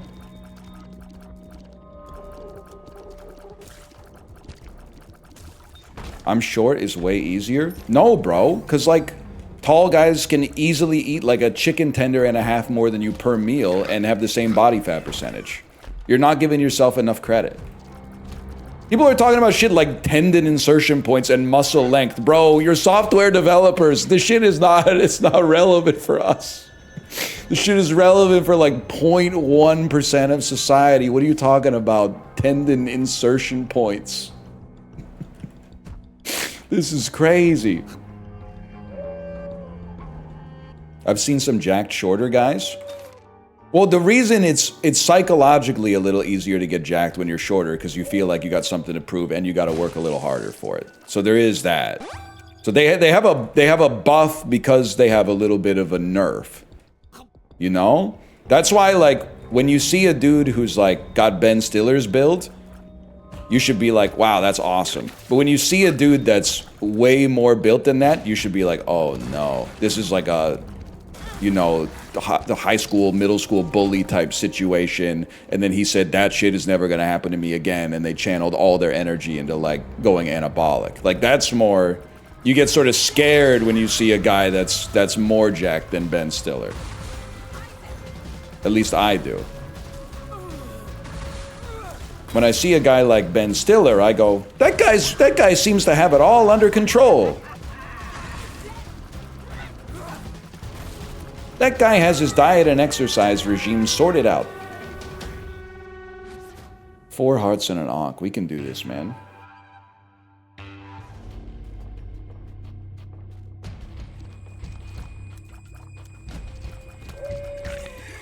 Severance kind of goated. First I've ever heard about it. How did we have Apollo in chat, by the way, and no one told him that I started watching The Pit? And people are like, you've stopped watching it. No, I have not stopped watching The Pit, you liars. I watch it in the liminal space between movies.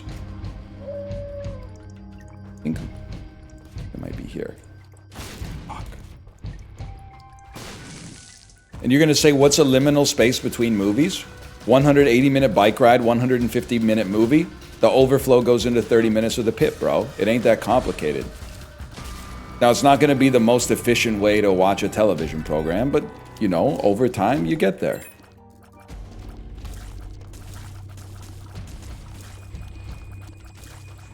In fact, the more likely outcome is 110-minute long movie doesn't get finished in a 90-minute bike ride. Ergo, you roll in 20 minutes. I got hit again? You're rolling 20 minutes into the next ride, and then you got 70 minutes of pit. So ride 110 minutes. The truest shit that Dan ever said is that when you're getting your kid ready for school in the morning, if that's on you, every minute in the morning is worth like 10 minutes in midday and maybe like 4 minutes around bedtime. It's highly optimized in the morning. If I get off the bike like 3 minutes late, it's salvageable, but I have to lock the fuck in. Like, there's no time for dilly-daddling.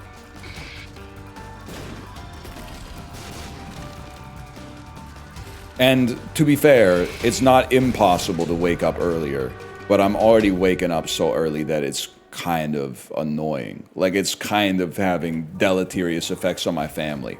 Because if we're ever on vacation, I have to I wake up at the same time, and then I've got to fuck off. Otherwise, I'm going to be making too much noise in the damn room, wake everybody else up like 2 to 3 hours before it's appropriate for them to be awake, especially on vacation. I don't really want to be awake consistently like 4 hours before the rest of my family, because I go to bed at the same time. So that means you end up with a really, really long day at the end of it. Like, you get pretty tired at the end.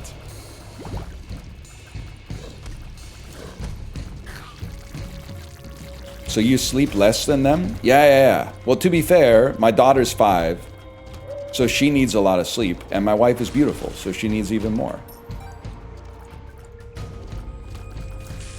I'm just out here riding the damn bike, man.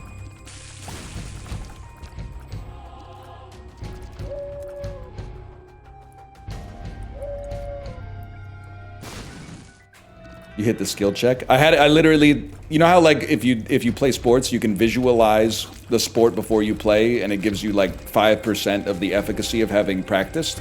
That's what I did. I literally said the line in my head. I imagined my vocal cords saying the words that I was going to say before I said it, so that I had already, it was like the second draft by the time it came out of my mouth.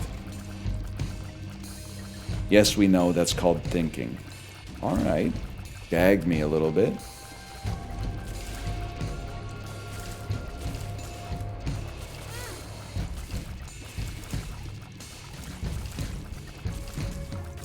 So don't get me wrong, it's tight in the morning, but you just kind of get used to it, man. You get used to getting about 91% of the way through your average movie, and you still got a little bit left over, but you're just like, oh, whatever, I'll run it back tomorrow.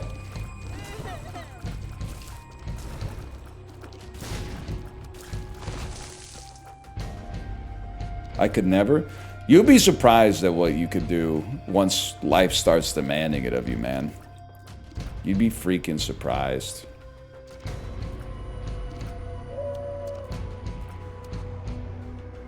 Here? Here. Interesting. Favorite pick character so far, based on the 2.5 episodes you've seen? I've seen 1 episode. I'm gonna say middle-aged alcoholic that came into the pit with a BAC of 0.24.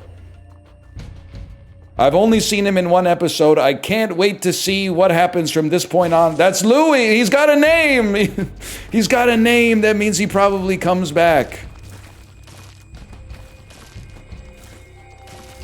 He's in the 2nd season too. Spoilers, now I know Louis doesn't die. Fuck. Not fuck because I wanted him to die, but fuck because every time I see someone in the hospital, I'm waiting for them to be like, beep. Can we get a crash card here? By the way, I actually hate the pit, and the reason I hate the pit is that it's anti-exercise propaganda. They literally had a 31-year-old who does triathlons come in and have like 7 heart attacks in episode 1. Chill, bro. People are gonna think that shit's real. If you are 31 and you do triathlons, you are never going to die. The show is a work of fiction. You are, every time you do a triathlon, you're adding 2 weeks to your life. So as long as you do a triathlon within the 2-week period, you mathematically cannot pass away.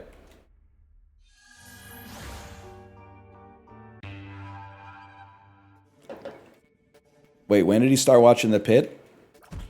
Apollo, I'm watching it in the liminal spaces between movies when my ride length and the movie runtime have a gap. So I'm an episode and a third into The Pit season 1 right now. And I'm enjoying it a lot. And you know what? You know what got me? I'm sure almost everybody or many people had the same reaction. But after the first episode of The Pit, I was like, damn, that's a crazy day. If that's the average day in the hospital, count me out. And then the second episode starts and it says hour 2 and you go, what? Hour 2? Oh, shit. No shot I'm doing that, man. You can catch me spinning signs or whatever. Why would I have dog tooth? Why am I doing this? But be patient with me, Apollo. It probably will take me a while to get through the episodes.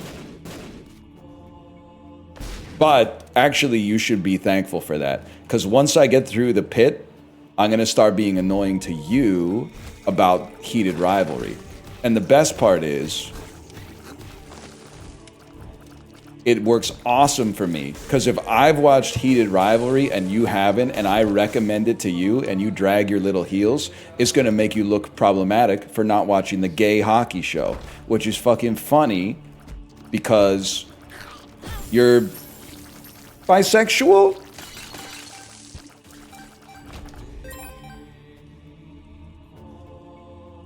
Can I get a message in the chat confirming or denying this? Why the question mark? I don't know, man. To be honest, it's none of my business.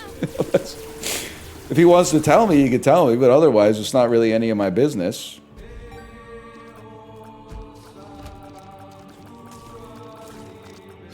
Basically, this whole thing is an elaborate prank to possibly make a bisexual man appear to be homophobic. Which I don't believe he is homophobic. Which is why it's funny to make people think that he might be. Yes, I'll watch all of the gay hockey show to make it happen. I'll watch the entire gay hockey show to facilitate the bit. Yes, absolutely. It's complicated, but you got it pretty close. I'll take that. I don't know. I mean, I'm just doing what I can. Hey, Apollo, with that in mind, I watched But I'm a Cheerleader this morning. Oh, wait, you haven't seen it? You haven't seen But I'm a Cheerleader? You should really watch it. It's kind of weird that you haven't watched it, actually. But, like, as long as you watch it within the next couple of days, that would be, like, normal. It wouldn't make me think something else.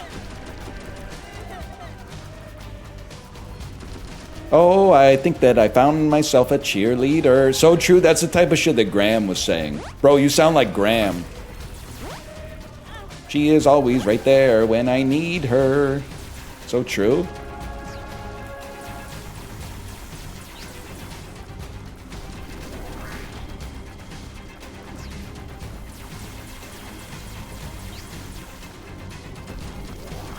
Hold. I can't say what I want to say on Twitch. Bro, I tried to make the title, Do I Look Like I Dilly Gaff Today? And Twitch said this title violates our moderation policies.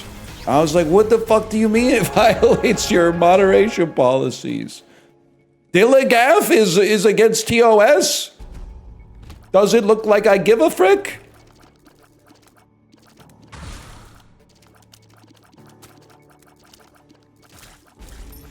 Okay, you got me pretty good with that one. I'm not gonna lie to you.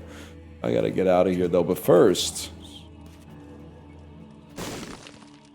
there's no. Oh, why don't you save your bombs for the chest, bro? There's no fucking tinted rocks on the chest, you noob. You fucking noob. Great. And now I don't even know what the fucking items are. Fucking does nothing.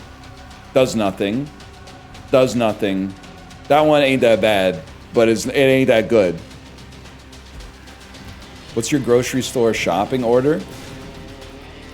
Well, the first thing you need to know about a fellow like me is I love going to the grocery store. So I'm there often enough that I think this question is not really that relevant. Because I usually am just there getting a couple of things that I need. So in that case, I go straight to the couple of things that I need. In the rare event I'm doing a big grocery shop, I mean, I think this is just meta, to be honest, so I hate to even say it.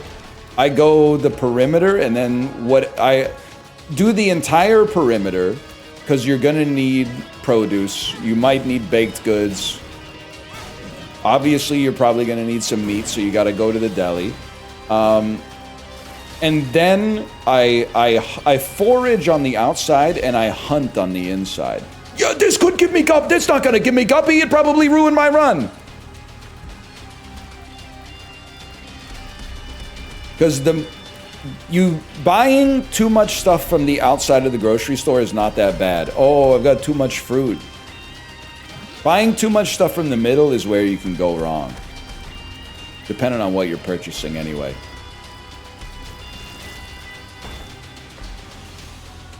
This is an interesting run, man.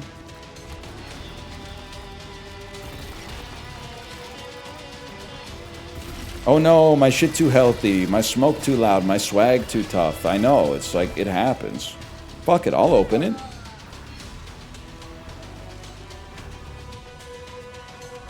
I don't know about that one, but... Why is 70% of the grocery store canned goods? Bro, I think you might live in Buxley. My grocery store ain't like that. There's like one aisle. I mean, I guess if you count like drinks and stuff, maybe that amps it up, but you might be shopping in Buxley.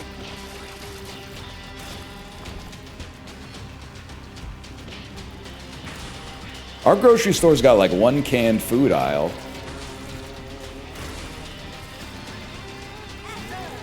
Worth. Oh my god, it didn't count as finishing the room. Fuck you, man. What's wrong with canned food? Nothing, Twitter user. I'm just like surprised. I'm surprised you got that many cans in your grocery store. Some canned food is even better, weirdly enough. Something about those peaches, man. Canned peaches and pears. Not plums, unfortunately, Joanna Newsom, but canned peaches and pears go crazy.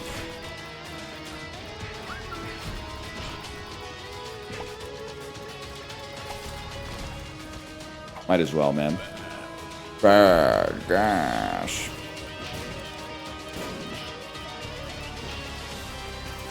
Help.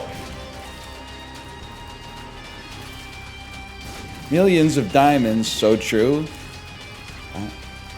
Diamonds come from a mine. I go mining all the time. In my mine shaft down below.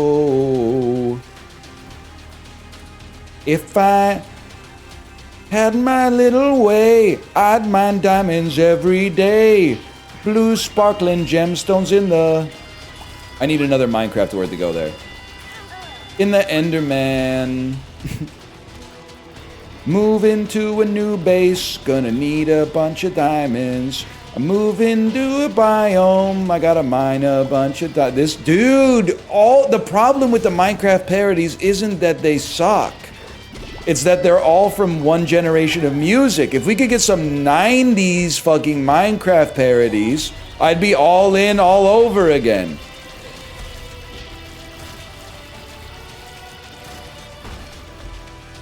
Please give me something good. I don't know about that one.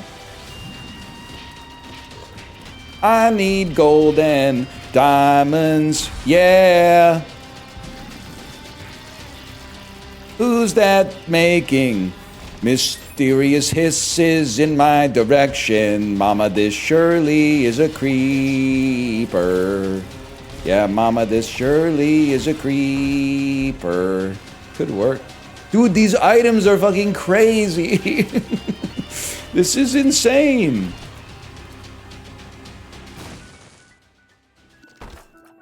Fuck it, who cares? It's the secret room, you gotta take a chance on it.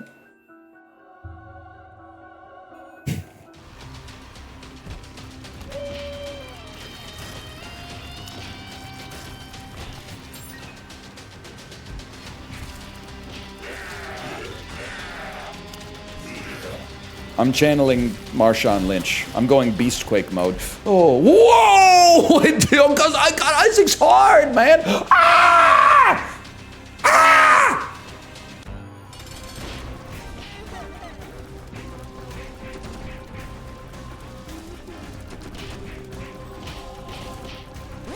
Wait, this should kind of peak.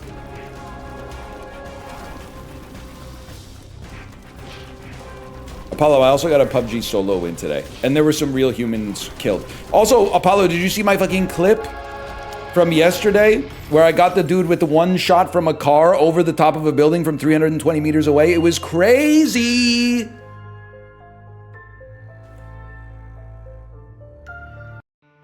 Easiest win of my life? Wood door swings! The grass waves like Herobrine. She creeps across the floor as the record plays. Okay, 1 second. Yeah. There's gotta be something there. Cobblestone's looking kinda mossy. Yeah, my glowstone keeps my house so glossy. I can't go down this time. I just need to mine. We'll figure it out. That's Isaac 1. They took my blood today at the doctor's. Why does it sound like Iconopop? They took my blood today at the doctor's, I let it burn. She didn't have to do all that in the song, man. Why did she put all of his stuff in a bag and push it down the stairs? Like, other people live here. Just gonna screw this up for everyone, man.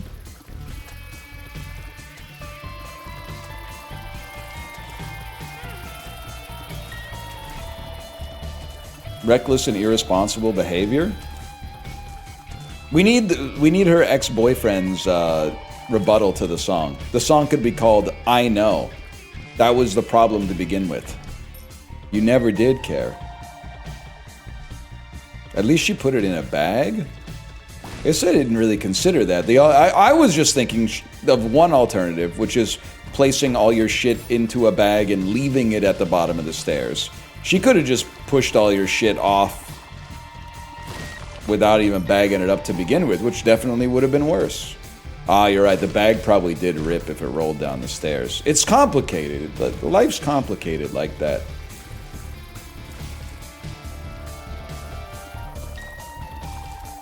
I know Avril was gaslighting that fella in Complicated. First lyrics to the song, chill out. Bro, nobody's raised their voice or anything. You chill out. Sorry, I'm just kind of spiraling. I'm kind of spiraling here. Trying to find something that works.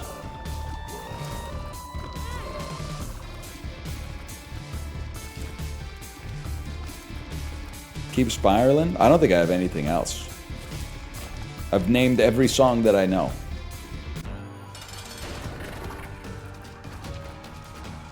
Ranked 90s rap albums. I mean, I don't know every 90s rap album. I really feel like for a fellow like me, you're already gonna know that it's Illmatic at the top. And then number 2... to be honest with you, I need to go back and... Because I always sort of held NWA and Public Enemy in the same esteem in my head. I've realized, as I've gotten older, that NWA is like more, it's kind of like of its time. It's kind of like goofy a little bit. Like they were not doing all, corny is a good way to describe, like they were not doing all that in, I'm going down to the next floor. They were not eating people, I guess is what I'm trying to say. And Ice Cube does threaten to eat a police officer in... I think it's in Fuck the Police, but they're also saying a lot of that stuff in Straight Outta Compton. Well, in a lot of the songs, to be fair, but... So I need to go back and listen to the Public Enemy stuff. I do like Midnight Marauders, Low End Theory, Millennium, of course. Will 2K is a classic. Wild Wild West soundtrack. 12 Inches of Snow.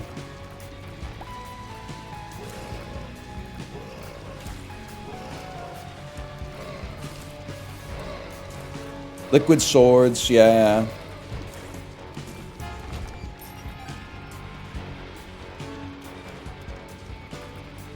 That's about it. That's all I got. You a big fan of who? I don't know why when I said it, it sounds like Steve Harvey. Yeah, I'm a big fan of the World Health Organization. I think. Chat, wait, how do I feel about the World Health Organization?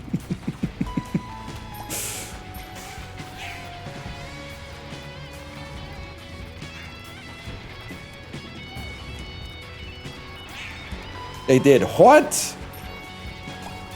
I was kind of tweaking because I got a letter, well, we got a letter from the Health Department of British Columbia that was like, hey, the school is having like a vaccination clinic soon. Here's what we have for your daughter's vaccine record. Please let us know if you'd like her to get these vaccines. And like the vaccines that they're giving out are ones that she's already had. But I just checked yes on the thing because I was like, surely the nurse will look at this and go, oh, but she's already had this one, let's move on. Like, I felt kind of weird that they were, like, leaving it up to me to look at the vaccine record and be like, does she need a re-up of the MMR vaccine? I was like, that's really... I sort of trust you guys with that information more than anything. Shouldn't you look at the vaccine record and be like, she needs this one? Because I don't really know what I'm doing. I mean, if I had to build the MMR vaccine from scratch, I wouldn't know where to even start, man. Don't you need like blue crab juice or something like that? Sea anemones? I don't know. Or eggs? You got eggs in them or something? Anyway, I think she's chill. I mean, the other thing is, I didn't want to check, no, you don't have our consent to vaccinate our daughter, and then get a call from the school that's like, hey, what gives? I thought you were chill. So if they want to juice her up with a couple extras, I mean, for me to stay clouded, it might be the right play.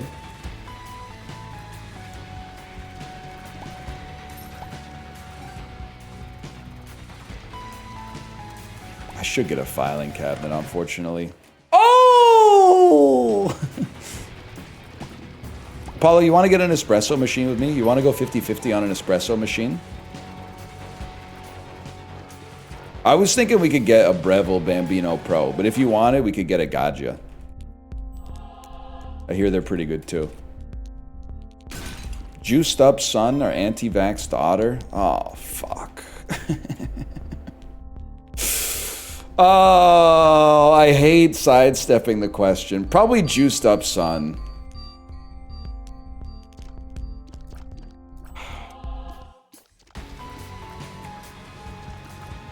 Yeah, probably juiced up son. Because I feel like if your son is on steroids, you could at least be like, don't do steroids. You know, you work at Microsoft or something like that.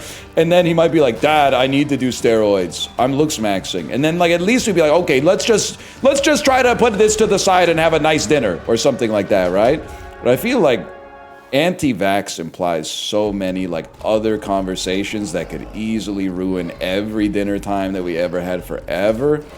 Like, I already know if you're an anti-vaxxer, we can't talk about shit except sports. Can't even talk about the damn weather. You're gonna start telling me that they're, you know, it's like AOC made it rain today or some shit like that. At least my son was kind of like Bane coded. He might still, you know, watch some movies or some shit like that. Anti-vax daughter are gonna be talking about some shit like, you know, oh, tomatoes were different when I was a kid. Has anyone noticed tomatoes have changed? No, thank you. But also, I mean, it might happen. I hope it doesn't, but I don't have 100% control over that. I'm doing what I can. You never know, man.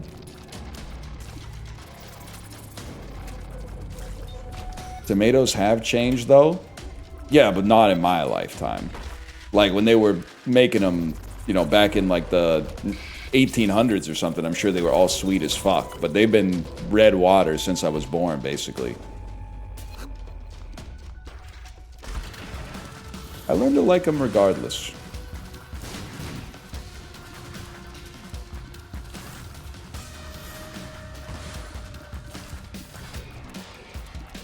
My older brother's anti-vax end on HGH? Well, that is the other thing, is that there's like an asterisk, which is the son that's on steroids. There is like probably a higher than average chance that they are also anti-vax, but... And for those of you on steroids, which as I understand it, is probably about 10% of the men in chat right now of a certain age. I'm not suggesting you're anti-vax if you're on steroids. I'm just suggesting that I think if you took a control group and a group of guys who are on steroids, the group of guys on steroids would be more likely to be anti-vax. Now, I have no proof to back that up, but I also am not really trying to make a scientific claim. I'm just kind of shooting the breeze. No anti-vaxxers watching this? No, there's one. There's one, and I know him. Like, I don't know him IRL, but I know his handle. And I think, to his credit, I think that when he watches this stuff and I start talking about how anti-vaxxing is stupid, he mostly just sort of tunes out and like doesn't turn it into an argument, which is mature, I suppose. It is not librarian. It would be funny to say that though. I'm not going to say who it is. It's Chibli.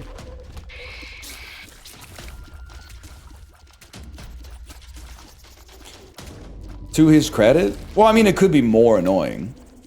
Like, an anti-vaxxer who doesn't want to argue about it is better than an anti-vaxxer who wants to argue about it, because, like, I mean, we ain't convincing each other.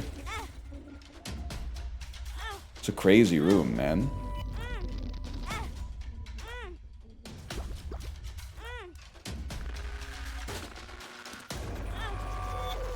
What if you could take it or leave it?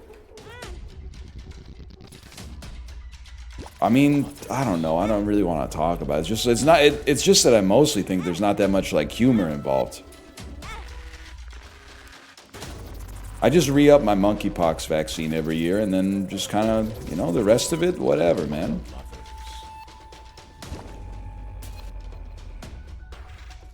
I don't even know what this shit does. Black market, please. Kind of funny to get polio in 2026. Sort of. In a manner of speaking, I suppose. I am going to be pissed off if a kid in my daughter's class gets measles. Because I know all the parents. I'm going to freak out if a kid in my daughter's class gets measles, man. We can't be having that.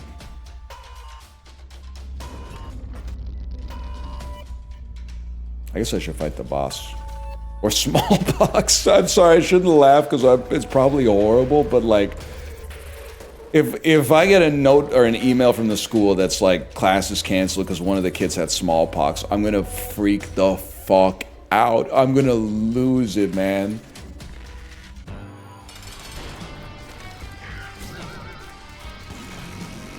What is this?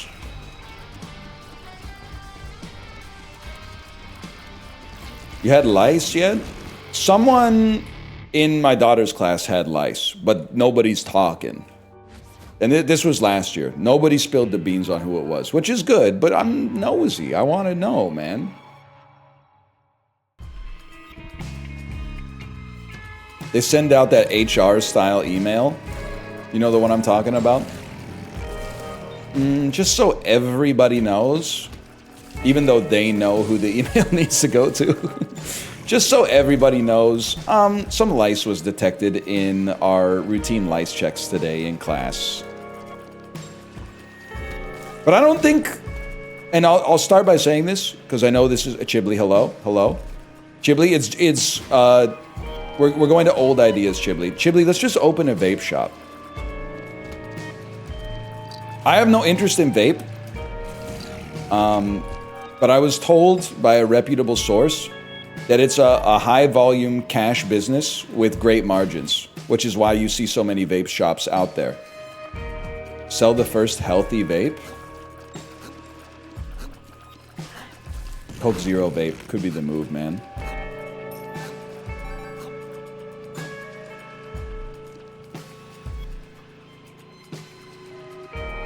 Oxygen vapes?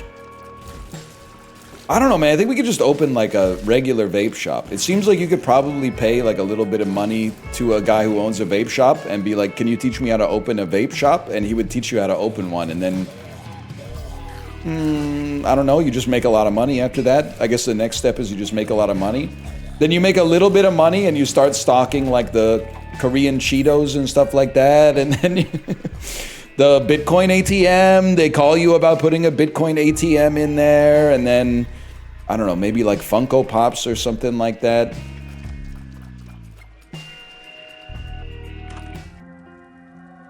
Neptunus. Bro, you look like you're from Neptunus.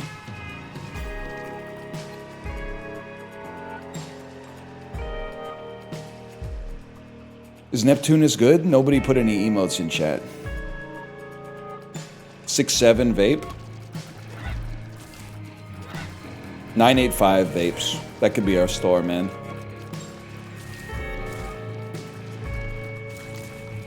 I laugh every time I'm in Burnaby, by the way, and I drive past Metrotown and see that place called the Vape Father, which has the AI-generated Marlon Brando as Don Corleone holding a vape. Gets me every time, man. Damn store is called the Vape Father.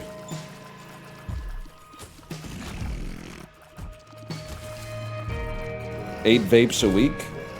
8 vapes a week. I smoke you.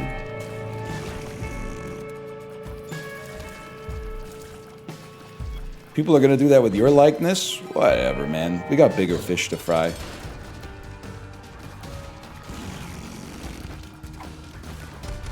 If you can make it work, I don't know how this would ever work, but if you want to put me on the logo of your vape shop, who am I to say no, man? I don't really, you know, endorse that stuff, but I mean, neither does Marlon Brando or like Bart Simpson for that matter. So like, do I think I'm better than Marlon Brando or Bart Simpson? Absolutely not. Fuck you.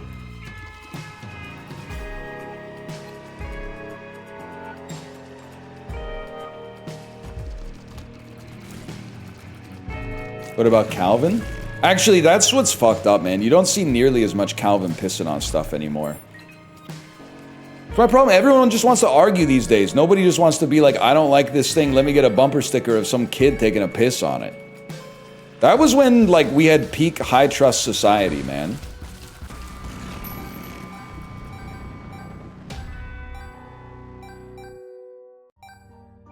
My neighbor's truck has Calvin pissing on PETA? What? Where's Lois, man?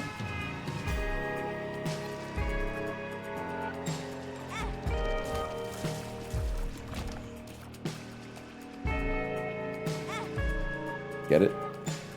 Based. Bro thinks the West ever had a high trust society. I think we did, man. Something went wrong. I think Facebook fucked us all, probably. Why the hell my grandma think that if there's duct tape on your car door, they're trying to, like, traffic you? Grandma... I don't know how to tell you this. I don't think anybody out in Kingston, Ontario is trying to sell you into, like, a human trafficking ring. Your working days are behind you. They ate... Oh, my God, my trinket.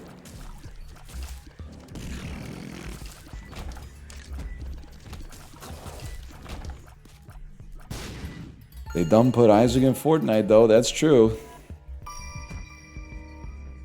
It's actually so rude to say to your grandma. Honestly, she needs a wake-up call sometimes. She's pretty chill for the most part, though.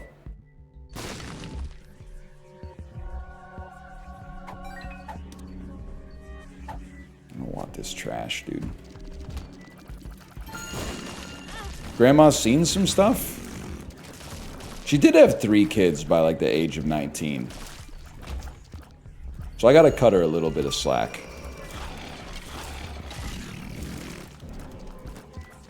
W grandma? Well, like, I'm pretty stoked about it, because, like, it's a chain of events that eventually led to my existence. But I do also wish that maybe my grandma could have had, like, some more time to have, like, an independent life or whatever, but... Am I willing to trade the quality of her life for me being like Marty McFly out of existence? Like for me fading from every photograph that I've ever been in? No, I don't think so.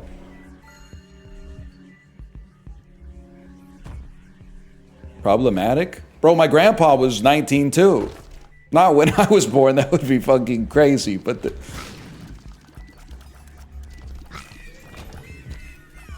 Wasn't like a track 2 on Gaucho type situation. They were just... They were high schoolers. It is kind of crazy that, like, they had, like, a teenage pregnancy and then said, we go again. Like, that's a different era, man.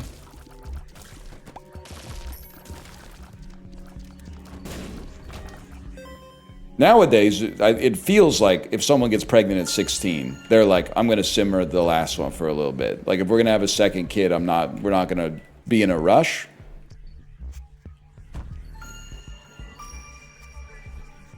Back then, they were like, well, I guess we're in the phase where we're starting a family now. Nothing else to do? Maybe. I don't know. They did sleep in separate beds for the entire time that they were both alive, that I was also alive. Which I think is sort of understandable given if you have like 3 kids with someone by the age of 19, it's probably hard to make it to the end of that without having a little resentment. I'm sorry, I can't grab the other item. I wish I could. I can't grab the other item. It would leave us on like 2 hearts. I might die. Fuck it, we go again. Yes! That's actually huge, bro.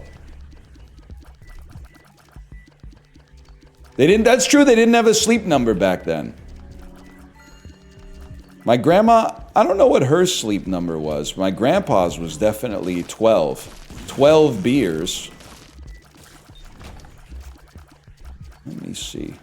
Nah, I'm just kidding, Grandpa. Hope you're looking down proud right now. But you did like to drink a lot, and that probably contributed to you being up there looking down right now.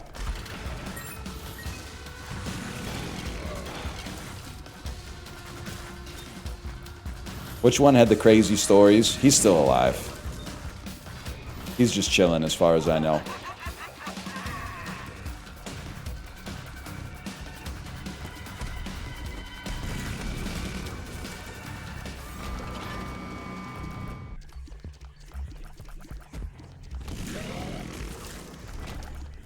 What do you got for me? Oh, this is incredible! Can't blame a guy for knowing how to have a good time. It's actually, like, this is a crazy fucked up thing to say. But it's literally my family, so I can say whatever I want. It's actually for the best that Granddad didn't make it to the time where you could actually, like, gamble in an online casino in Canada for real money. Because that would have been catastrophic for my grandma's finances, for sure. Like, bro was gambling too much at a time where you still had to drive, like, maybe an hour and a half to go to the casino. In a world where he could have just, like, had 3 glasses of wine and then gone to, like, you know, slotmachines.ca or something, that would have been really bad. So yes, in a way I am saying, rip Grandpa, you would have loved, well, I'm trying to think. Well, you know, this is a huge dub. Despite watching a lot of sports, I can't conjure the name of an online slot machine right now. So basically, fuck you, all the people trying to run online casino advertisements in Canada right now.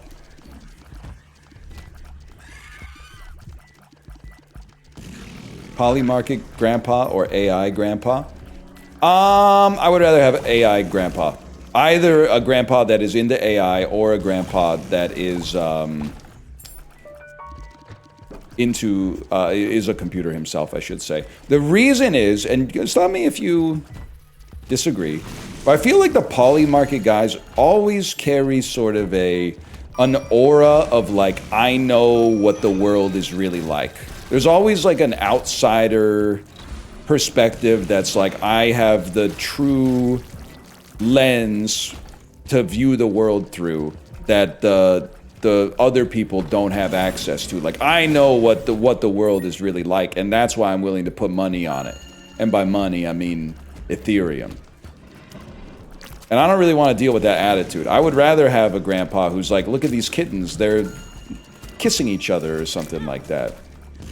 But I don't have to worry about that, because one of my grandpas is deceased, and the other one's estranged. So I'm in the best possible scenario, no grandpa. One is deceased, the other's insane. You know what I'm talking about? Pinky in the brain type shit.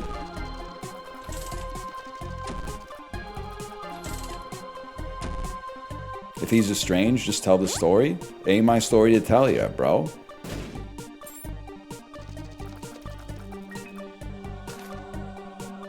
Nah, Nah, sorry, man. I can't. Wait! Can I play for free? It's fucked up because it means we're all waiting for your grandpa to die? Well, you were already waiting for it. You just didn't know. Like, we're all gonna die. Sorry to bring up that old chestnut. One of my favorite jokes. But like, we're all waiting for everybody to die.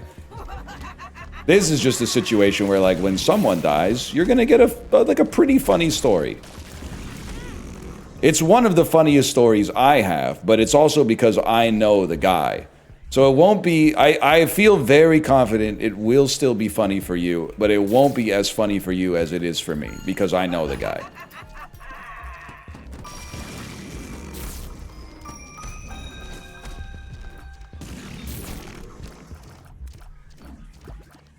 I'm not waiting for you to die? Okay, but that sounds, when you put it that way, that sounds like a threat. It sounds like you're threatening my life when you say it like that.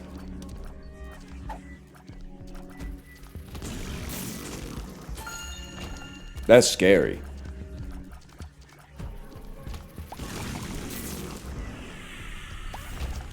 Mob the Void doesn't make black hearts anymore, huh? You know what? I was thinking the same thing. You got me thinking the exact same thing. I think we take Little Steven to get closer to Conjoined, save our D6 for the possibility of a Devil Room where the alpha is way better if we get a pedestal that's worth re-rolling. We could get an item that just wins you the game. You're not getting the Devil Room, you got hit 17 times. Get ready, bro. Okay, so Montezuma's Revenge hits you. Go all in on Kalshi right now. I took damage from my own Montezuma's Revenge. That's bullshit. Fuck it, bro. Oh, it was Boomfly. Never mind. We should reroll these and try to get some fucking health. Fuck you. Why are you talking about the game? You have to lock in on the womb. And then you get a couple of good items. And you steamroll the rest. It's that simple. Because like one more hit puts us one hit away. That's scary. I don't want to have that evil on me. I'm supposed to record this game after the stream. Apollo, are you still here? Is Matthew Stafford dead ass gonna win MVP even though Drake May deserves it? And I'm not factoring in playoff performances, chat. Did you see the anemic performances that Matt Stafford had at the end of the season? I mean, oh, strength of schedule, man. Fuck you. They play in Los Angeles. Weather's nice. Nothing to complain about. They both haven't been great. It is kind of crazy to think that the two teams left in the AFC are the Broncos and the Patriots. Soul of Eve. Why is he talking like Jack Black, bro?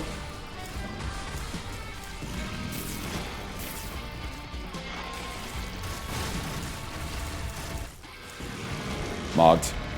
Probably just gonna want that if I had to guess. I'm sorry, you have to.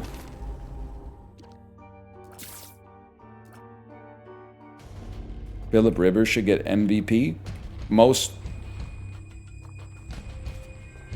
I was trying to think. Basically, I was going to make a joke about how he has 10 kids.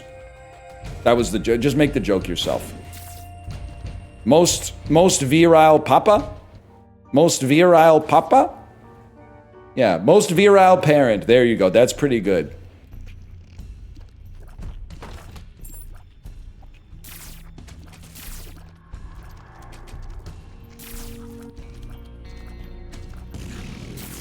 Why didn't Anthony Richardson play? Didn't he, like, tear his Achilles tendon playing Wii Fit or something like that? Ring Fit Adventure?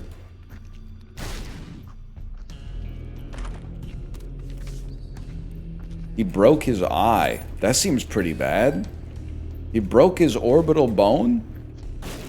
Oh, that's right. An exercise band snapped and hit him in the eyeball. That's fucked up, man. That's a horrible injury. Broke his eye socket on a snapped weight band. Oh, I guess I'll be fucking dead then. Greg, what a great game! What a great game where they don't give you any items that do any damage. Pissing me off, man. Oh, boo-hoo. Don't give me that Matthew Stafford nonsense. I shouldn't have picked up Mom's knife, man. Stupid mistakes. 10 minutes? What the hell are you supposed to do for 10 minutes, man? Am I finally going to play that Enclose the Horstel? Or is that the thing where, like, there's like a rule of thumb in stream. The more people suggest something, the more it probably actually sucks. But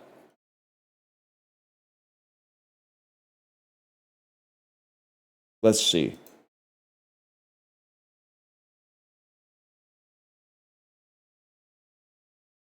Guys, I have no idea what I'm doing here. What is this?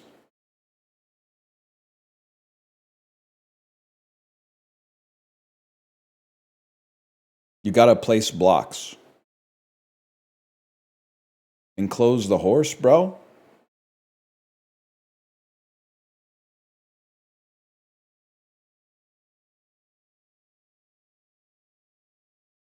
Make the largest enclosure possible?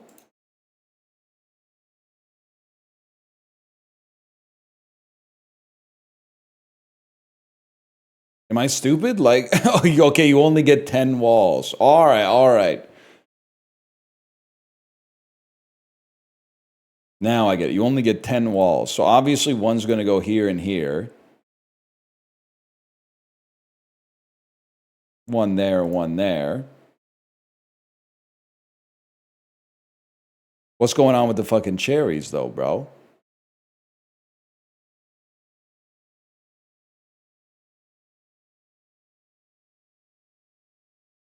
Cherries are a +3 bonus.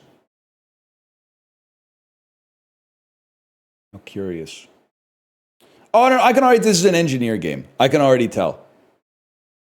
Because in my head, I was like, I can see, I'm on the first order thinking where you just block the paths, but I'm seeing the way that it changes over time, which is like you use 2 blocks to block this path, but instead if you actually block off like 6 other paths, then this path will automatically be locked out. This is not going to happen. This is an engineer game, and that's fine.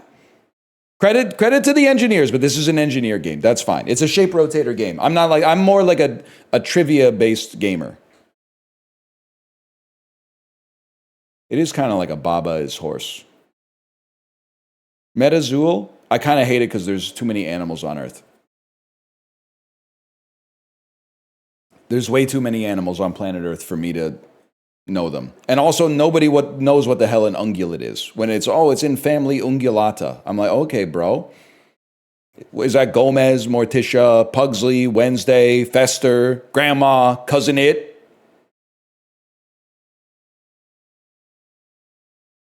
What else we got, man?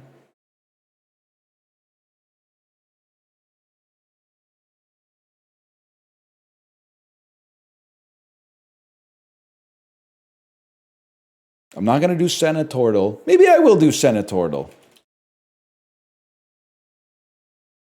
Can you guess whether they're a Republican or a Democrat from their portrait?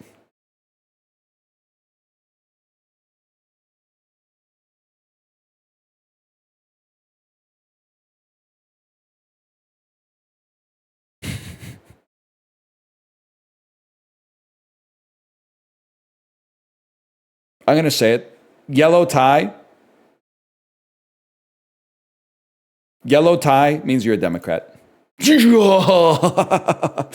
are a Republican. Whoa! Richard Blumenthal, I apologize. Maroon tie, Democrat.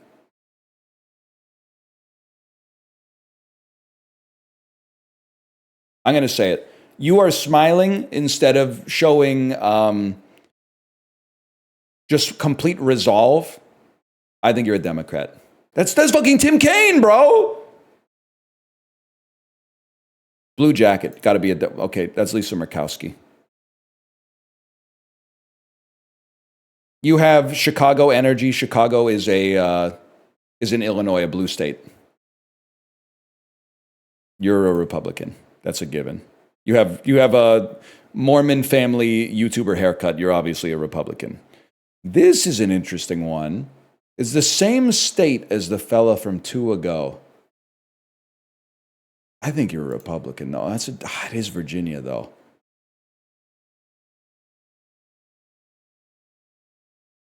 Kind eyes, but I think you're a Republican. All right, so we know for sure where chat's going on this. I'm going Democrat, though. Fuck. You're a Republican. That's Adam Schiff. Why do I know all these people? You're a Republican?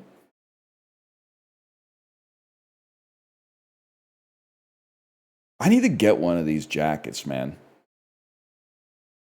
Why is it that only women of a certain age get to wear this cool-ass jacket? No, you do not. Come on.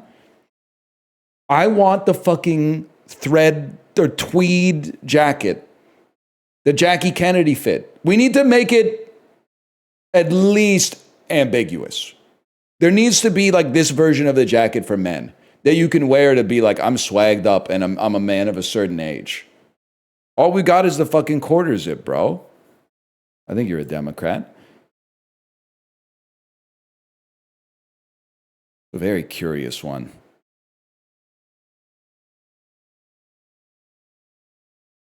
Very, but I'm a cheerleader type energy.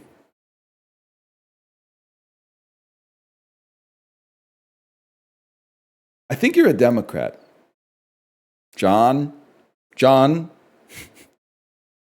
you're a Democrat. This is Chuck Schumer, bro. Why is when Chuck Schumer gives you the look? There's no shot. Okay, again, this is Christmas Adventurer's haircut. Whoa, you gotta change that. You're a Democrat, obviously. Fake tan.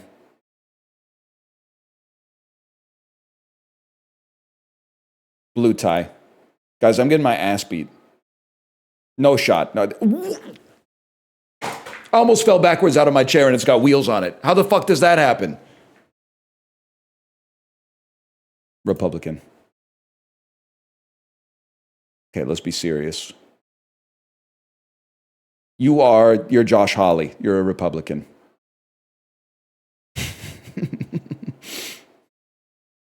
I had to do. Okay, all right. What are we doing here? You're a Republican. I know you.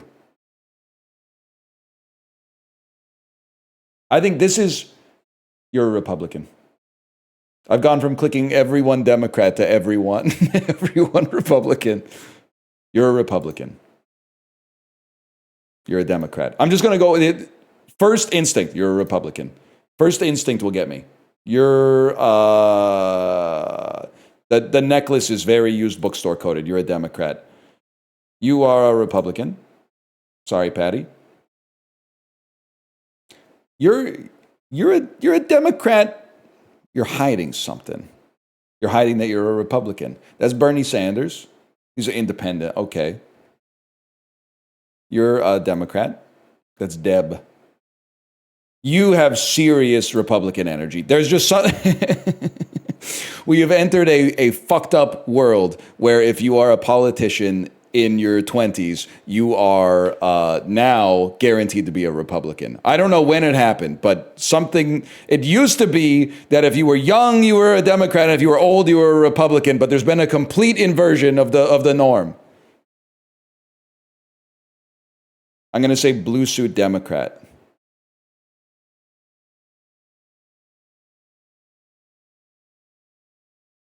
I'm going to buck the norm. I'm going to say Democrat. Sorry, Eric. You're a Democrat. That's Republican coded. Sorry. His name's Sheldon Whitehouse. That's Republican, 100%. We don't even have to think about that. I think you're a Republican. I think you're a Republican. I think you're a Republican. I think you're a Republican.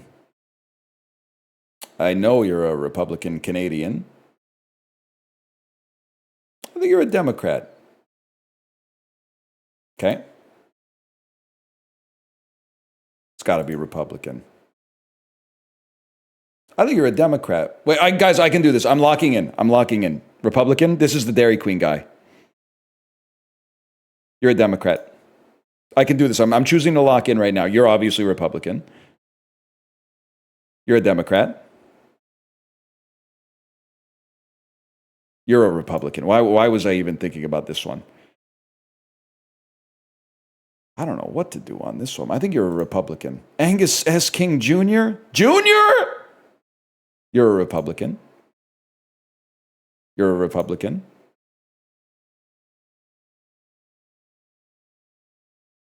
You're a Democrat. You're a Democrat.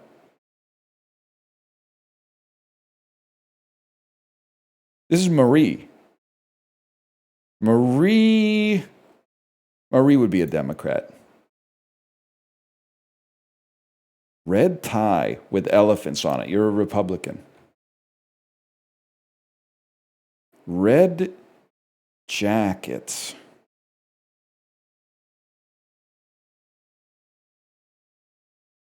It's got to be Republican. I mean, if they said she was the Hawaiian senator, I would know, man. Democrat. Yes, right. We knew that one. You got. I'm so sorry. I should not be saying this, bro. He's got Gmod face. That's the. He's got Gmod face.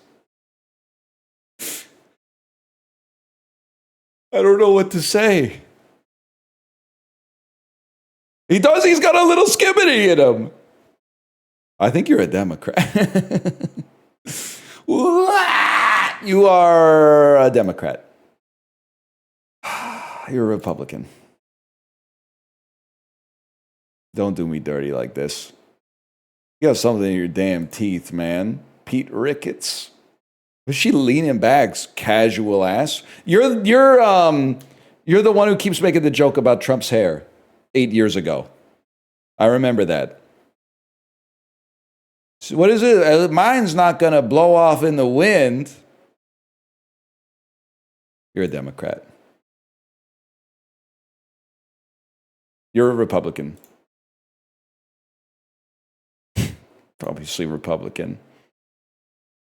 You strike me as a Democrat. You got a little Ted Danson in you. I'm going to say Democrat. I'm going to say Republican. I'm going to say Democrat. I don't feel bad about that one. That one could go either way. You're a Democrat. You're Republican coded.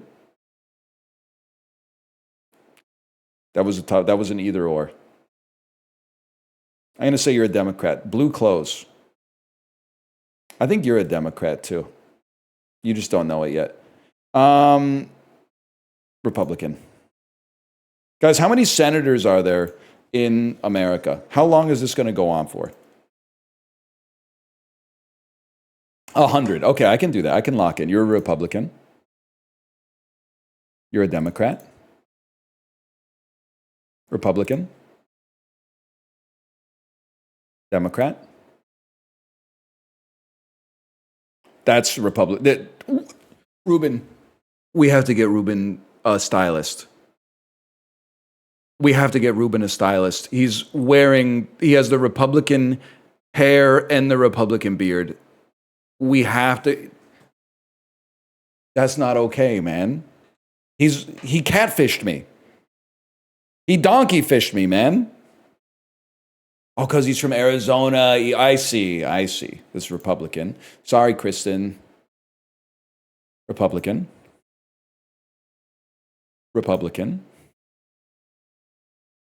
Democrat.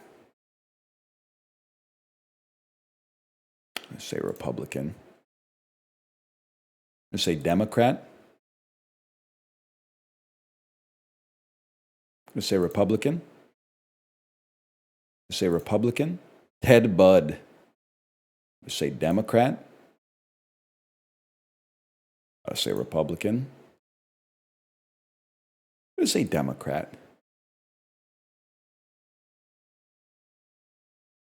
Alan Alda. He's giving Peter Griffin right now. He's hitting a little Griffin face. I think he's a Democrat, man. Mike Crapo. Say Democrat? 63%? Say this is the same fella. We looped through, man. We looped through. Not bad for a Canadian. Should do the same. They should make one for Canadian Parliament MPs. I would get way lower. First off, there's probably 5 political parties with representation in the House of Commons. But we don't have like a Mar-a-Lago face thing going on up as much up here yet, but I'm sure it's coming. There's kind of like a Mar-a-Lago face for men too. It's the short beard that's like not quite a chin strap, and then the hair can go a couple of different ways. One is like the Don Jr. The other one is just like a really close crop, or bald also, and veneers every time.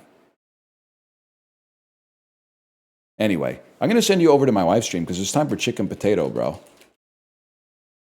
I will see you tomorrow. And I hope you have a great day. Bye.